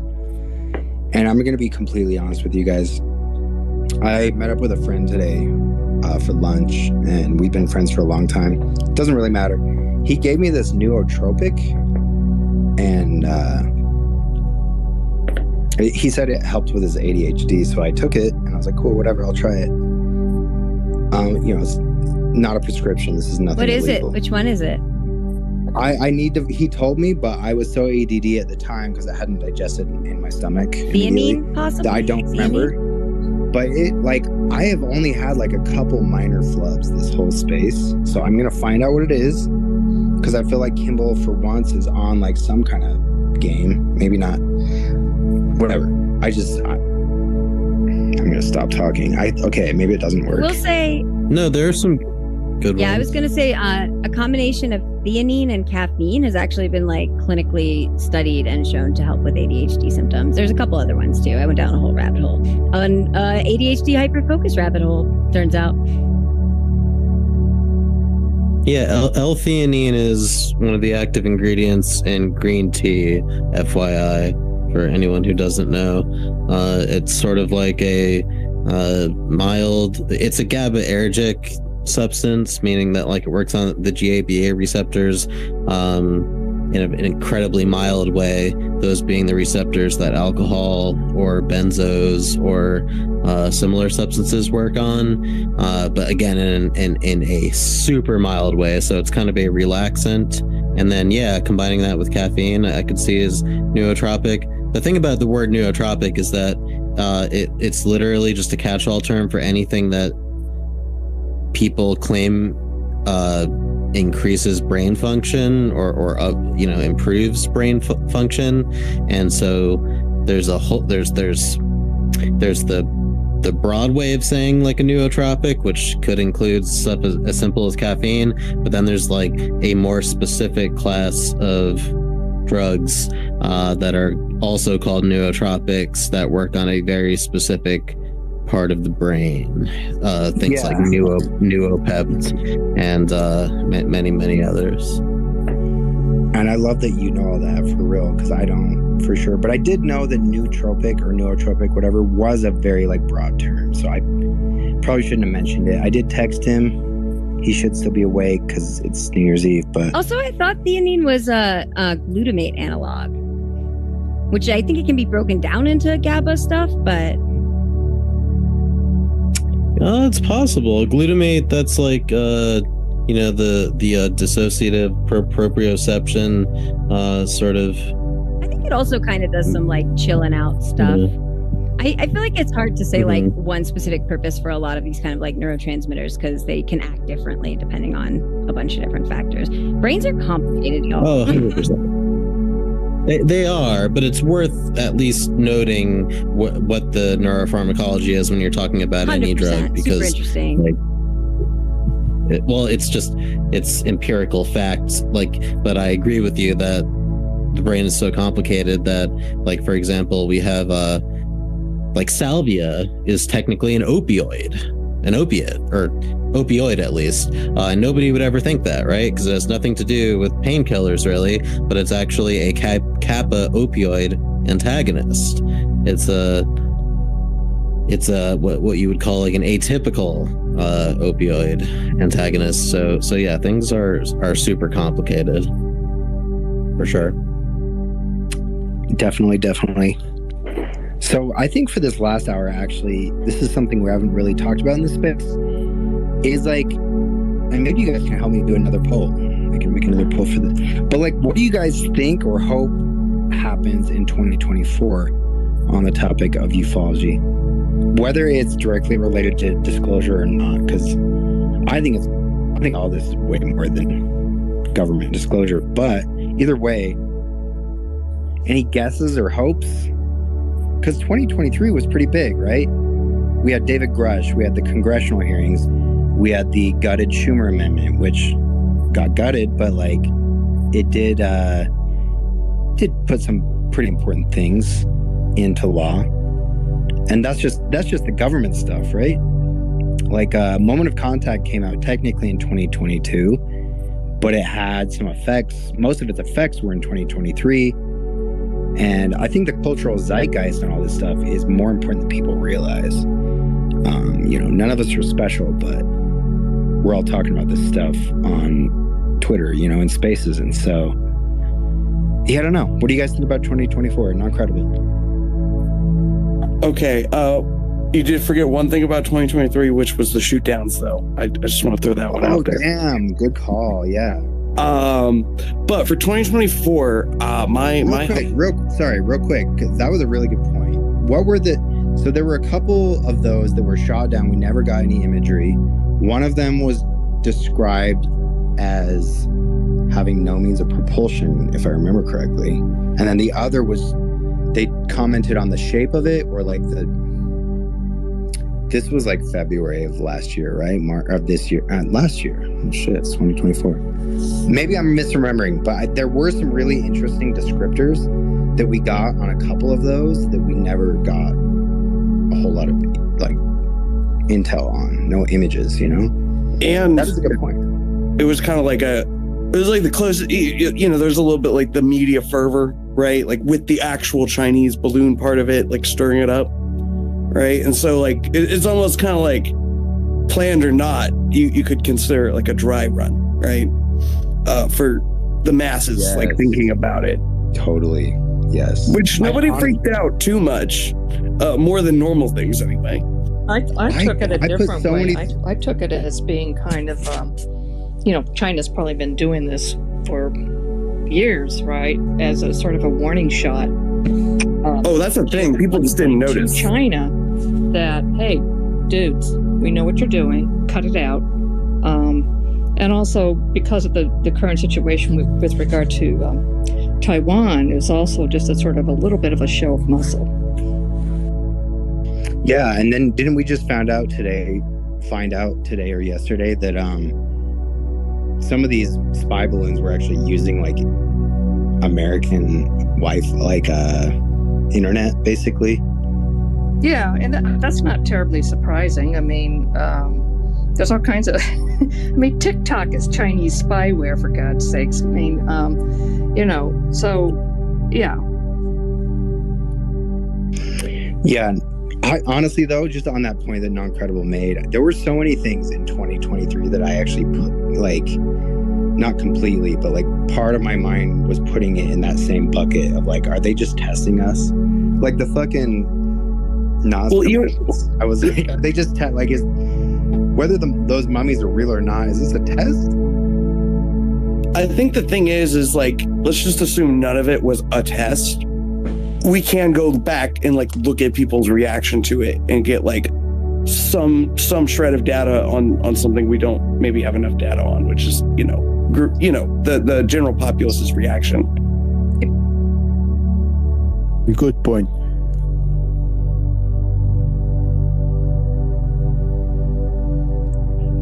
Paul, I don't know if you're having technical issues, but please, hopefully you can join as at least a speaker. Are you there? Who, me? What? Yes. I just got up to speaker. What's up? You were a speaker before and then you dropped out. Yeah, sorry. As long as you can hear it.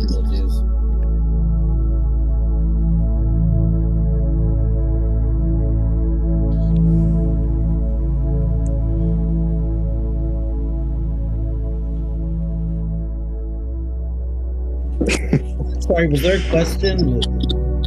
No, it's sorry. I'm not sure what's going on. I do need a co-host. Yeah, you can invite me now. It will work now. I'm on a different device. Okay. Because Karta was, and then she just barely had to duck out, and that's fine. I just need to reset my app real quick. Yeah, that's exactly what I just did. Talking to yourself. You couldn't hear me, so I dropped down. Okay. My bad.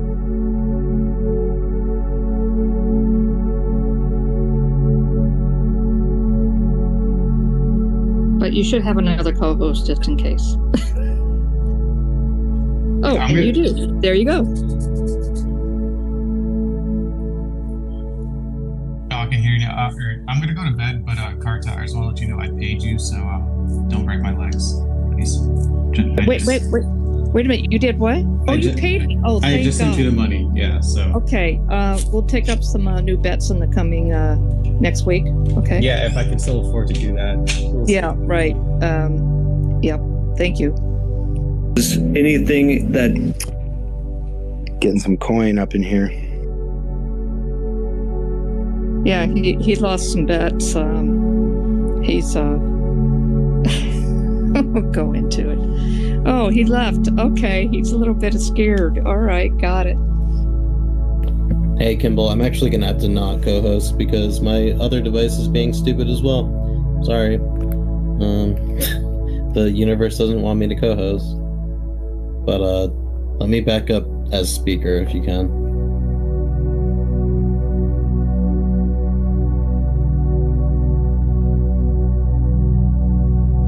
is anything that is separate or separates or appears to separate.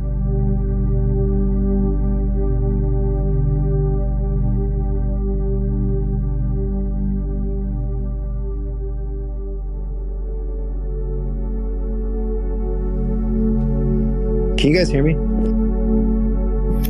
Yes.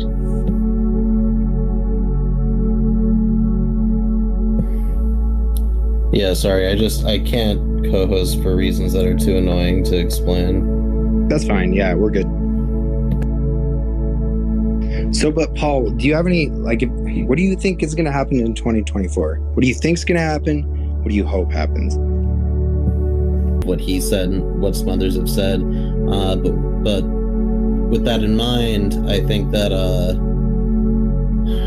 like it's always going to be disclosure is always going to be kind of an individual thing, and I don't see public awareness of it going away anytime soon. So, like, I don't know, worst case scenario, like it could be a little bit of a dull year. What do I want to see happen? I want to see, I guess, the type of quote catastrophic disclosure that we're hearing about now. For example, with James Fox saying that he's got some firsthand witnesses coming forward.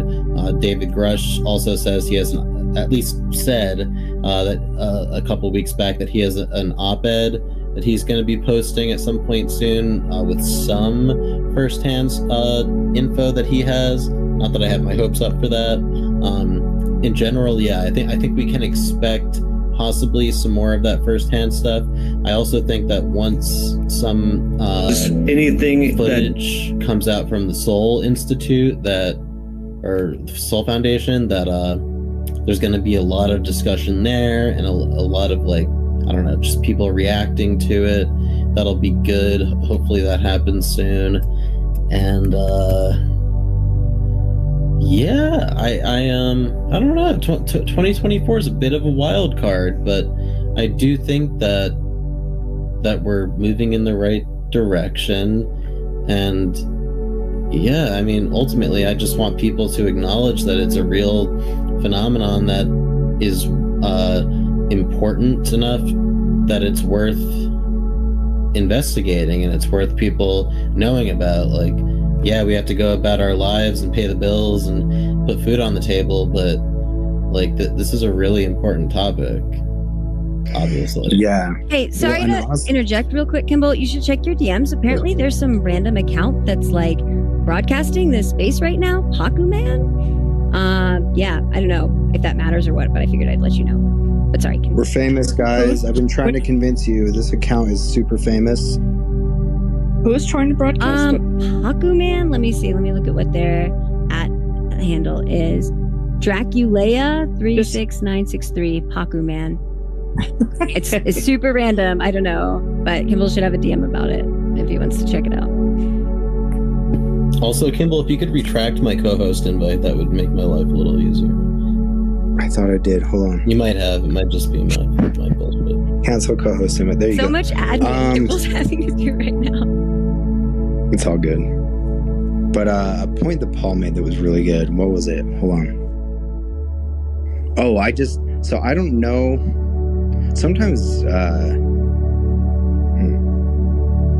Paul's been known to be in the know. And he doesn't have to elaborate. When he talked about footage coming from the Soul Foundation, I was like, well, how would that work? But it worked through other means, through other people in the past. I'm just saying, based on where I think where I hope all of this goes, like the direction I hope it goes, I think if somehow the Soul Foundation did have footage that would I'm sorry, Kimball, I didn't mean footage as in, like, that would be a good thing. I didn't mean footage as in UFO footage. I meant literal footage of the event itself. Sorry if I was unclear. Oh, okay. I mean footage of the actual, that was the wrong word, just video of the event itself, of some of the discussions. Oh, of the one that already happened. Yeah. I was talking about this a little bit in UAP Mike's space just last night. There's there's a lot that's still not being discussed because of the embargo on the event, and not like anything world changing. It's just there's still more conversation that needs to take place in regards to that event. Interesting. Okay, cool. I mean, the Soul Foundation, that event, basically, that wasn't Gary Nolan, pretty much, that's his baby.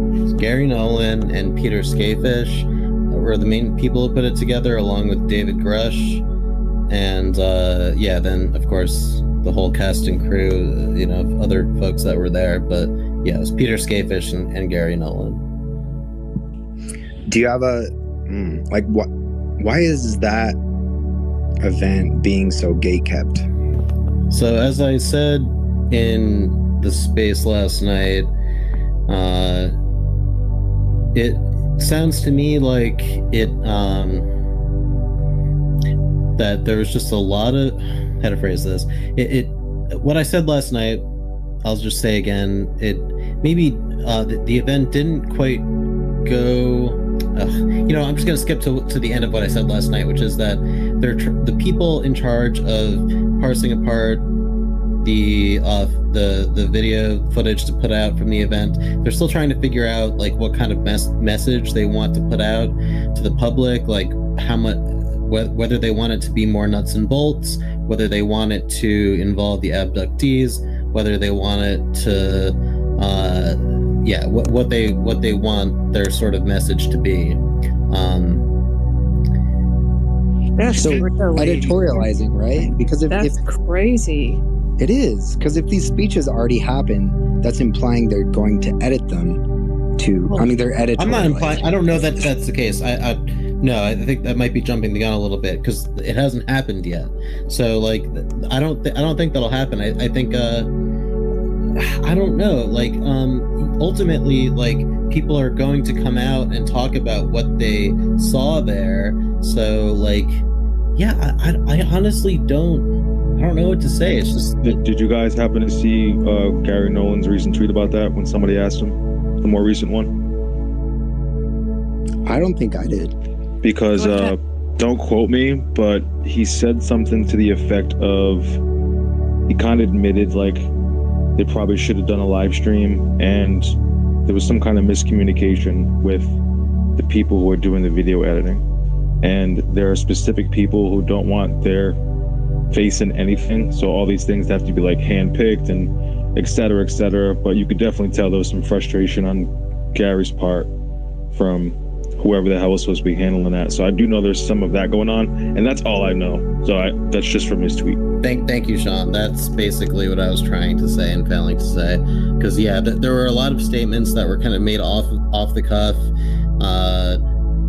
about the topic, and there's just a lot of like inside baseball and weird stuff going on from what I've heard, and like, I don't know, I think people are just still processing it and figuring out what the hell to do with it. Well, I was gonna say, you gotta think about it too. Gary Nolan said he wanted it to be purely academic and scientific, and he wanted it to be peer reviewed, sort of like the information that he wanted to get put out. He wanted to be peer reviewed, sort of like if you're publishing it in a scientific magazine. So they wanted to really put together what they thought was presentable as like an all around, I don't know, summary of the program.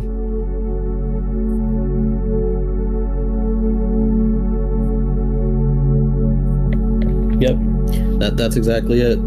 Because like there was a Like it started off very nuts and bolts with Avi Loeb, and then it gradually got a little more into the woo.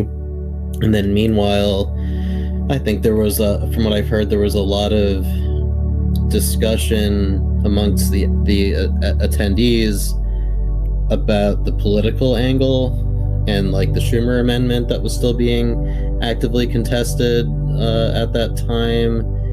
And yeah, it's just a lot of optics kind of stuff.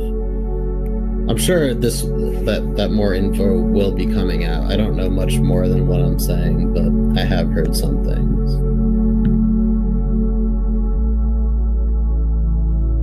I'm searching on the internet to try and find like a speaker list for that event. I want to say it was November.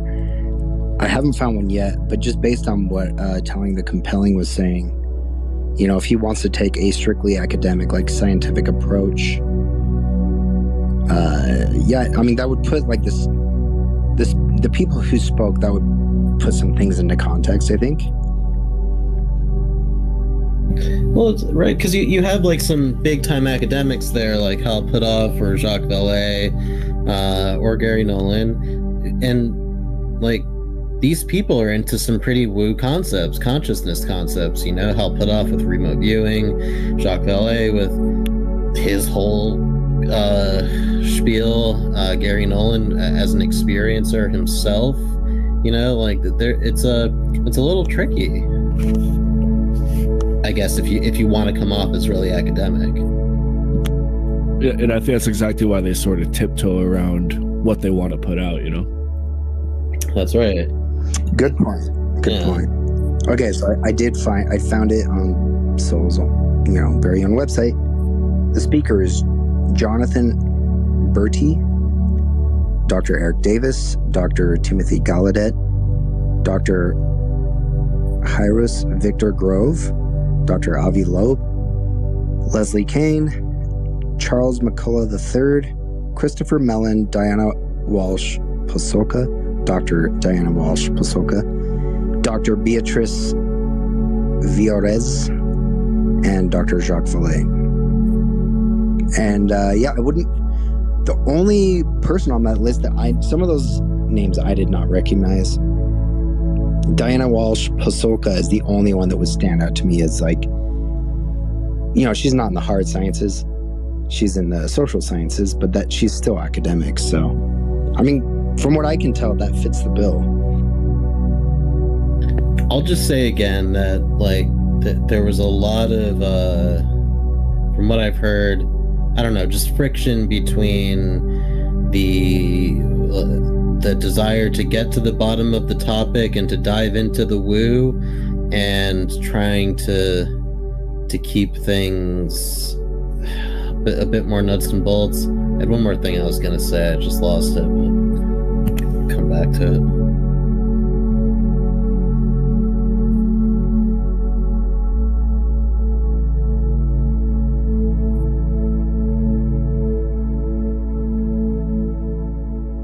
Yeah, there's going to be a super tough balance between what they think is presentable as academic and what people will think as paranormal or the woo, like you say.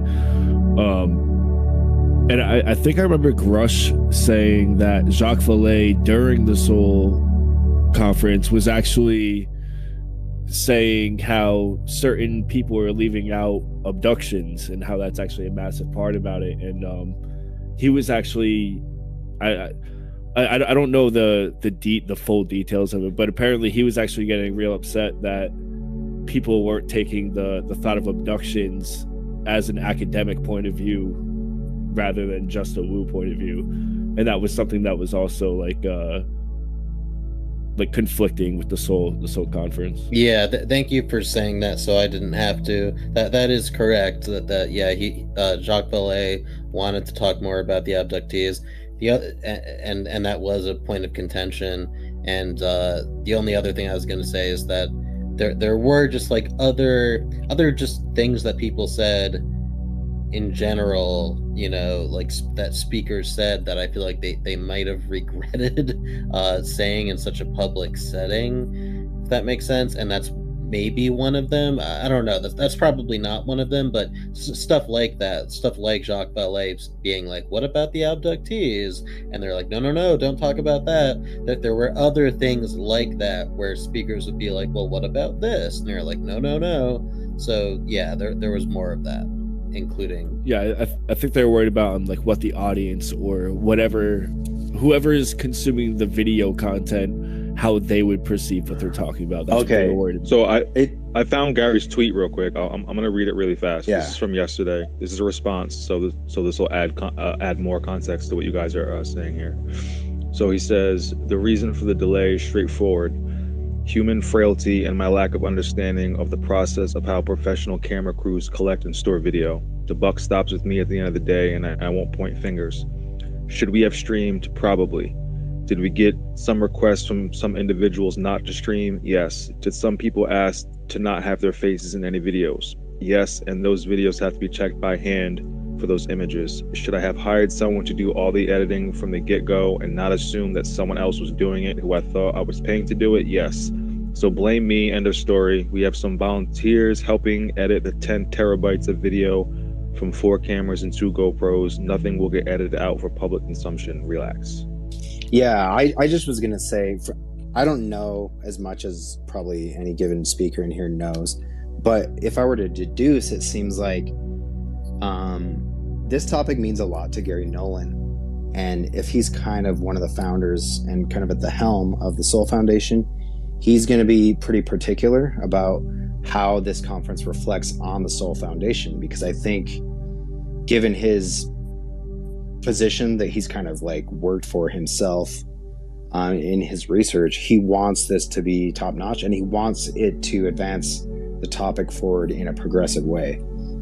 I'm not saying that tweet doesn't reflect some real like hurdles or obstacles he's trying to overcome, but there are other instances where Gary Nolan has just on when it comes to video and stuff, maybe I'm reading into things. I'm just saying that probably Soul Foundation is something to pay closer attention to going forward. I would guess that has something to do with the delay as well, and he's kind of just owning it in a inadvertent way, maybe. Well, if you think about it too, with the Schumer Amendment and the UAPDA, all that stuff that was trying to get passed, which it needs to be reworded and it needs to be reworked, of course. But with that being said, they needed a civilian panel, right?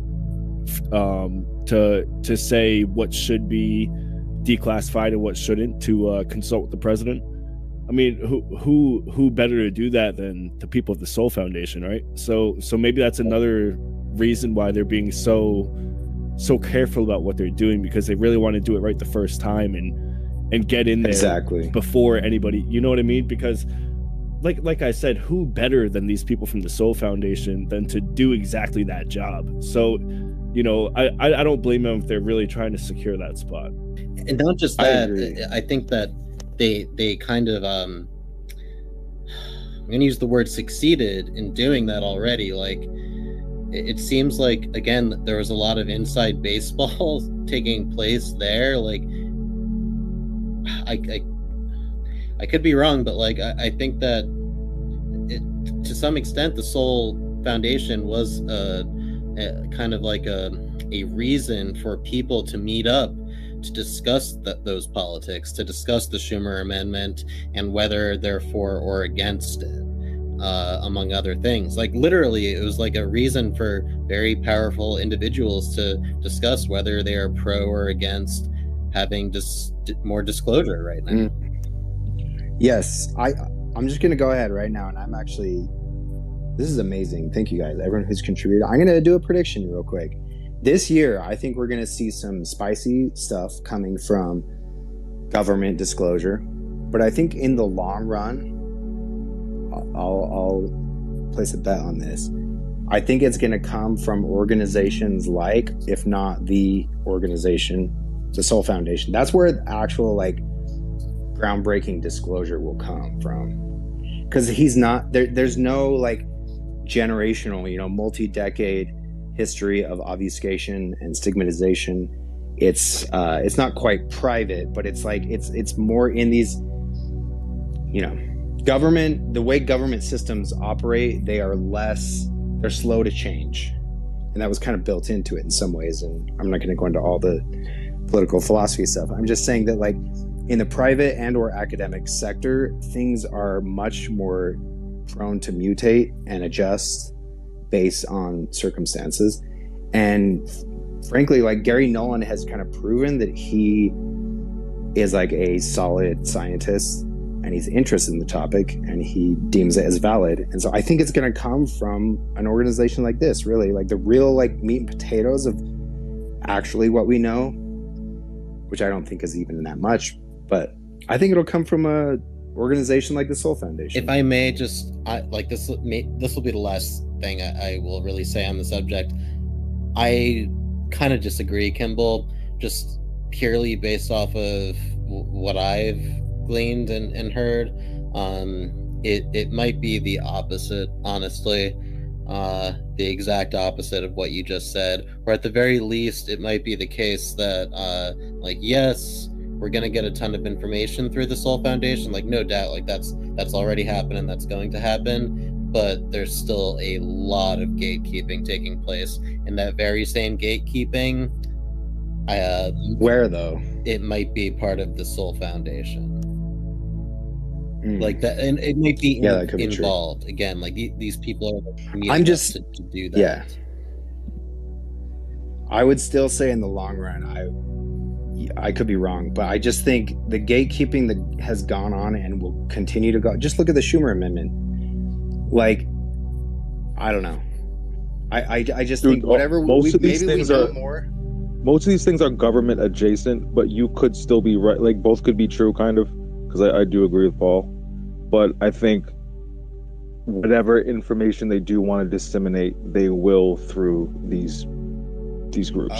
Yeah, that's what I was trying to say. You know what I like, mean? yes, you're right, but it's also it's going to be along with a bunch of gatekeeping Yeah. and like a lot of pushback. It's not a either or, but whatever. And either. Well, I think it's fair to say there is, and has been a lot of pushback within the Soul Foundation. So projecting forward, and I mean pushback in terms of like disclosure. And so projecting forward. But that's kind of what I'm saying, though. That's kind of what I'm saying is that they're being really careful about what they put out, which I think speaks to their seriousness. I think it goes beyond that, but that's all I'll say. It's kind of a mood.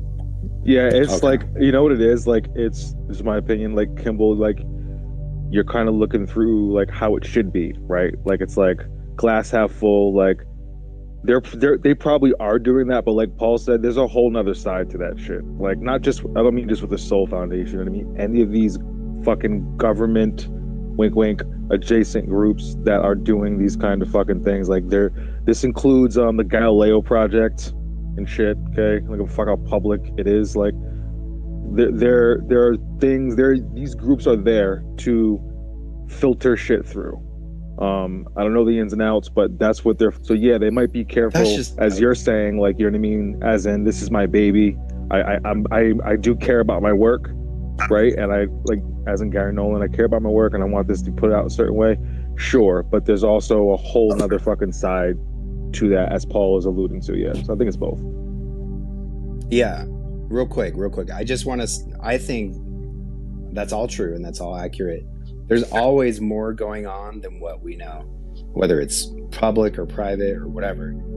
I just am saying systemically, like, the way these different organizations are constructed, the government could know 10 times as much as anyone in any private or nonprofit organization. But the way they operate, there are so many more hurdles. There's so much more going on that we don't know about within government structures than there are in these academic or private or nonprofit organizations. And so even if they know 10 times more now, and you're right, I think, if it's government adjacent, whatever, they could have these organizations or these private groups be kind of the fall, or like the, I don't know. Not even the fall necessarily, but they could just use them for information, for breakthrough. They could just go through, you know what I'm trying to say? Like, like basically saying what you said. Like, you think these new revelations are going to come from these groups. Like, that could be a way that they do it. Like, you know what I mean? Like, let's just hypothetically say fucking they come out and say they discovered like microbial fucking life somewhere or something like that, right? Yeah. And they, through certain whatever, like, that would be a way for them to do it with not just the Soul Foundation, any one of these groups. But like, yeah, I don't think anyone should be, I don't mean you, Kimball, but I don't think anyone should be like fooled by like any of these groups like just gonna come out with everything. They're whatever's going on, I don't know what the fuck is going on. If this is a timeline, like some people think we're on some kind of like long timeline, maybe bits and pieces here and there, cool, maybe. I'm not sure that we're gonna ever get to the meat and potatoes, but if that is what's happening, you can best believe that they're gonna use these groups to get stuff out. And to filter it. Well, I just and to filter it, exactly. Real quick, just if you look at the mission statements of any of these organizations within the government that are handling this information, I mean, you read between the lines of everything Elizondo said. He's not saying it's a threat inherently, we know that, but he is saying that the siloed whatever programs that study these things do have certain objectives in mind. And so even though they're not saying that the phenomena is inherently a threat, that is the lens that they're looking at it through. And so what I'm trying to say is, I think that in academia and in private, more versatile, agile organizations, I mean, I don't know. I just think that maybe there's stuff we know, we being the government, but it's like, I think just real quick, the main point I'm trying to make is, for the first time in history, guys, we are witnessing like real scientists who like are professors at top Ivy League schools and have like won awards and have patents on amazing technology. They're studying this topic. And so it goes beyond any mission statement within some siloed government organization where there's totally different incentives. There's no competition, right? Really, within government organizations. The private sector is different. I'm not saying we're competing and it's capitalist for disclosure. I'm just saying, like, I don't know. I think they have a quicker way to discover what's going on and publish it than any government disclosure might. But I could be wrong. Non-credible, you've had your hand up. Oh yeah, I just had a little tiny tidbit, right? Going back to the whole actual like footage of the Soul Foundation like release, PR thing. Because I think something that's common throughout like the people with the Soul Foundation is these aren't like the masterminds of the cover-up. Like, they're people aware of the phenomenon. It's kind of like a baseline of the room, right? And they have like various experiences with it, and like some of them with the program and the cover-up maybe a bit, right? And there's kind of like a difference between them and the people like actively opposing them. You know, somewhere, someplace, somehow, someone is opposing them in some way. So I bet that's also a consideration for like how they release it and how they go about it, along with everything else everyone's been talking about. Sorry, Kimball got hot and bothered on that. I don't know that much. I just have my priors. All right, so we were talking about the Soul Foundation as being maybe like a filter. I think it was Sean. Sean, you were talking about the Soul Foundation being sort of like a filter for a process of disclosing, right? If I was listening to you right, it was something like if there is going to be information dripped down, it's going to be through organizations such as that. Yep. All right, well, if you think about it that way, before that there were TTSA. A lot of the people from the Soul Foundation were part of TTSA or involved with TTSA. And with that being said, TTSA is exactly who first introduced Lou Elizondo. Okay, and with it being said that maybe the government knows a lot more than what they're saying, and maybe what if like Elizondo and ATIP and stuff like that, what if that was a cover up slowly exposing itself in the purposeful intent of disclosure, if that makes sense? And there's things that could possibly back that up. And everything that could be corroborated from statements from Grush to Lakatsky to George Knapp, his statements to Congress, stuff that Senator Reid has said to news outlets like the New Yorker, and documents pertaining to OSAP itself. Okay, so in the late 80s, George Knapp heard of, you know, defense contractors and all that doing reverse engineering through Bob Lazar and John Lear, right? And then in 1989, George Knapp met Rob Bigelow. In 1996, Bigelow started NIDS. You know, he bought Skinwalker Ranch. He started doing all the studies with the paranormal and their connections to UAP. After that, George Knapp said that he had introduced Senator Reid to the NIDS advisory board, which Knapp would then attend one of their first ever advisory board meetings, right? Which obviously creates a connection. There's a mutual interest there that Reid and Bigelow have.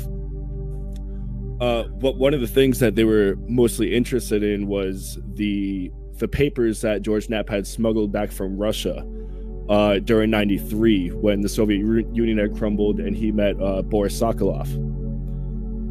When he brought those back, he showed those papers to both Senator Reid and the NIDS board.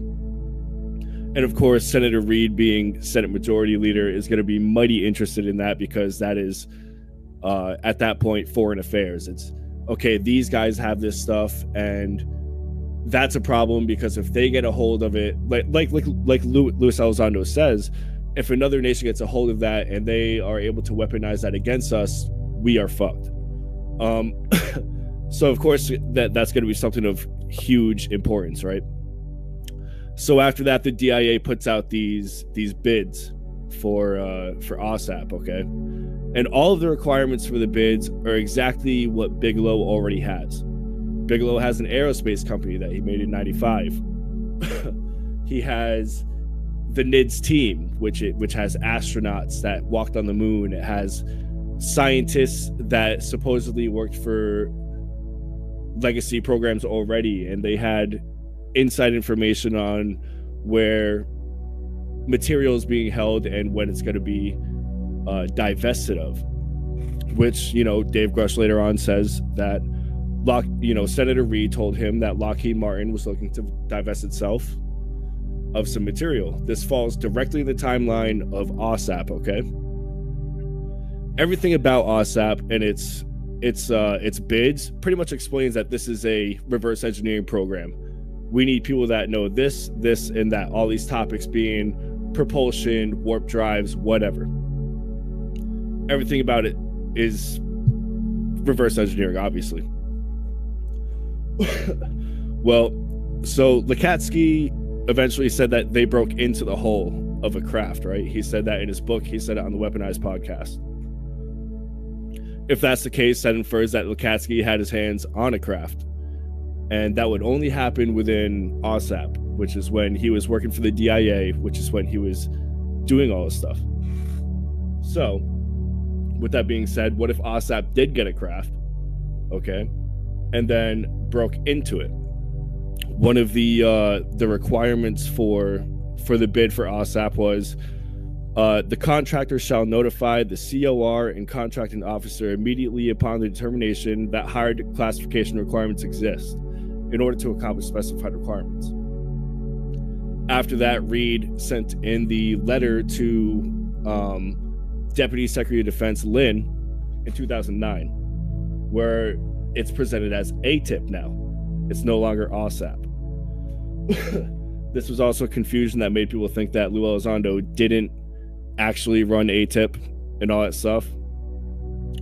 But Lakatsky states that he was looking over forms that were confirming with Congress that the funding for the program was going to the DIA. When he noticed that OSAP was on the same list as other programs that were secret classification, that's a problem.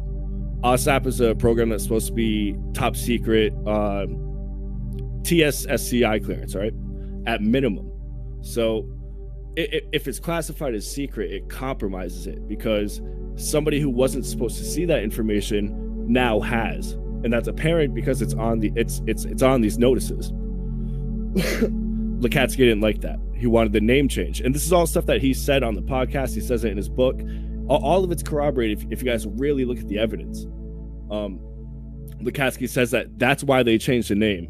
And the people from the UAP task force, aka Stratton, Elizondo, all those guys, they're the ones who came up with ATIP.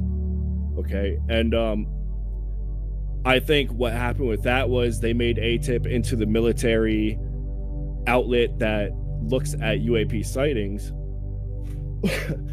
And then they took OSAP after, I think it was like in 2011, you know, Lakatsky and Kelleher were going around looking to try and get their foot back in the door. And in a Weaponized podcast, Lakatsky and Kelleher both say that one of the government entities that they worked with was the DHS, the Department of Homeland Security. And they said it was one of those elements that actually took on the funding for another project. So my theory is, what if OSAP just changed its name, went underneath new ownership, and became that program and continued to study these craft, while ATIP was just a diversion while also actually doing their job. Sorry, that was really long. No, that was really good. Yeah, sorry, I just want to say I'd never heard real quick, Karen, I think you might have a hot mic, Karen. Go ahead, Paul. Oh, sorry. I was simply going to compliment telling the compelling. I've never heard anybody put the puzzle pieces together quite in that way, and that was really awesome. Thank you. Yeah, he's legit. For real. I can't even, yeah. Non-credible. Do you want to respond to that? That was so good. I'm so glad this is recorded. That tracked for me. But from being real with you, bud, I've been burning them down over here, and my ability to respond to that is low. But here, what if I just do this? Yeah. Hell yeah. Yeah. 100%. So this is stuff that I've been working on for about the past 7 months. I've been doing nonstop. Where have you research. been, dude? I'm working on a documentary. I'm actually working on a couple of documentaries about this stuff. Yeah.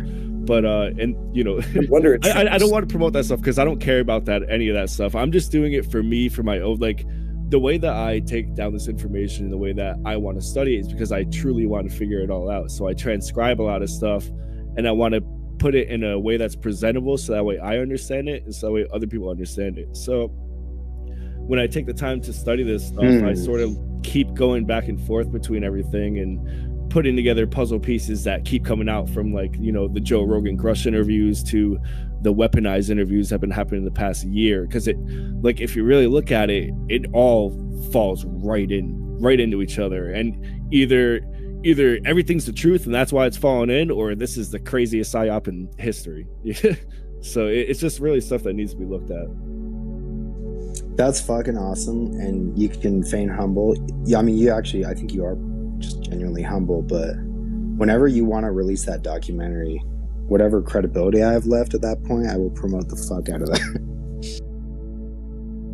Yeah, it's not something to say like, oh, I think it's this. It's just, you know, a theory.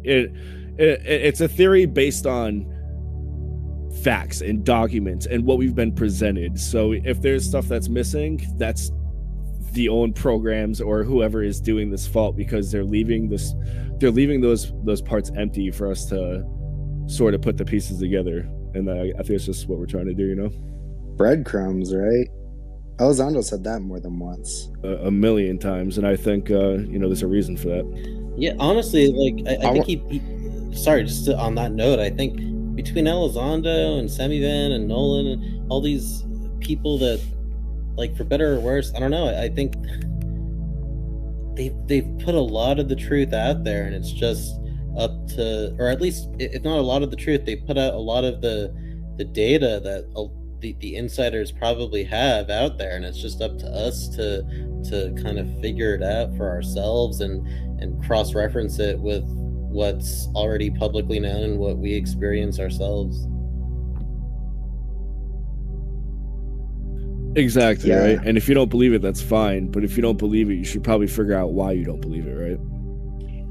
Well, And I think this kind of both what you and Paul just said speaks sort of to what Sean and Paul were saying before, where it's like, for me, Elizondo is like, he's either in or out. It's either all good or all bad. Like, he's either a psyop and everything he said is pointing us in some bullshit direction, or more likely, I think, I'm just saying, guys, it's been decades since we've had someone in the government.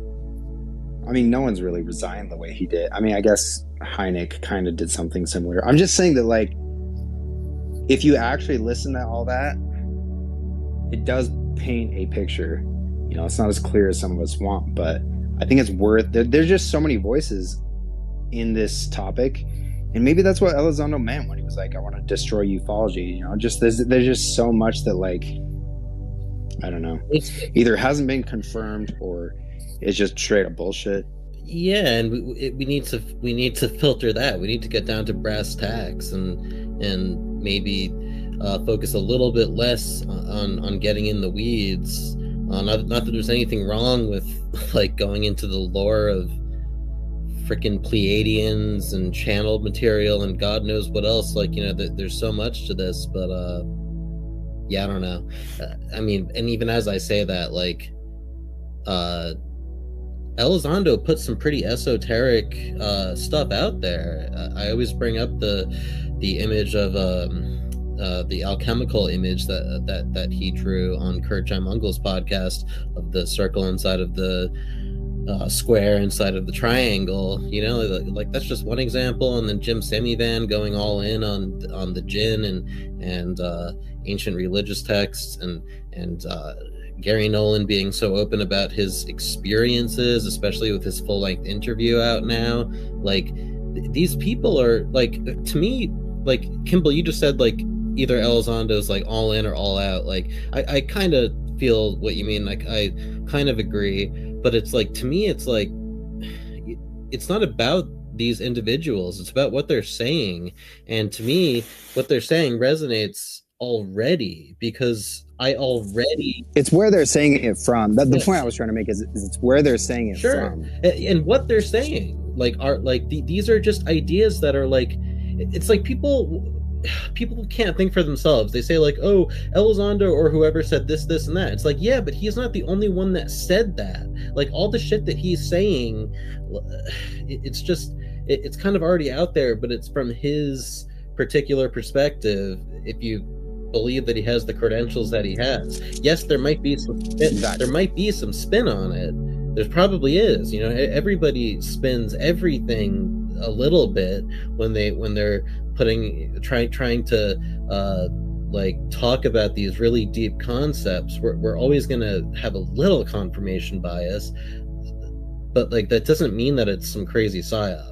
And I just think that it's kind of for me it's a foregone conclusion that at least the stuff that these guys are saying, that a lot of it is just true, because it's not about them, it's about what they're saying. Yes, it's what they're saying, and there's just so many people saying so many things that when the people who are from the government say things, again, I'm not even saying, I just made the opposite argument that the private sector is going to reveal all the good, but the ones in the know currently are within the government. So they are worth, I think, listening to a little more. Guys, it's almost fucking New Year's on the West Coast. Do we have anyone in here on the West Coast? Oh, well, it's now. I'm on the West Coast. 2024 in California. So happy New Year, California. Yay! I'm honorary West Coast, so I love it. It's been New Year's for 3 hours. Facts.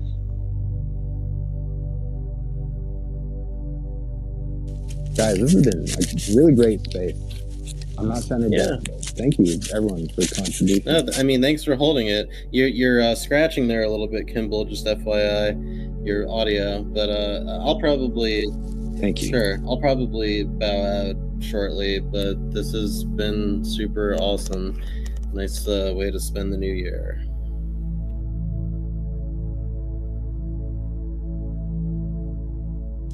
Thanks, Paul.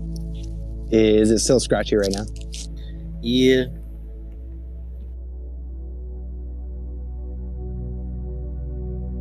I guess I can't use headphones and walk around in the winter with a big coat on.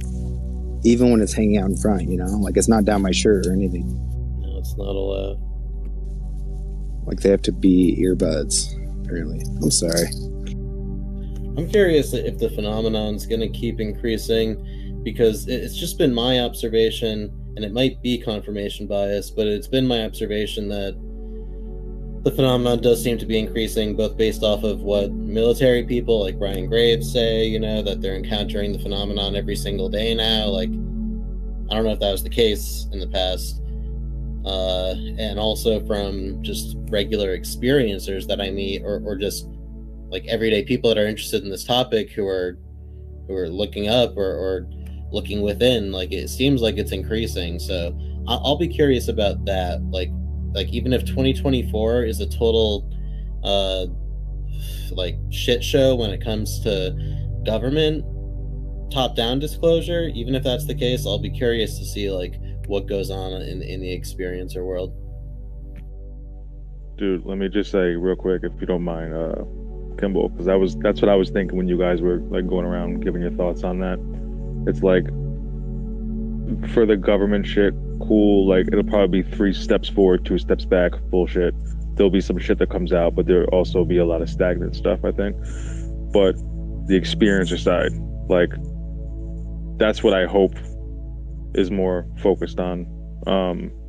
That would be awesome, because I think the 2 things are happening. I do think there is more activity these days, and I think more people are having their own experiences.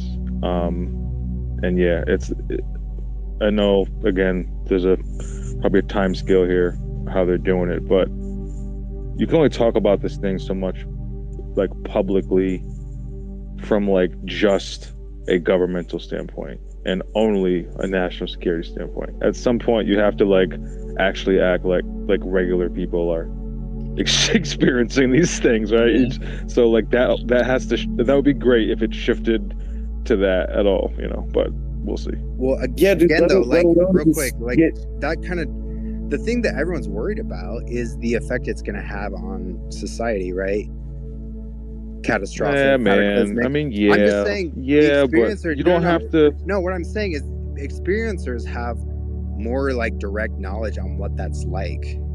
And so, like, I think when we grok that, you know, whatever concerns any person in the government that's worried about, you know, national defense or whatever I'm just saying that colors everyone's perspective on it. And if the thing we're worried about is the rest of humanity learning about all this, then it would be the experiencers you would look to. Yeah, no, and Kimball, I think you make a good point, by the way. I think it's still a very real concern, the public reaction, as much as like we all here probably disagree that it should be kept secret due to the public reaction.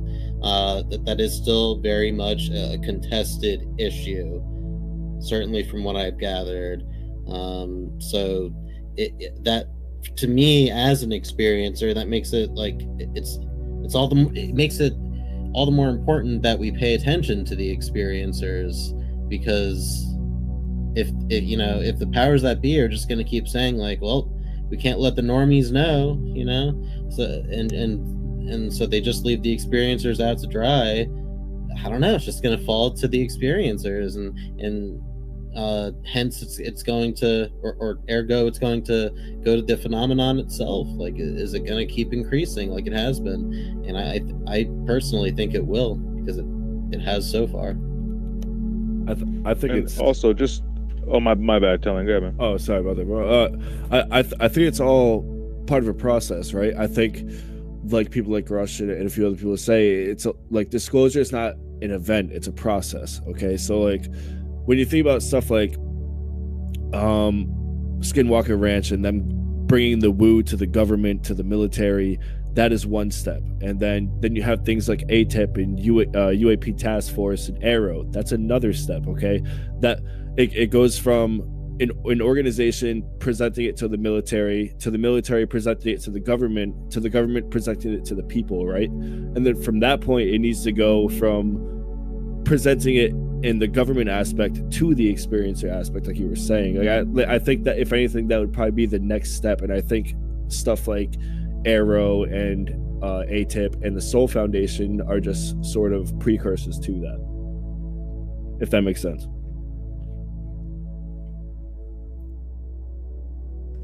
Yeah, that made a lot of sense to me. Guys, this is so great. It's people like you, just like this back and forth gives me little ideas of what may be going on, but I just want to emphasize, just because Kimball's excited and presents the theory, it's probably gray, right? It's not black and white. So I don't know shit, but this has been so fun. Yeah, I mean, none of us really know shit, you know. I don't even know who knows shit, right? Like, there's some people that seem to. That's why I'll just beat a dead horse one more time. Like, looking at the experiencers is even if it's not going to go anywhere, even if looking at experiencers is not going to like change the world or whatever, it's the most interesting to me because it's the ground zero of whatever the frick is going on. Like, I can wait for the government all day and am fascinated by all of the literature and history, but in the end, I'm just fascinated by what people are experiencing in real time. I mean, listen to the experiencers. You don't have to believe all of them, but you have to listen to them. It's important. Yeah, they're data points. It's all data. For sure. I mean, when you think about it, like, you know, if they're going to keep their studies compartmentalized, we are the open source. So, I mean, people say that we don't contribute, but of course we contribute. We circulate these other forms of evidence when it comes to literature and people's stories and their experiences, like Sean was saying. Like, all that stuff does matter, no matter how much we think it's little. At the end of the day, we're spreading the word, and you know, like I said, we are that open source. We are that other avenue that people can look at when the other ones are blocked. So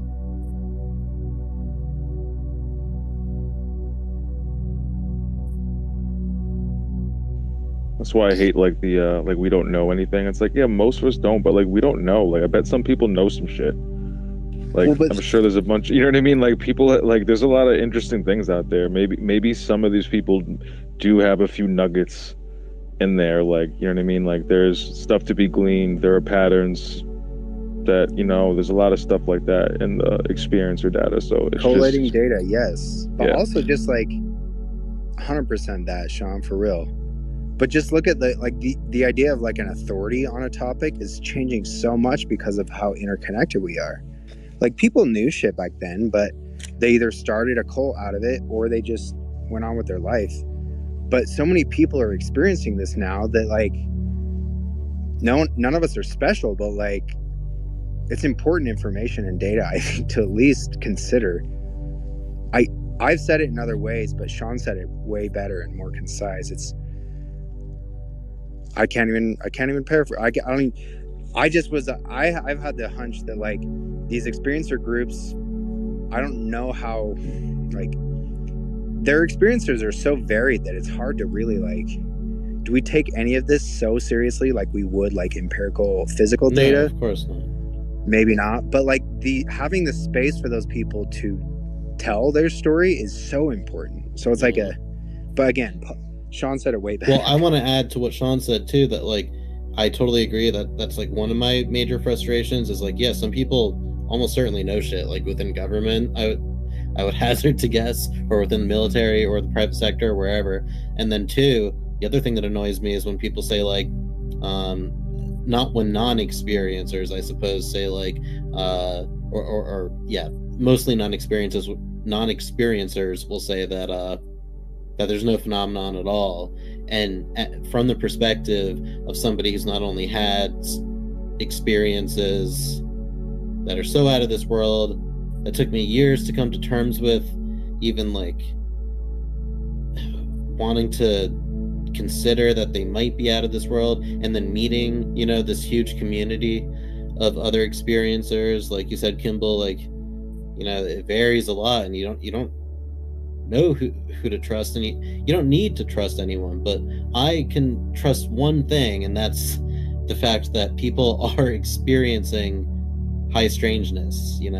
Like that's kind of what you're getting at, right, Kimball? Is like that was Jacques Vallée's whole thing, that like there's so much disparity amongst people's experiences, and so many weird parts that don't add up, puzzle pieces that don't add up, even though sometimes they do in certain cases. Regardless, that there's a huge amount of high strangeness. In any case, I think we can safely say that there is a phenomenon, which is why I always like to back what Robert Bigelow has said when he talks about being in favor of confirmation. If we could just get confirmation, that would be fantastic, and I wouldn't expect much more from the government or whatever. Just confirmation that something is going on and that it's worth investigating.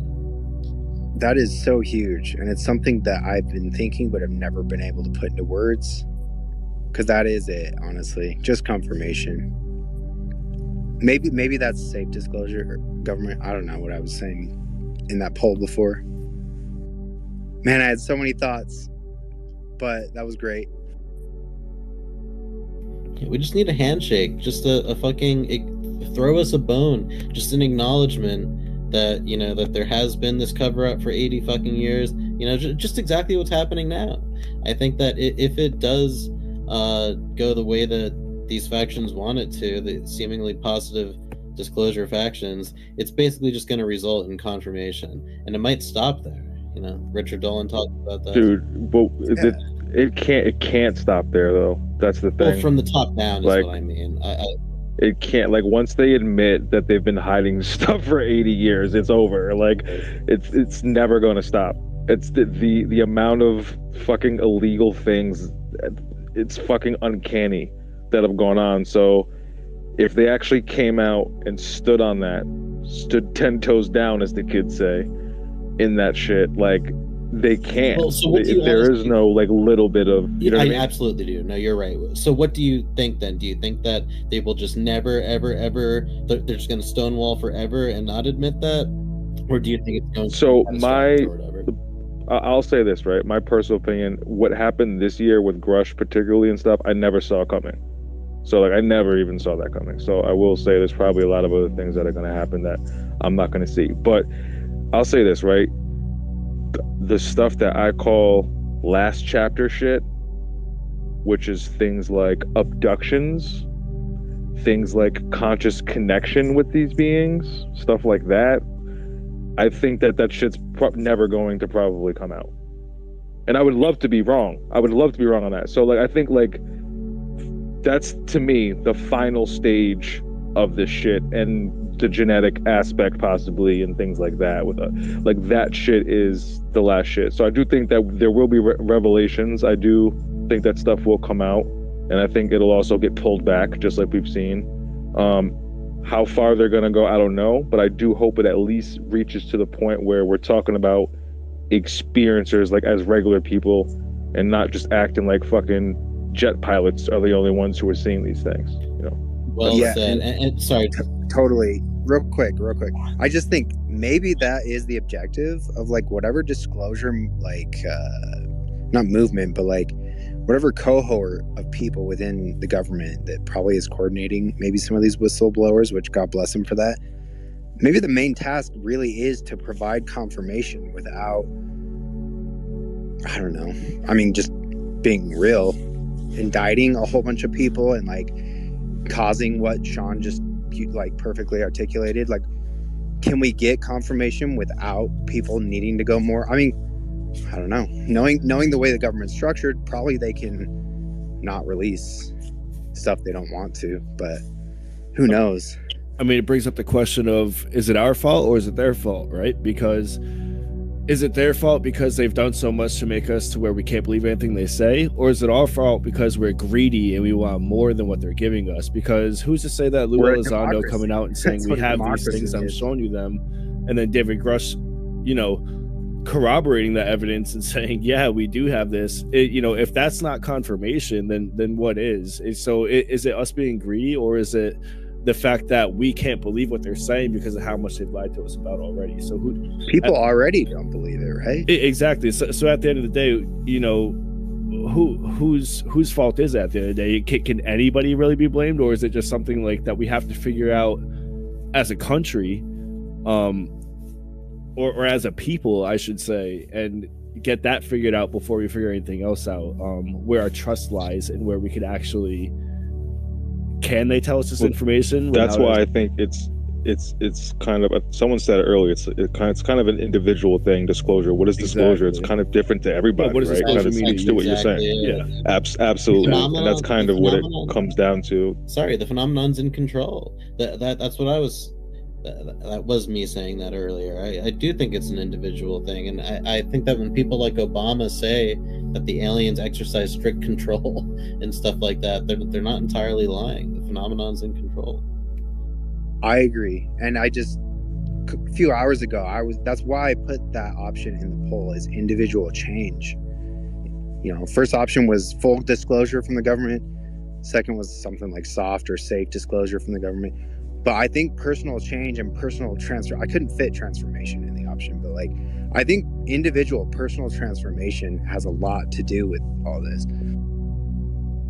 Yeah, sorry for interrupting, by the way, guys. That was beautifully said. That's some deep shit, like whose fault it is, really, and who has a responsibility for this, and who can even come out and say, like, what's supposed to happen? Is Biden supposed to come out and like say that we know some things but not other things, and other stuff is classified? Like, what?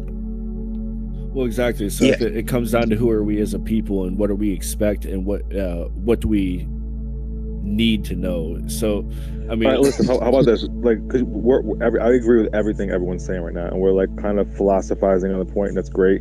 But if we wanted to zoom out from like a quote unquote regular person's perspective, if the president comes out and speaks about any issue, it gets taken as like a real thing.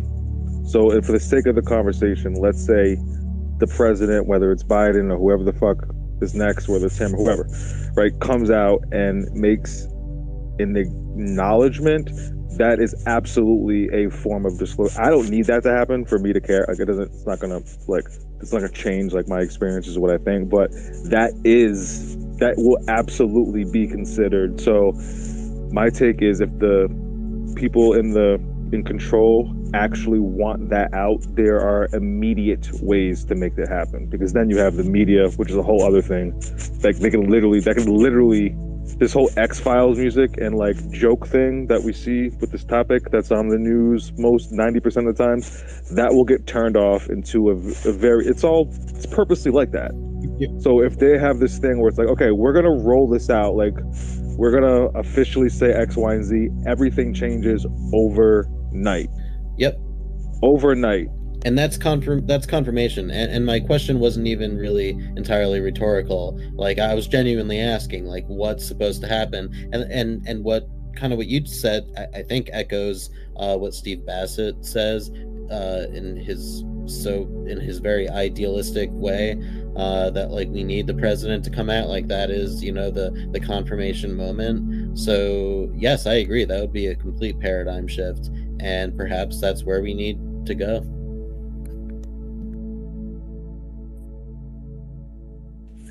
If I could ask anyone, and like the people who come to mind are actually not in the government at all, they're just experiencers that you all probably know, but like, I just want to know about what's going on with liminal states, because I've heard James Iandoli talk about this, and I really respect his position on it. I mean, I know what I saw in the sky, my phone saw it, and but like, I don't know what these other things are that I'm experiencing, and I don't know if that's my subconscious or something I need to take more seriously. But on that note, I did want to read real quick, and this is going back maybe 10 minutes, because I liked Sean's like, let's zoom out and like actually look at what's going on, because until the president, even though the president is not as important as people think he is, but that basically means he gets heard. It'll go. It'll officially get coverage. It'll like officially go everywhere. Like, it's It's about the reach and the power. I agree of that it for position. sure merits disclosure. Like, that is the United States president of the first free world. You know what I mean? Like, one of the biggest military powers in the world saying, yes, these things are real. But disclosure to me is, this is what they are. Well, this is what we know about them. This is what they do. This is what they're here for. This is what we have said to them. This is what they've said to us. That is disclosure to me. Confirmation to me is stuff like Elizondo and Grush say, like, hey, here's literal fucking video of what we're telling you about. All right. And then 3 years later, the Pentagon comes out and says, okay, yeah, you know, we've done our research. We don't know what these are either, but they do exist. That is confirmation. But like you said, if Biden comes out and says, hey, this is what they are, that then is disclosure. And I think that's the difference that a lot of people don't make. Just for the record, yeah, I agree with that. Although I do think there's kind of two levels of confirmation. There's the confirmation that any one of us, any human, can do right now who has access to the internet and like, you know, half a brain. You can just research and get all the confirmation that you need. But there's also public confirmation, and then there's also public disclosure. Well, let me ask you a question. If Biden or whoever the president is did come out and say something, make a claim, but it was a lie, would that still be disclosure? No, and that's the problem. You know, we don't know who to trust. Can we even trust the phenomenon? Good point, Ish. Really good point. I put this in the net. The thing I wanted to go back 10 minutes on real quick. Jacques Keel is quoting Jacques Vallée in this post he made today. I put it in the nest. But it's regarding the abduction stuff, because that's been brought up several times in this space with the Soul Foundation and with, you know, again, the way Sean worded that, like, that is probably like the full Monty right there, like last straw, whatever, is abductions and the consciousness connection, because that's what fucked me up. But so this quote real quick, this is Jacques Vallée. In my view, the widespread belief among researchers of the field in the literal truth of the quote-unquote abductions is only a very crude approximation of a much more complex tapestry. Another reality is involved here, a reality characterized by cosmic seduction, strange signs in the heaven, and paranormal events that present a rich panoply of psychic phenomena. Yes. And I know that was wordy, but if you just read that, go read it. It's in the nest again. To me, that encapsulates so much. Can I field that real quick? Because I saw that earlier, and I liked it earlier. I thought a lot about it. I've read a lot of Vallée and John Keel and whatnot, and I think that what that quote means to me, specifically in answer to your question a few minutes ago, Kimball, about like what are these liminal states and so forth. I think we can, like by liminal states, what Kimball means is liminal states between waking and sleeping, or dreaming, or lucid dreaming and so forth, astral stuff, out-of-body stuff. I think that Vallée sort of like does a good job of attacking these questions of consciousness, along with John Keel, along with Josh Cutchin, and when you kind of meld it with, and many others, and when you kind of meld it with like modern ideas about physicalism and consciousness studies and whatnot, like it all just kind of makes sense that what we're dealing with here is a panoply of conscious states, and they can vary wildly. Even just if you look at our regular brain waves throughout the day, from waking to sleep, you know, you have alpha, beta, gamma, etc., delta, theta states, you know, that we can reach, and then you have different states that you can reach via drugs, which are essentially just exogenous neurotransmitters in a sense. And you have states that you can reach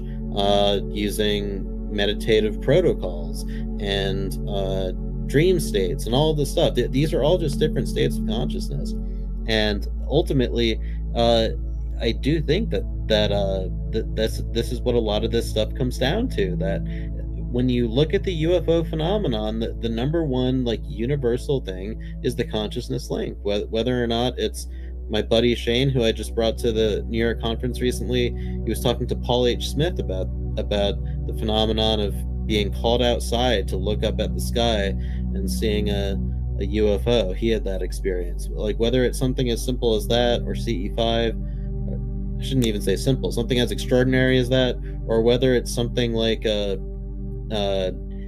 these various other consciousness modalities and protocols. I really think that like I think the jury's out, honestly.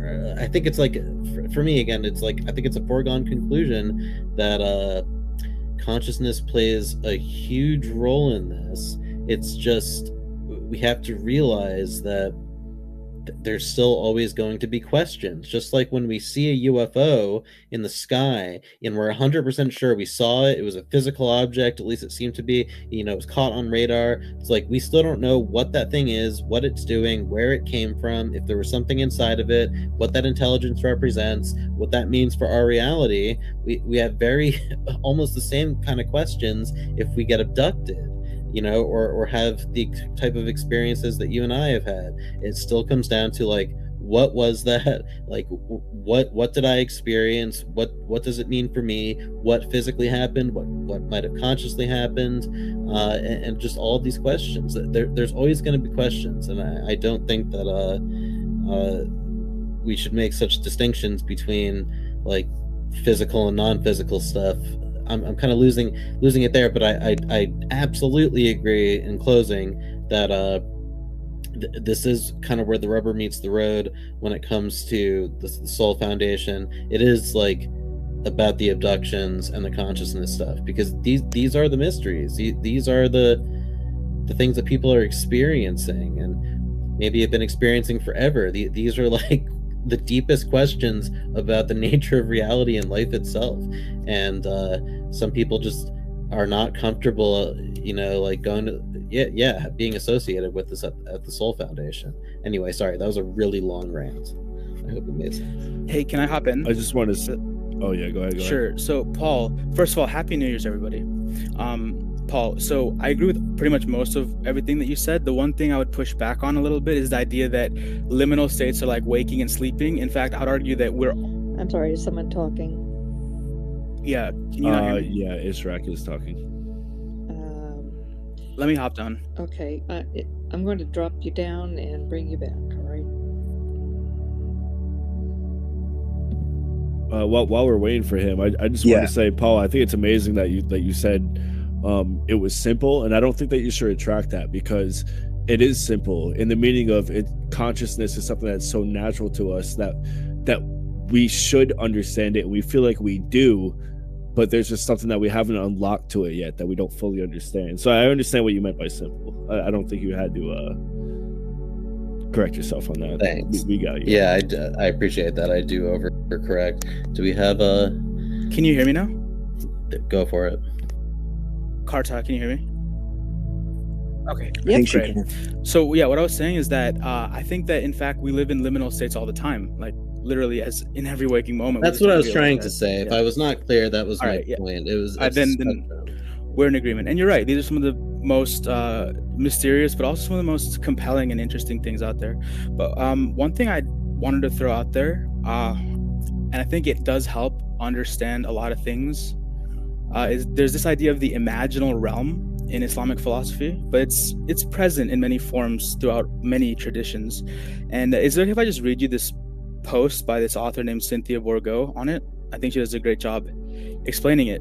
She says, "What is the imaginal realm? It's all too easy when exploring topics as inherently elusive as the imaginal realm to stray into abstraction. Many of the world's sacred traditions, though not all, acknowledge something roughly analogous to what I'm here calling imaginal reality. The temptation is to launch into a scholarly or technical comparison of these various systems. Is the imaginal the same as the Platonic intelligible universe, the Hindu subtle level of consciousness, the Bardo realms of Buddhism? Maybe yes, maybe no. That work of scholarly refinement I leave to others. What I want to do here is simply to share what I've come to know about the imaginal realm from the perspective of, quote, local knowledge. So like experiencers, i.e., from the personal experience of the one who has, like Ruth in the Old Testament story, suddenly found herself catapulted by love into a whole new country. I'm not about to tangle with the question of whether the imaginal is true or not.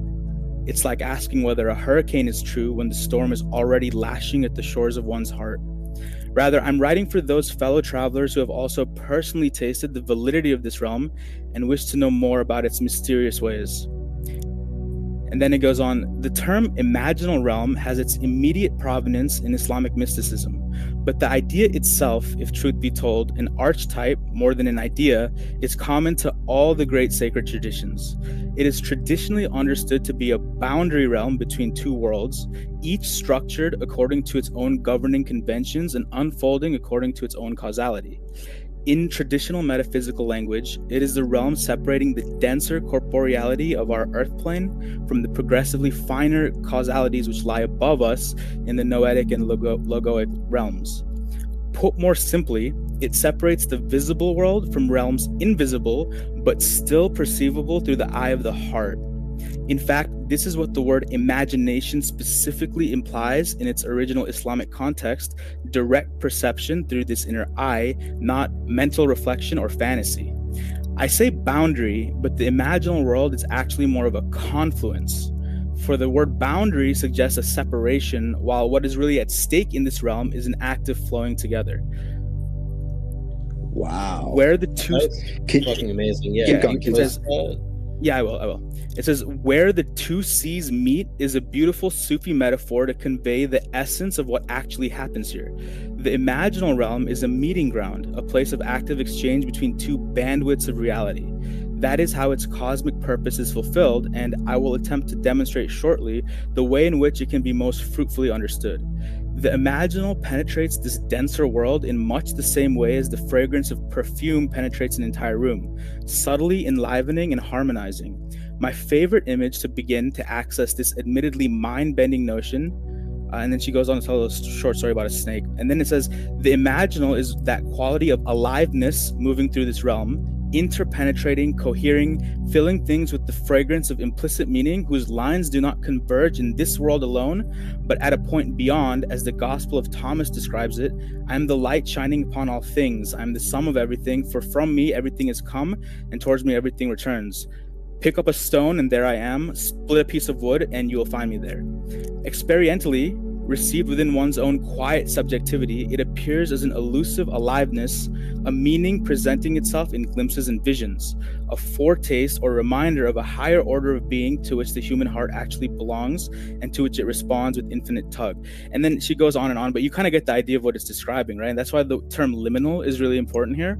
And I think one way, it's a really deep, concept, but I think you guys feel it and get it. So an example of this would be when you're in a space like this, right? And then you're having a conversation, and if there's in the new age terms, they refer to good vibes or bad vibes, when people collectively feel something, right? Where is that happening? What is going on that is synchronizing our feelings and thoughts? And, there's a deeper layer that kind of binds our experiences together, and even though from the physicalist interpretation, they might say it's just individual psychology, but from the more esoteric or spiritual perspective, it's there is an actual physical, it's not physical, you can't see it, but it's existent. There's a layer that binds us and that has an influence. And if you and that analogy she used is so good about the hurricane lashing at the shore. If you think about it, and I'll wrap it up on this point, every major event or revolution or mass incident where people came together and collaborated, that involved the melding of minds and ideas and humanities, right? In a way that converged into a mass, not just physically, but mentally, that mental momentum, and that, that is something. And so this would suggest the imaginal realm is where that happens. Wow. Yeah, I have to just quickly fucking thank you for that. I feel just, I was immediately, of course, obviously, thinking of that concept that you just described and was in that quote about the imaginary. I'll try and make this quick. The imaginary being more of a confluence, not a boundary between us, I think is key. That's something was taught very, very heavily and like fundamentally within the Mormon religion. They teach that very like directly in like the temple that Mormons aren't supposed to talk about. That whole idea of like spiritually designed and then physically manifesting. And you hear Diana Walsh Pasolka talk about this. Chupacabra talks about it in his Shadows of the Invisible Sun video. And then like the most watched TED Talk ever, Elizabeth Gilbert, the idea, and it's not like these people came up with these ideas, but just the idea of the muse or the genius. And really, when you break it down, these people who are critical and, speaking, like you said, Ish, from a place of like dualism or like materialism, it's like, what are symbols? That's what symbols are. Symbols are imaginary concepts that convey a message that affects physical reality. Not only do symbols convey a message, but they point to something which is beyond language, essentially, right? Like that kind of same imaginal realm that connects. Well, but ideas in themselves are beyond the physical realm, Sure. Right? That's kind of the point. Yeah, no, of course. The idea.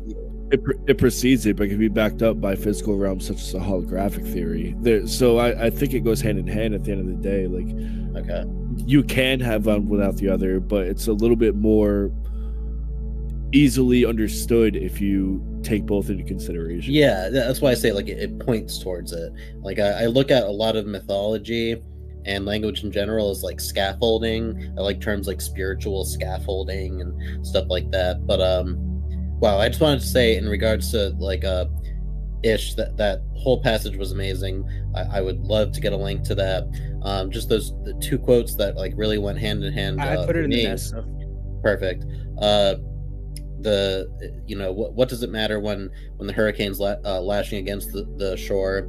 That quote's amazing. And then the like famous religious quote of, if you turn over a stone, I'll be there. Paraphrased. It's a similar idea that like this is all just consciousness. It's all just stuff that we are experiencing and moving through. It's the eternal now. It's qualia. It's I mean, you brought up a lot there, but I'm very I don't know, just interested in this idea that the soul in the Hindu sense or the Buddhist sense, which is like I might be mischaracterizing this, but like the part of ourselves which is perceiving, which is thinking like, oh, the part that's like, oh, why did that thought just come into my head, or why am I doing this? The part that's watching, the watcher part of ourselves, that part of ourselves is just traversing all of these different realms all the time, whether we're awake or dreaming or meditating or tripping, or when we're dead, or and whatever happens beyond that. It's all just like this journey of the soul.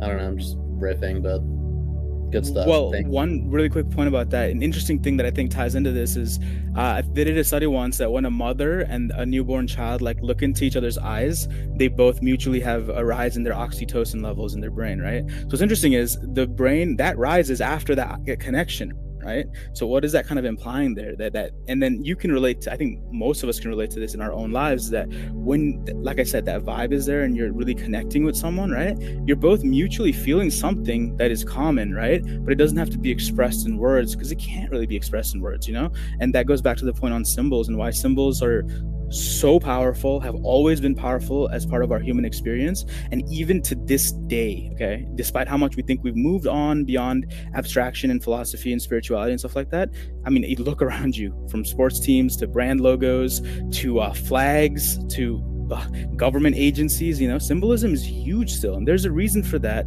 beyond just identification, symbols are powerful. It's a translation, right?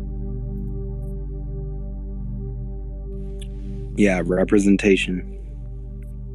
It's all that is, and it's I think Paul brought this up too. I think it's important to recognize that we don't live in that imaginary world completely. It is a confluence, right? There is a confluence and less of a boundary, but it's not. It's kind of like what we make of it, right? And that's kind of the point. Thus, what Paul was saying, the whole self-transformation thing. And you know, that's what's interesting, and that's where, from my point of view, where this connects to the UAP thing is we don't live in the imaginal realm, right? What if something did? Like, what if something did? What would that mean? And then tying that into the idea that another important thing that Paul said earlier about how consciousness generates reality. See, we don't really know what that fully means yet, but I think a lot of studies in quantum physics are implying something along the lines of consciousness generating physical reality in a way that's like not just fantasy, but you know, something concrete. But we can intuitively recognize that our conscious thoughts and thought patterns and behaviors shape our own lives and our own outcomes. But it's really hard to understand, you know, and I think that's, you know, as per my theory at least, like that connects to why this phenomenon is so strange and behaves so strangely and can be so difficult to express, why it might be even difficult to really disclose, all the politics aside, right? Is that it's fundamentally, like, we say stuff like interdimensional or, you know, extra dimensional, etc. But I don't think any of us have any comprehension of what that actually means. You know, it doesn't just mean they're like ghosts, right? It's something, you know, you have to really work those muscles of imagination to kind of even begin approaching it. But yeah, but it's interesting, right? That's like gnosis, right? Or the Tao. I don't know. Like when we really get beyond words, that's where stuff gets really hard to grok or to express at all. It's like, I don't know. I'm sure if anybody here has ever like a trip. Did I hear the word trip? Yeah, I was like, yeah, it's like a trip. If anyone's had like a profound like trip on a psychedelic, you really can't put that shit into words. I was literally about to say this. Please go on. So that's why I came up. My name is James. A couple of years back, I was having some heart issues, AFib, A-flutter, and during that process, there was a time where I got cardioverted over a period of probably 2 years, 16 different occasions. And during that cardioversion, I would always go through the same experience. Now, granted, we utilized a little bit of ketamine in that process, but before any of those corrective behaviors started, I had a lot of trepidations and or fear of dying, right? I can tell you the experiences that I had every time, be it they near-death experiences, be it them just trips on ketamine, I don't know, but I can tell you that I was left with an appreciation and a validation and almost an appeasement of just serenity. So I can kind of just, in essence, give you a quick little rundown as to what my experience was like on countless occasions. Basically, it kind of starts off from white noise goes to white light. From white light, it goes to pixels. From pixels, it goes to atoms. From atoms, it goes to ions. And just at the point where you got down to the finest, smallest particle, it explodes. And then at that moment, you get into the vastness of space. And at that time that you get into the vastness of space, you realize that you are energy. You are not necessarily of a body, but you have energy. And what you end up feeling is, or at least in my experience, what my experience led me to feel is very similar to what one sees how a school or a flock of birds will fly in unison with one another, or you will see a school of sardines all swim in unison with one another. That's exactly how your energy moves. And during this period, you kind of notice that energy is exemplified in three kind of, it's either positive, negative, black or white from the yin yang, or it's 1 and 0. And so this is why I think that there is the capacity for us to have some influence in any electrical device that has this requirements. And so, like I said, at the end of the day, when I got into the vastness of space, where I got my true appeasement of everything was just when you come to that realization that I am but a speck of sand in the vastness of everything. And it just, there's a real humbleness about that. So I just thought I'd offer that because I enjoy your conversations, and I thought maybe I could give some validations to some. That was amazing, James, and thank you for coming up to speak. And weirdly, like especially like where you ended on that, I feel like totally dovetails into what Paul was just saying about psychedelics, because that ultimately kind of is what happens sort of on an egoic level. Well, yeah, and like I said, as a younger lad, I've had kind of trippy experiences with God, if you will, and I'm not a religious fanatic. Please don't get me into that aspect. I was kind of raised Catholic, and I understand all of that, but I do believe in a God.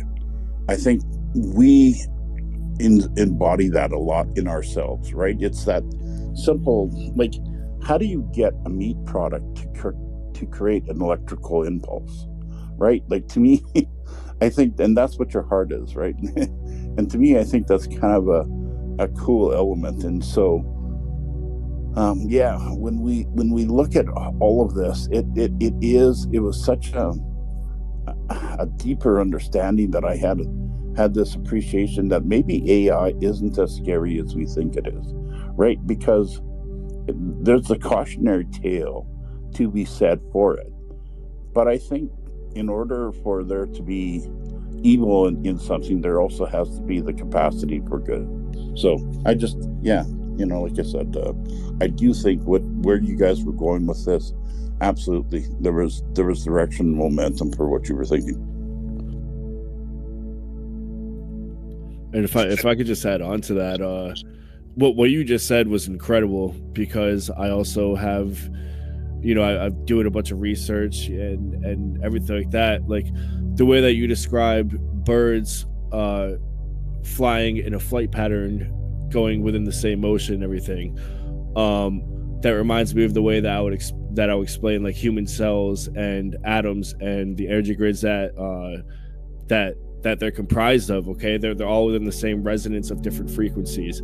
So like these birds that you're talking about are pretty much within the same realm. Okay, and then when you talk about the yin and the yang, or the black and the white, I would describe that as energy in motion and energy at rest. Energy at rest being the human consciousness, energy in motion being whatever the universe is throwing at you, or whatever you want to say. And however you perceive that is directly based on your reality. And I think the way you said it was a little bit more human and less by the book, from the way that I'm trying to say it. And I think that was amazing. So. Can I respond to that? After you. Well, I just wanted to say I've always also liked the term tension and release as like I don't know. I could rant forever about tension and release, but actually you go ahead, expand on what you were saying. Yeah, man, I have something to say to both of you guys. So the birds thing is very fascinating. I've done some research into that myself in my exploration of consciousness. What's interesting is that the murmuration, right? That's what that's called, the murmuration. I'm not sure the term. The starlings. But when they flock and migrate, and then the way they come back to the exact spot. It has a correlation of resonance, though. Yeah, and what's interesting is the way that they do it is, it's really cool, actually. It's based on electron spin in some organ inside their brains. It syncs up with the magnetosphere on the planet, right? So it's quantum mechanically interacting with the Earth's magnetic sphere, which is really fascinating, okay? Because, and I bring this up all the time, it's one of my favorite things, because the human heart generates a massive electromagnetic field, if you didn't know. And it's, the heart generates more electromagnetism than the brain even. And it encompasses every cell in your body, and that's pretty significant if you consider how fundamental electromagnetism is in the physical world even, right? And so imagine that there's a lot there possibly to unlock for us to tap into and harness in the future. And I think in some sense we do harness it every single day. Like the birds, right? Do they consciously realize that that's what they're doing, or is it just, you know, intuitively happening, right? Likewise, when it comes to people, right? When people are really good at something, or people are good at, you know, connecting to ideas or people, or when Kobe Bryant is nailing 3-pointers, you know, yeah, there's a physical element there, but there's also I'd say a much more significant mental thing there, where it's like, you know, your brain is allowing you to move your body in such a way that you can secure your objective, right? What's going on there? You know, it's a really complex thing. It's not as simple as, you know, a brain electric impulse and then, you know. And then the other thing I want to say to the AI point that you just made, the guy that was speaking for me, is that I agree with you. Okay, I never worry about AI replacing me or my humanity or somehow being better than me or, you know, outsmarting me. I'm not worried about that.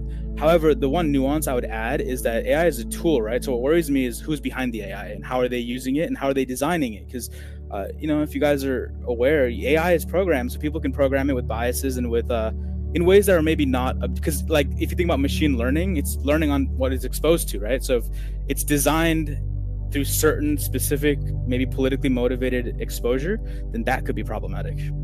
Yeah, Dolan's talked a lot about this, that like if we don't get a hold of, I don't know, just some sort of legitimate freedom of information and vetting and whatnot, or like, I don't know, Richard Dolan's very pessimistic, I think, in this regard, because like he foresees like a total thought police situation, essentially, like 1984 style. Just a bit of a sidebar. So the only other thing I'd want to offer as well, I know the first few times that I ever transitioned, if you will, the sensation that I got was very much like riding a skateboard or riding a surfboard. You know, at times it's not always what the action of your feet do. Sometimes you can close an eye or you know, squint an eye, and all of a sudden the board's moving to that side versus the other side, right? A subtle twinge in the wrist of a finger, and that controls those other impulses around you. And so you start to, it's kind of like that sensation of learning to start to walk or learning to fly. And you've got those capacities. And also it was, you know, I think that interstellar travel is much along that same line. You think it, you will be there. And so, like I said, I don't want to come off as too big of a freak, but I just thought that the conversation you all were having, it lent itself to some validation of where you all were. James, I just want to say in regards to all you've said, I mean, first of all, thank you for sharing your ketamine experience. I think ketamine and dissociative experiences are some of the most profound and some of the most profound out there, and they are also, frankly, still a bit taboo compared to classical psychedelics like serotonin psychedelics. So I just really appreciate you offering that, because yeah, I've had those experiences too, very similar, and there's just a lot to talk about there. And in fact, well, you talk about surfing. My handle is Delta Wave Rider. It's a bit of a cheesy joke or portmanteau, but it just means like wave rider means surfer, obviously, and delta is just referring to the delta brainwave state, which is most conducive to so-called astral projection, which is a thing that I practice, for lack of a better name for it. But what you're talking about with the slightest like flick of your wrist or just leaning a certain way into leaning a certain way. I think anybody that has gotten incredibly adept or just very adept at any like skill or sport or art form that is conducive to a flow state, I think anybody can relate to that. You know, like when I'm really in the zone, even gaming, you know, when I'm really in the zone in a really good competitive game, or when I'm in the zone playing frisbee or pool or whatever. I mean, sex, like there's a place there which is beyond language, just to beat a dead horse a little bit. Yeah, and Paul, it's also kind of cool. It's like I enjoy the casino on occasion, and for me, my game of choice is roulette, because even in a random pattern, I can channel my inner Rain Man and see patterns. So I think that there is a value statement to that, right? That there's kind of that, foretelling, foreseeing, but manifestation possibly as well. Who knows? But being able to kind of peer in and peek to that having that capacity, and there is a Zen elements to that. And so, but I think the other thing too is that if any of you have ever watched Caesar Milan, we get to practice that even here on Earth at any given moment by being around animals. You can walk up to a pit bull, and one of these little parlor tricks that I do, I have the opportunity to go into a lot of people's homes, and if they have pit bulls or any kind of bull masters or what have you, I can get them to sit down beside me in fairly quick order. And granted, some of it is the teachings of what Caesar would tell you, don't pay attention to the dog, let the dog kind of smell you, and then you assert your dominance while not even acknowledging them, right? And it's kind of that cool aspect of things. But we've got, and even with horses, right, there's a lot of element of equestrian compassion that we can see on a regular basis. So I just think that I'm hopeful that in 2024 that we start to become much more wise and accepting of some of these wisdoms that we need to try and help usher a better place. And that's why I just thought I'd offer that as well. So thanks. Thank you, James. And I mean, I don't know you very well, and maybe you've spoken in space before. I don't think I've ever heard you speak. I'm just saying it does take a lot of courage to do that either way. So thank you so much. It's a bit of a gamble sometimes, because this is definitely my top 3 spaces I've ever done. Honestly, this has been so good, guys. Thank you. But you let up someone you don't know, and it's a gamble. But man, that was nothing but a huge bonus to the space. So thank you for that. For real.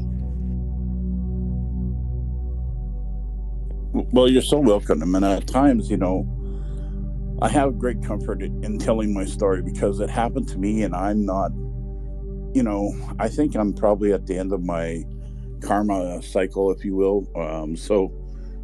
Whatever happens to me at the end of this conclusion is the teachings and the learnings that I'm supposed to learn or value to.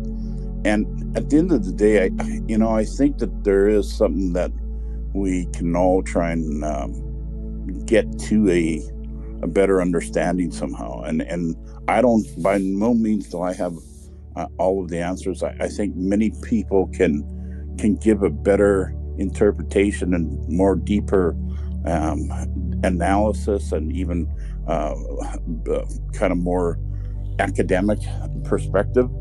But I can just tell you something that I experienced with my own truth without too much of a bias of trying to convert somebody, right? I don't have that intention.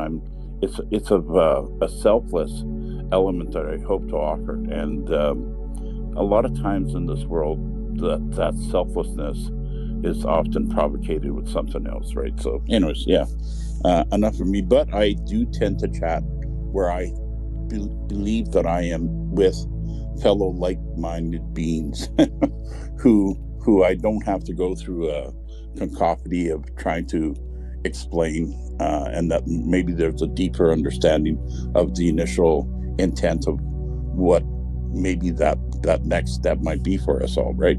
So.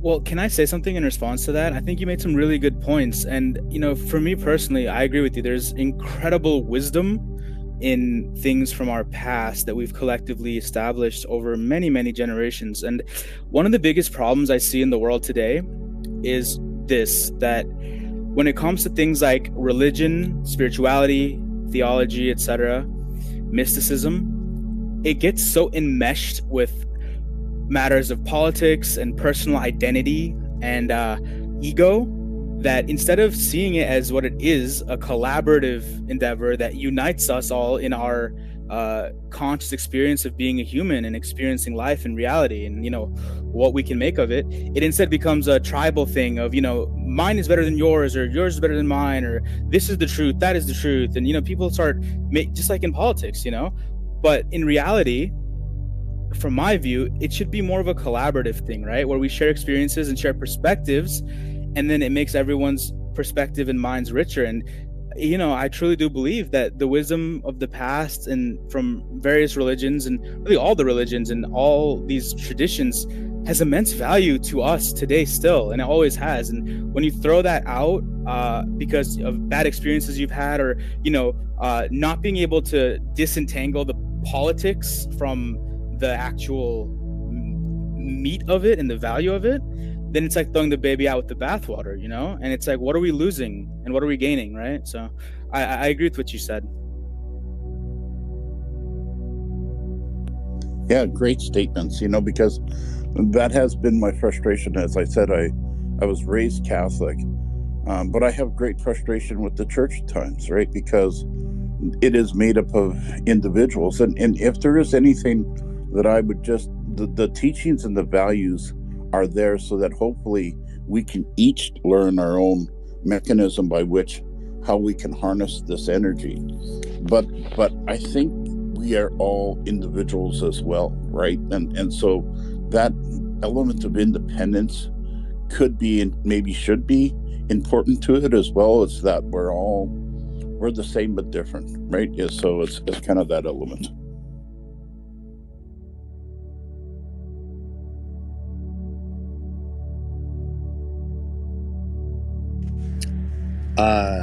I'm just hopping in, guys. I had to run into the store and grab something. Hold on 1 minute.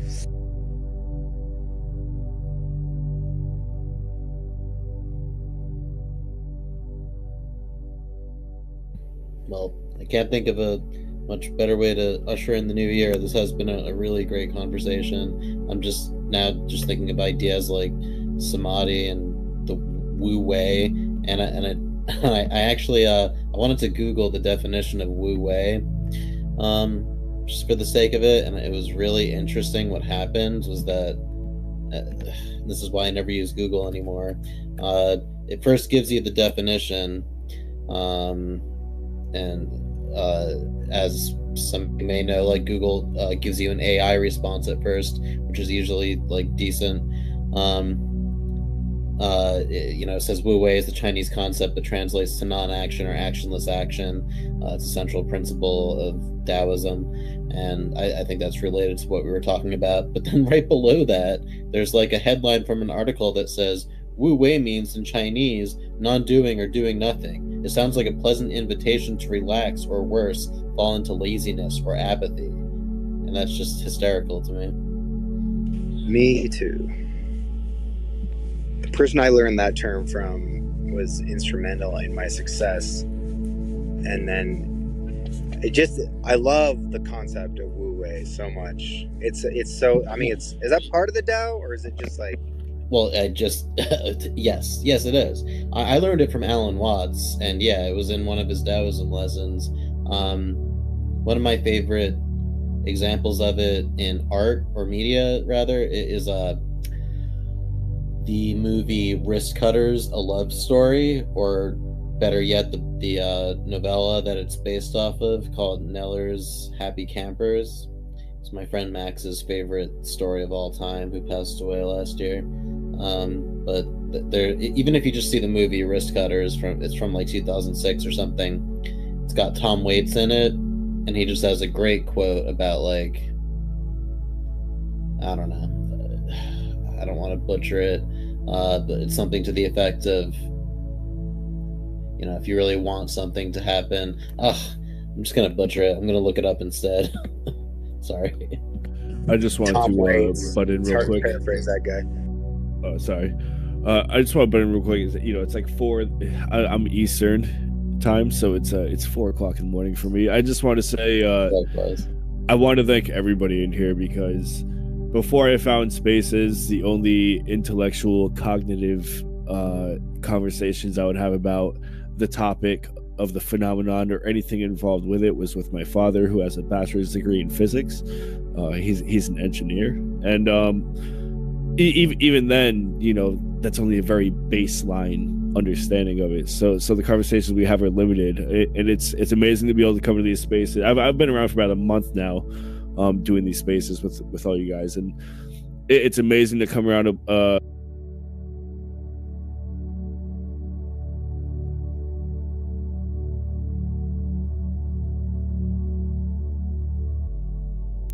ways that we can look at things from.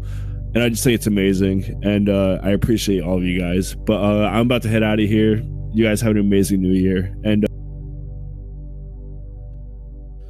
thank you, Telling.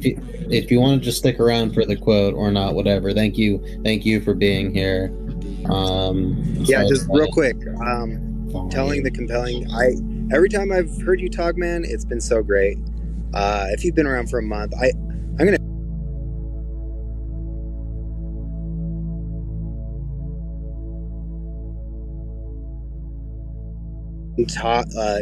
Kartot, Karen, Paul, Ish, Non-Credible, Diogene, Megan, all the speakers we've had. James, I've never talked to James, and he's solid. So thanks for being here, man. I loved your contributions, for real. Just know I appreciate all you guys, for real. Totally. Yeah, likewise. And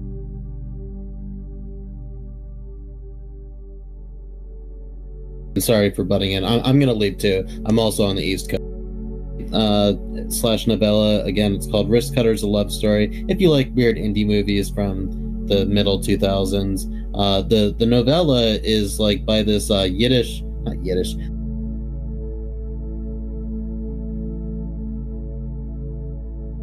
Carrot. He's a great writer. Anyway, this is like such a sidebar, but the quote is, "In me, I think I finally understood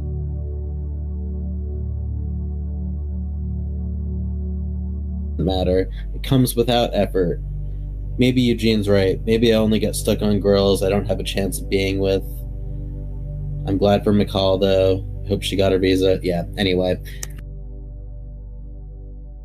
That was like so totally irrelevant, and I'd have to explain the plot of the story, but I just love that idea of things only happening if it doesn't matter, coming without effort. There's something poetic about that. That was my favorite part of what you said, honestly, when you were talking about Wu Wei. Yeah. And Paul, thank you a ton for coming in, for real. I know it's late over there. Happy New Year.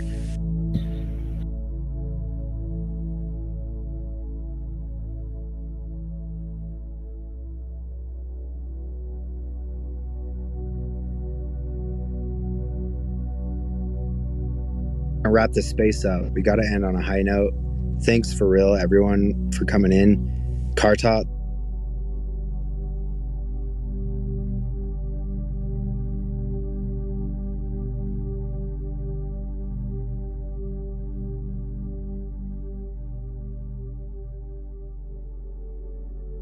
And stay tuned, and I'll see you in spaces soon. Does anyone actually have any last words they want to say before we bounce? You guys have been so fun to listen to. Oh wait, I never got to do my what will 2024 have, because we started talking about what 2023 had. Oh, that's right. We just got to Paul. Yeah, let's do that. Oh, So I whoever need wants to. to stick around. I need Go to ahead. dip. So good night, everybody. That's fine. Good night, Karen. Good night, Kartot. I hope there will be more whistleblowers, and not only will they be 100% on that. I hope that I will actually get around to doing more readings of novellas and stories on Twitter Space.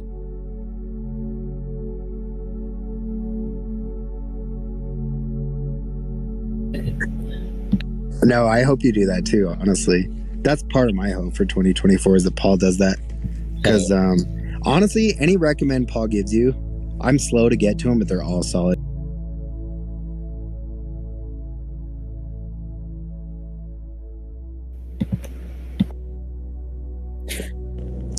I don't know. I guess overall, I'm kind of, peace, will, and good harmony to man. and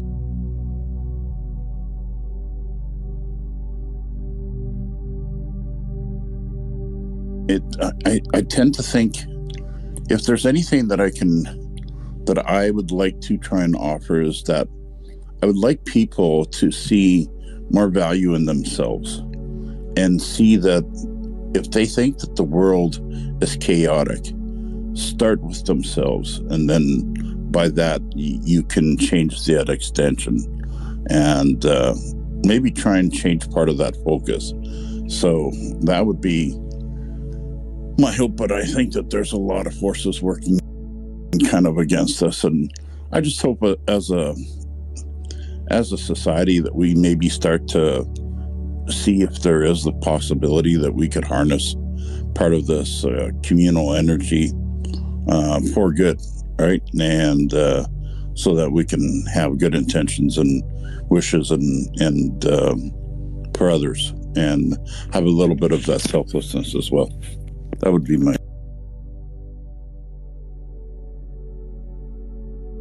discussed, from the imaginal realm to Wu Wei to everything you just said, James.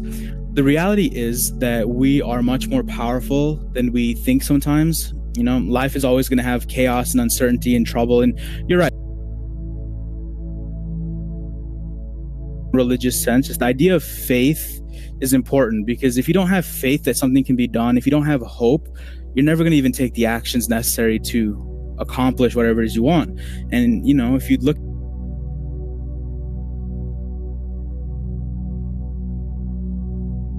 day, we do face many major problems as societies, as a world, collectively, but we can fix them. You know, we can solve them. There's a lot we can do to make a better world for us and our children. And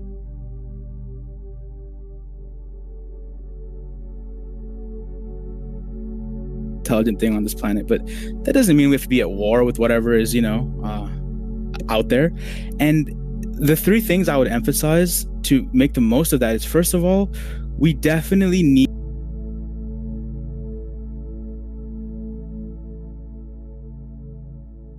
thinking among all of us, really, because all humans have such great cognition and ability to understand, and sometimes we don't use that. We've become a kind of passive culture intellectually, you know. And the second thing is empathy. Empathy is extremely important, because realize that it is one collective experience that we're all involved in. And, you know, like the butterfly effect, you know, you might not think that something directly influences you, but in the grand scheme of things, it probably does. So, you know, once we start seeing each other as ourselves and not just someone, understand the ways that we can improve, you know, the world. And yeah, I forgot what the third point was, but yeah, thanks. That's my piece. Happy New Year, guys.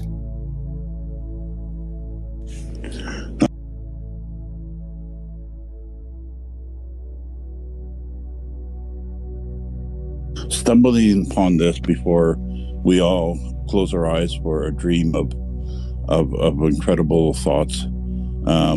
Couldn't have happened at a better time. So if that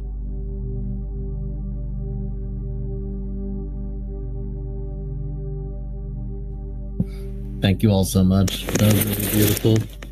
Yeah. I'm going to be safe here, but I just Ish, every time you talk,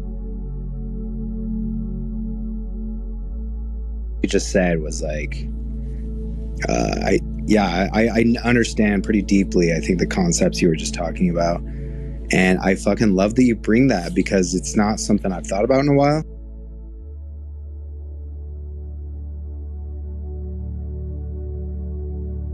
I just want to say, I think the greatest quality of Ish is that he takes his religion and he uses that as a tool to understand what exactly it means to him and to study the roles of consciousness. And I think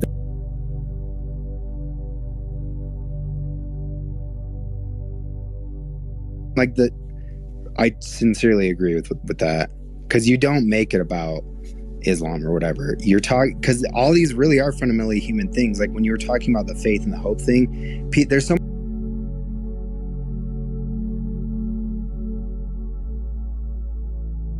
but like faith is involved in pretty much every human action. I mean, the most atheist, secular person is exercising. I mean, when you plant a seed expecting it'll grow to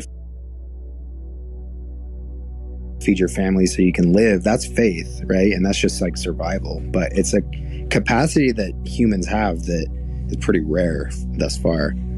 And I just think I think a lot of those concepts that Ish talks about are so important. And I don't know, I love that. But this whole space has been great.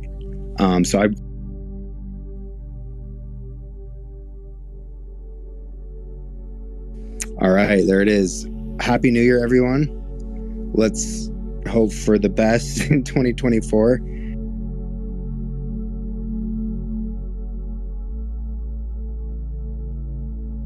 Operate on a higher frequency. Is that how you said it, Ish? You took that Hallmark quote I was gonna say. Be the change you want to see in the world. Let's manifest this. Let's believe it.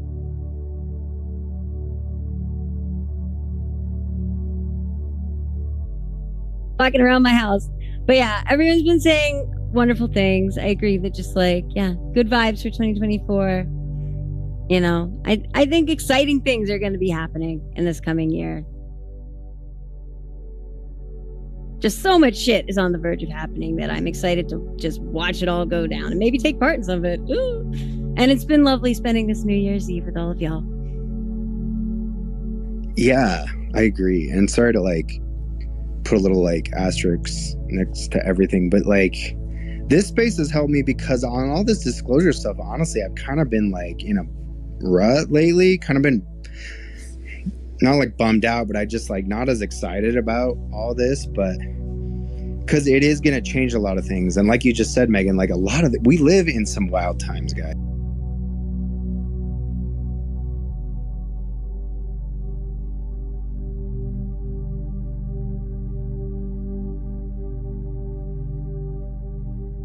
Require us to have a more, open, positive, perceptive mind. And I think all the minds that have been in this is so cheesy, but for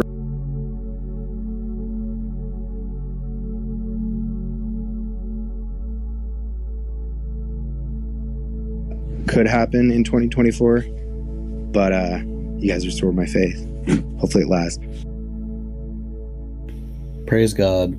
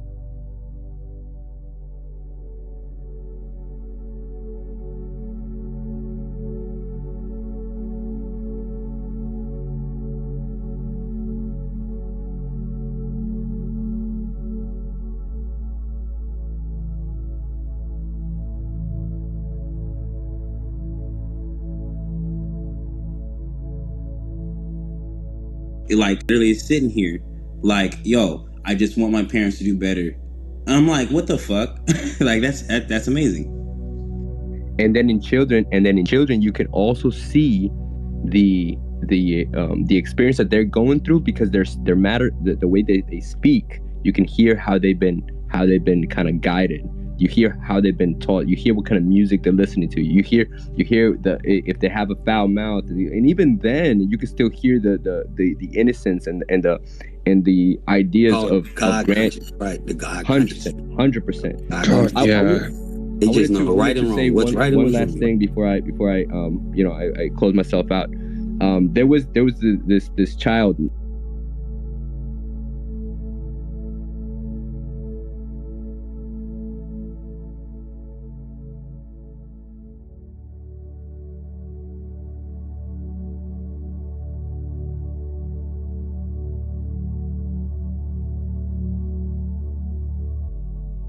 So complex.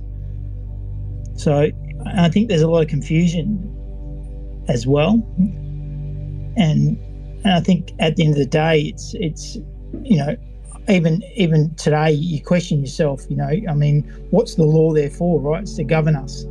Because we're people, right? We need to be governed by what? We're governed by law, but the law has become so twisted and so corrupt. So that's we have to be governed. We have to be governed. Yeah, otherwise we become lawless, or there is lawlessness. And unfortunately, that's where we're at. So lawlessness, because what they've turned into be right is now wrong. What is wrong is not right. So I get what you're trying to say, Chris. So and I go back to that. I just I govern myself daily. What I said in the conversation. I'm doing 70 in the 60 zone. Is that a right? It's a law there to protect the average person from injuring someone else, because not everybody can drive at 70 kilometers an hour or 80. Yes, but did you harm anyone? Okay, yeah. So Mitchell mentioned defiling of children. I mean, they're allowing it. They're making that right now. They're allowing the defiling of children, and they're the very people that are perpetrating that are protected. So you look at things like that, and you think where's the justice? It feels and Mitchell, I don't know you. My name's Richie. Anyway, nice to meet you. But I totally resonate with what you said, mate. It was pretty powerful words. So. Yeah, it was pretty dope, eh? Yeah, it was good. I loved it. There's this lawlessness that is within the law, which is so twisted, and it's confusing. I mean, if I think young people growing up now, there is no governance there at all, because naturally we rebel. I mean, I got a 3-year-old kid that rebels against everything. If I say no, he goes ahead and goes ahead and does it. If I said don't touch this, he goes and touches it. If I say don't throw that, he'll throw it.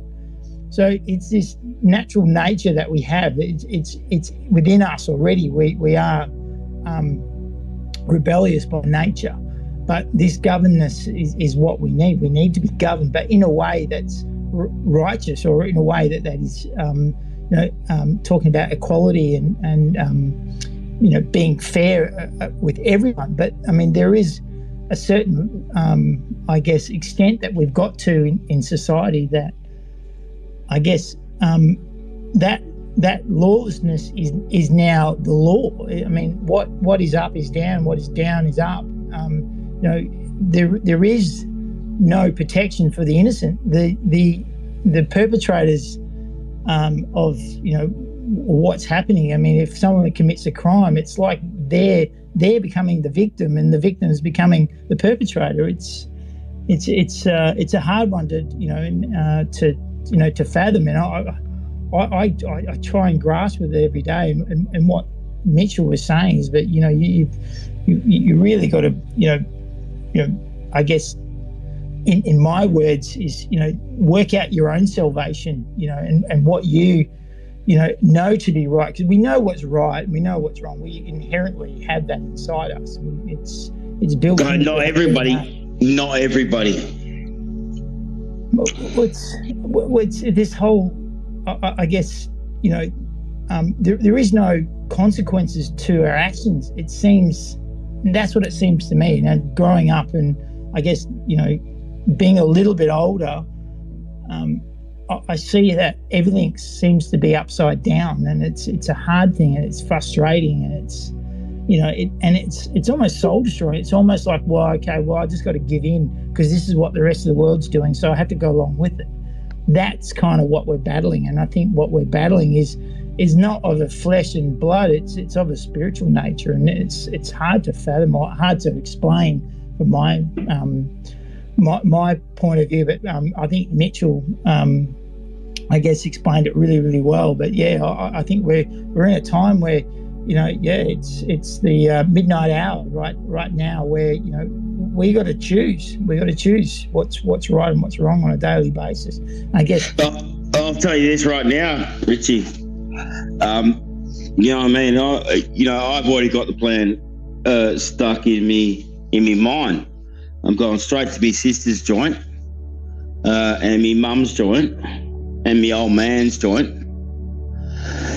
Bring them together, and then I'm going straight to your joint. What are we doing after this, Richie? That's going to be my question. I'm coming straight to your joint, mate. We've got to get back to back to serving one another, and I think that's where the gold is. The gold is being selfless, not so self-centered. And I think we're in society where we are so self-centered. 100%. And let's run to Mitchell, because you called Mitchell out. Not called him out. Sorry, I don't mean to sound like that. But Mitchell, you had amazing points to tell, and then we'll head to Charlotte. Thanks for coming in, Charlotte. Yeah, Richie, well said about that, because we have come to a time now, and I feel it as you all feel it. I'm constantly upgrading. I have serious responsibility to people in the future with my foundation to serve humanity and to relieve people, and that's where I find my real power as a man. Everyone is different. Everyone enters into this world with their own missions. One makes one's own path and sleeps in one's own bed.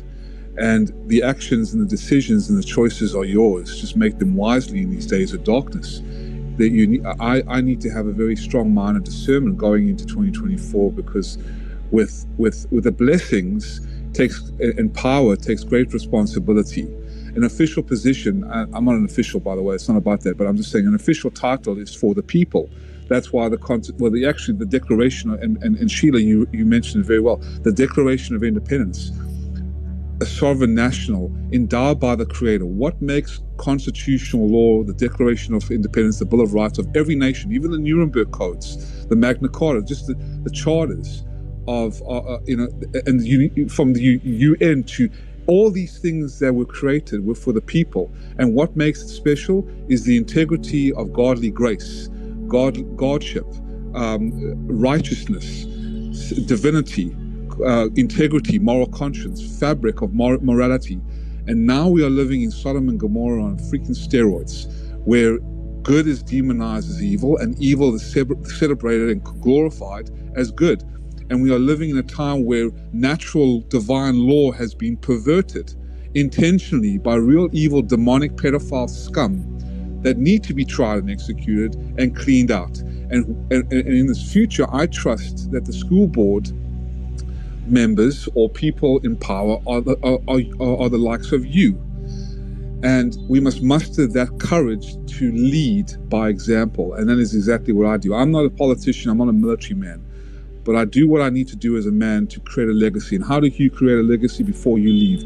I got 40 years left, guys. I will continue what I started by rescuing the children, helping the children, doing projects wherever I am, okay? But with money, that is power. And I believe the greatest transfer of wealth is about to hit all your bank accounts. All of them, because these evil people have stolen everything from us, okay? So now 2 seconds, man. Croc, you started laughing halfway through that talk, what Mitchell was saying. But Mitchell was saying some shit that was pretty fucking real, man. and you laughed. I sent you a mic and you've left, you dog. Anyway, sorry, Mitchell. He left. I just want to call him out and say, what the fuck are you on about, man? Because I'm not standing for that shit right now. You know, when a person has wealth, that's responsibility and power. The people who are going to be very successful in the future are the ones with big hearts. Okay, very big hearts, and understand how to help and serve humanity. There's a lovely doctor, Dr. Angela, who I know very well from Clubhouse days. And what we used to do nonstop is to try and save people's lives, convince them, try everything we could, and it has been difficult. I mean, you want to talk about crucifixion, you want to talk about demonization, exposing the bioweapon extermination level event with COVID-19. But that's very, very important. When you have money in life, use it wisely, create a legacy, do something good, because Alexander the Great once said, it's not about how much money you have or how good looking you are or how able you are. It's what you have done with all of your skills and your gifts and all your money that you've received through your hard work and dedication and understanding about how to provide a service or a product.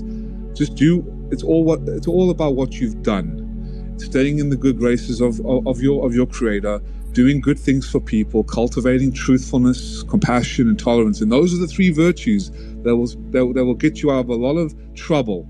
Cultivating truthfulness, compassion, and tolerance. This is the wisdom of the creator, which I've understood from my limited comprehension, being a human being in the body that you all have in the flesh in this world at this time, which is unbelievable. But I just give thanks that I can stay in that agreement. And one more thing I want to share, that yes, Moses came down. I share the bloodline of Moses. I really appreciate Moses, and he was so upset because he told his people, regardless of whether they were Jews or Muslims or Christians, doesn't matter. I'm just making a point.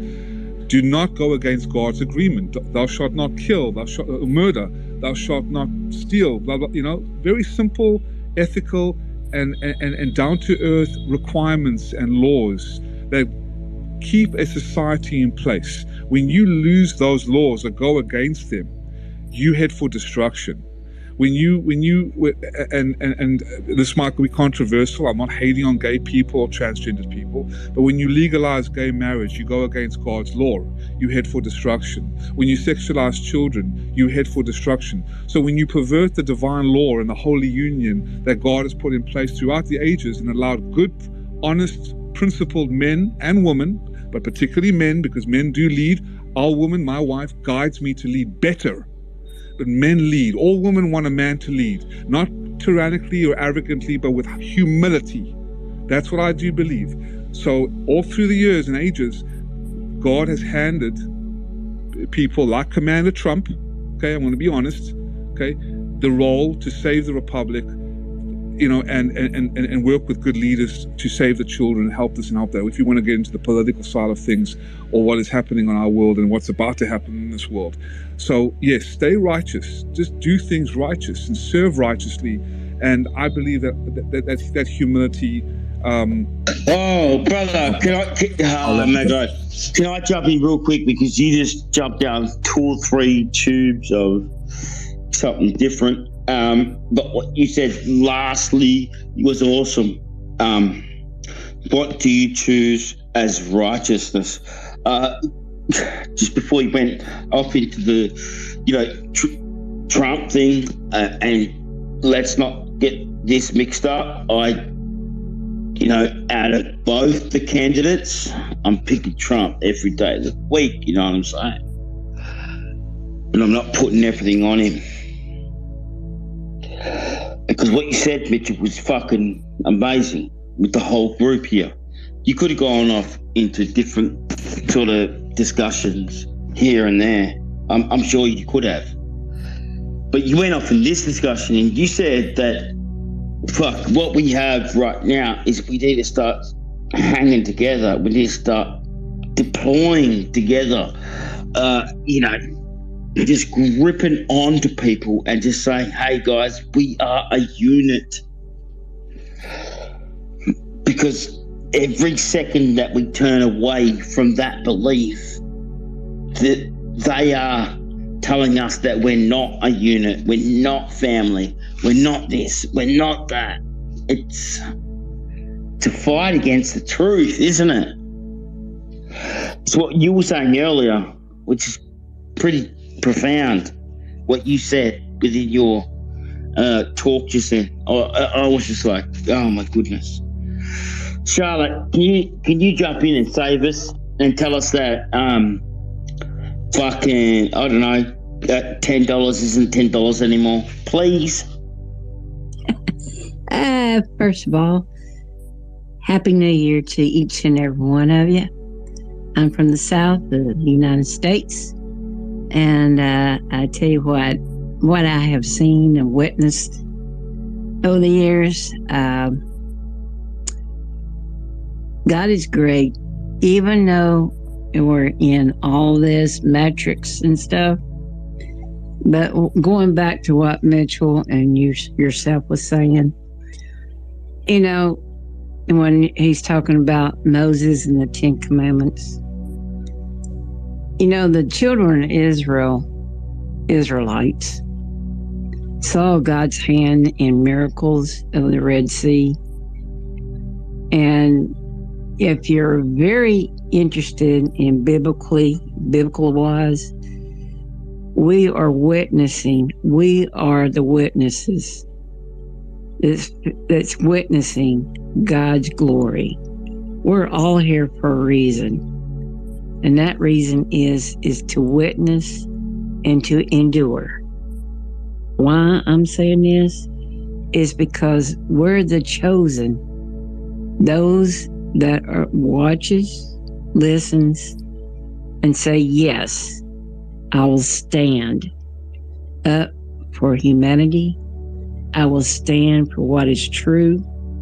And I will stand on the Word of God. Going back to the Ten Commandments, Mitch hit it on the spot. If you honor thy father, thy mother, do not kill, do not steal. The first 10 commandment is there shall be no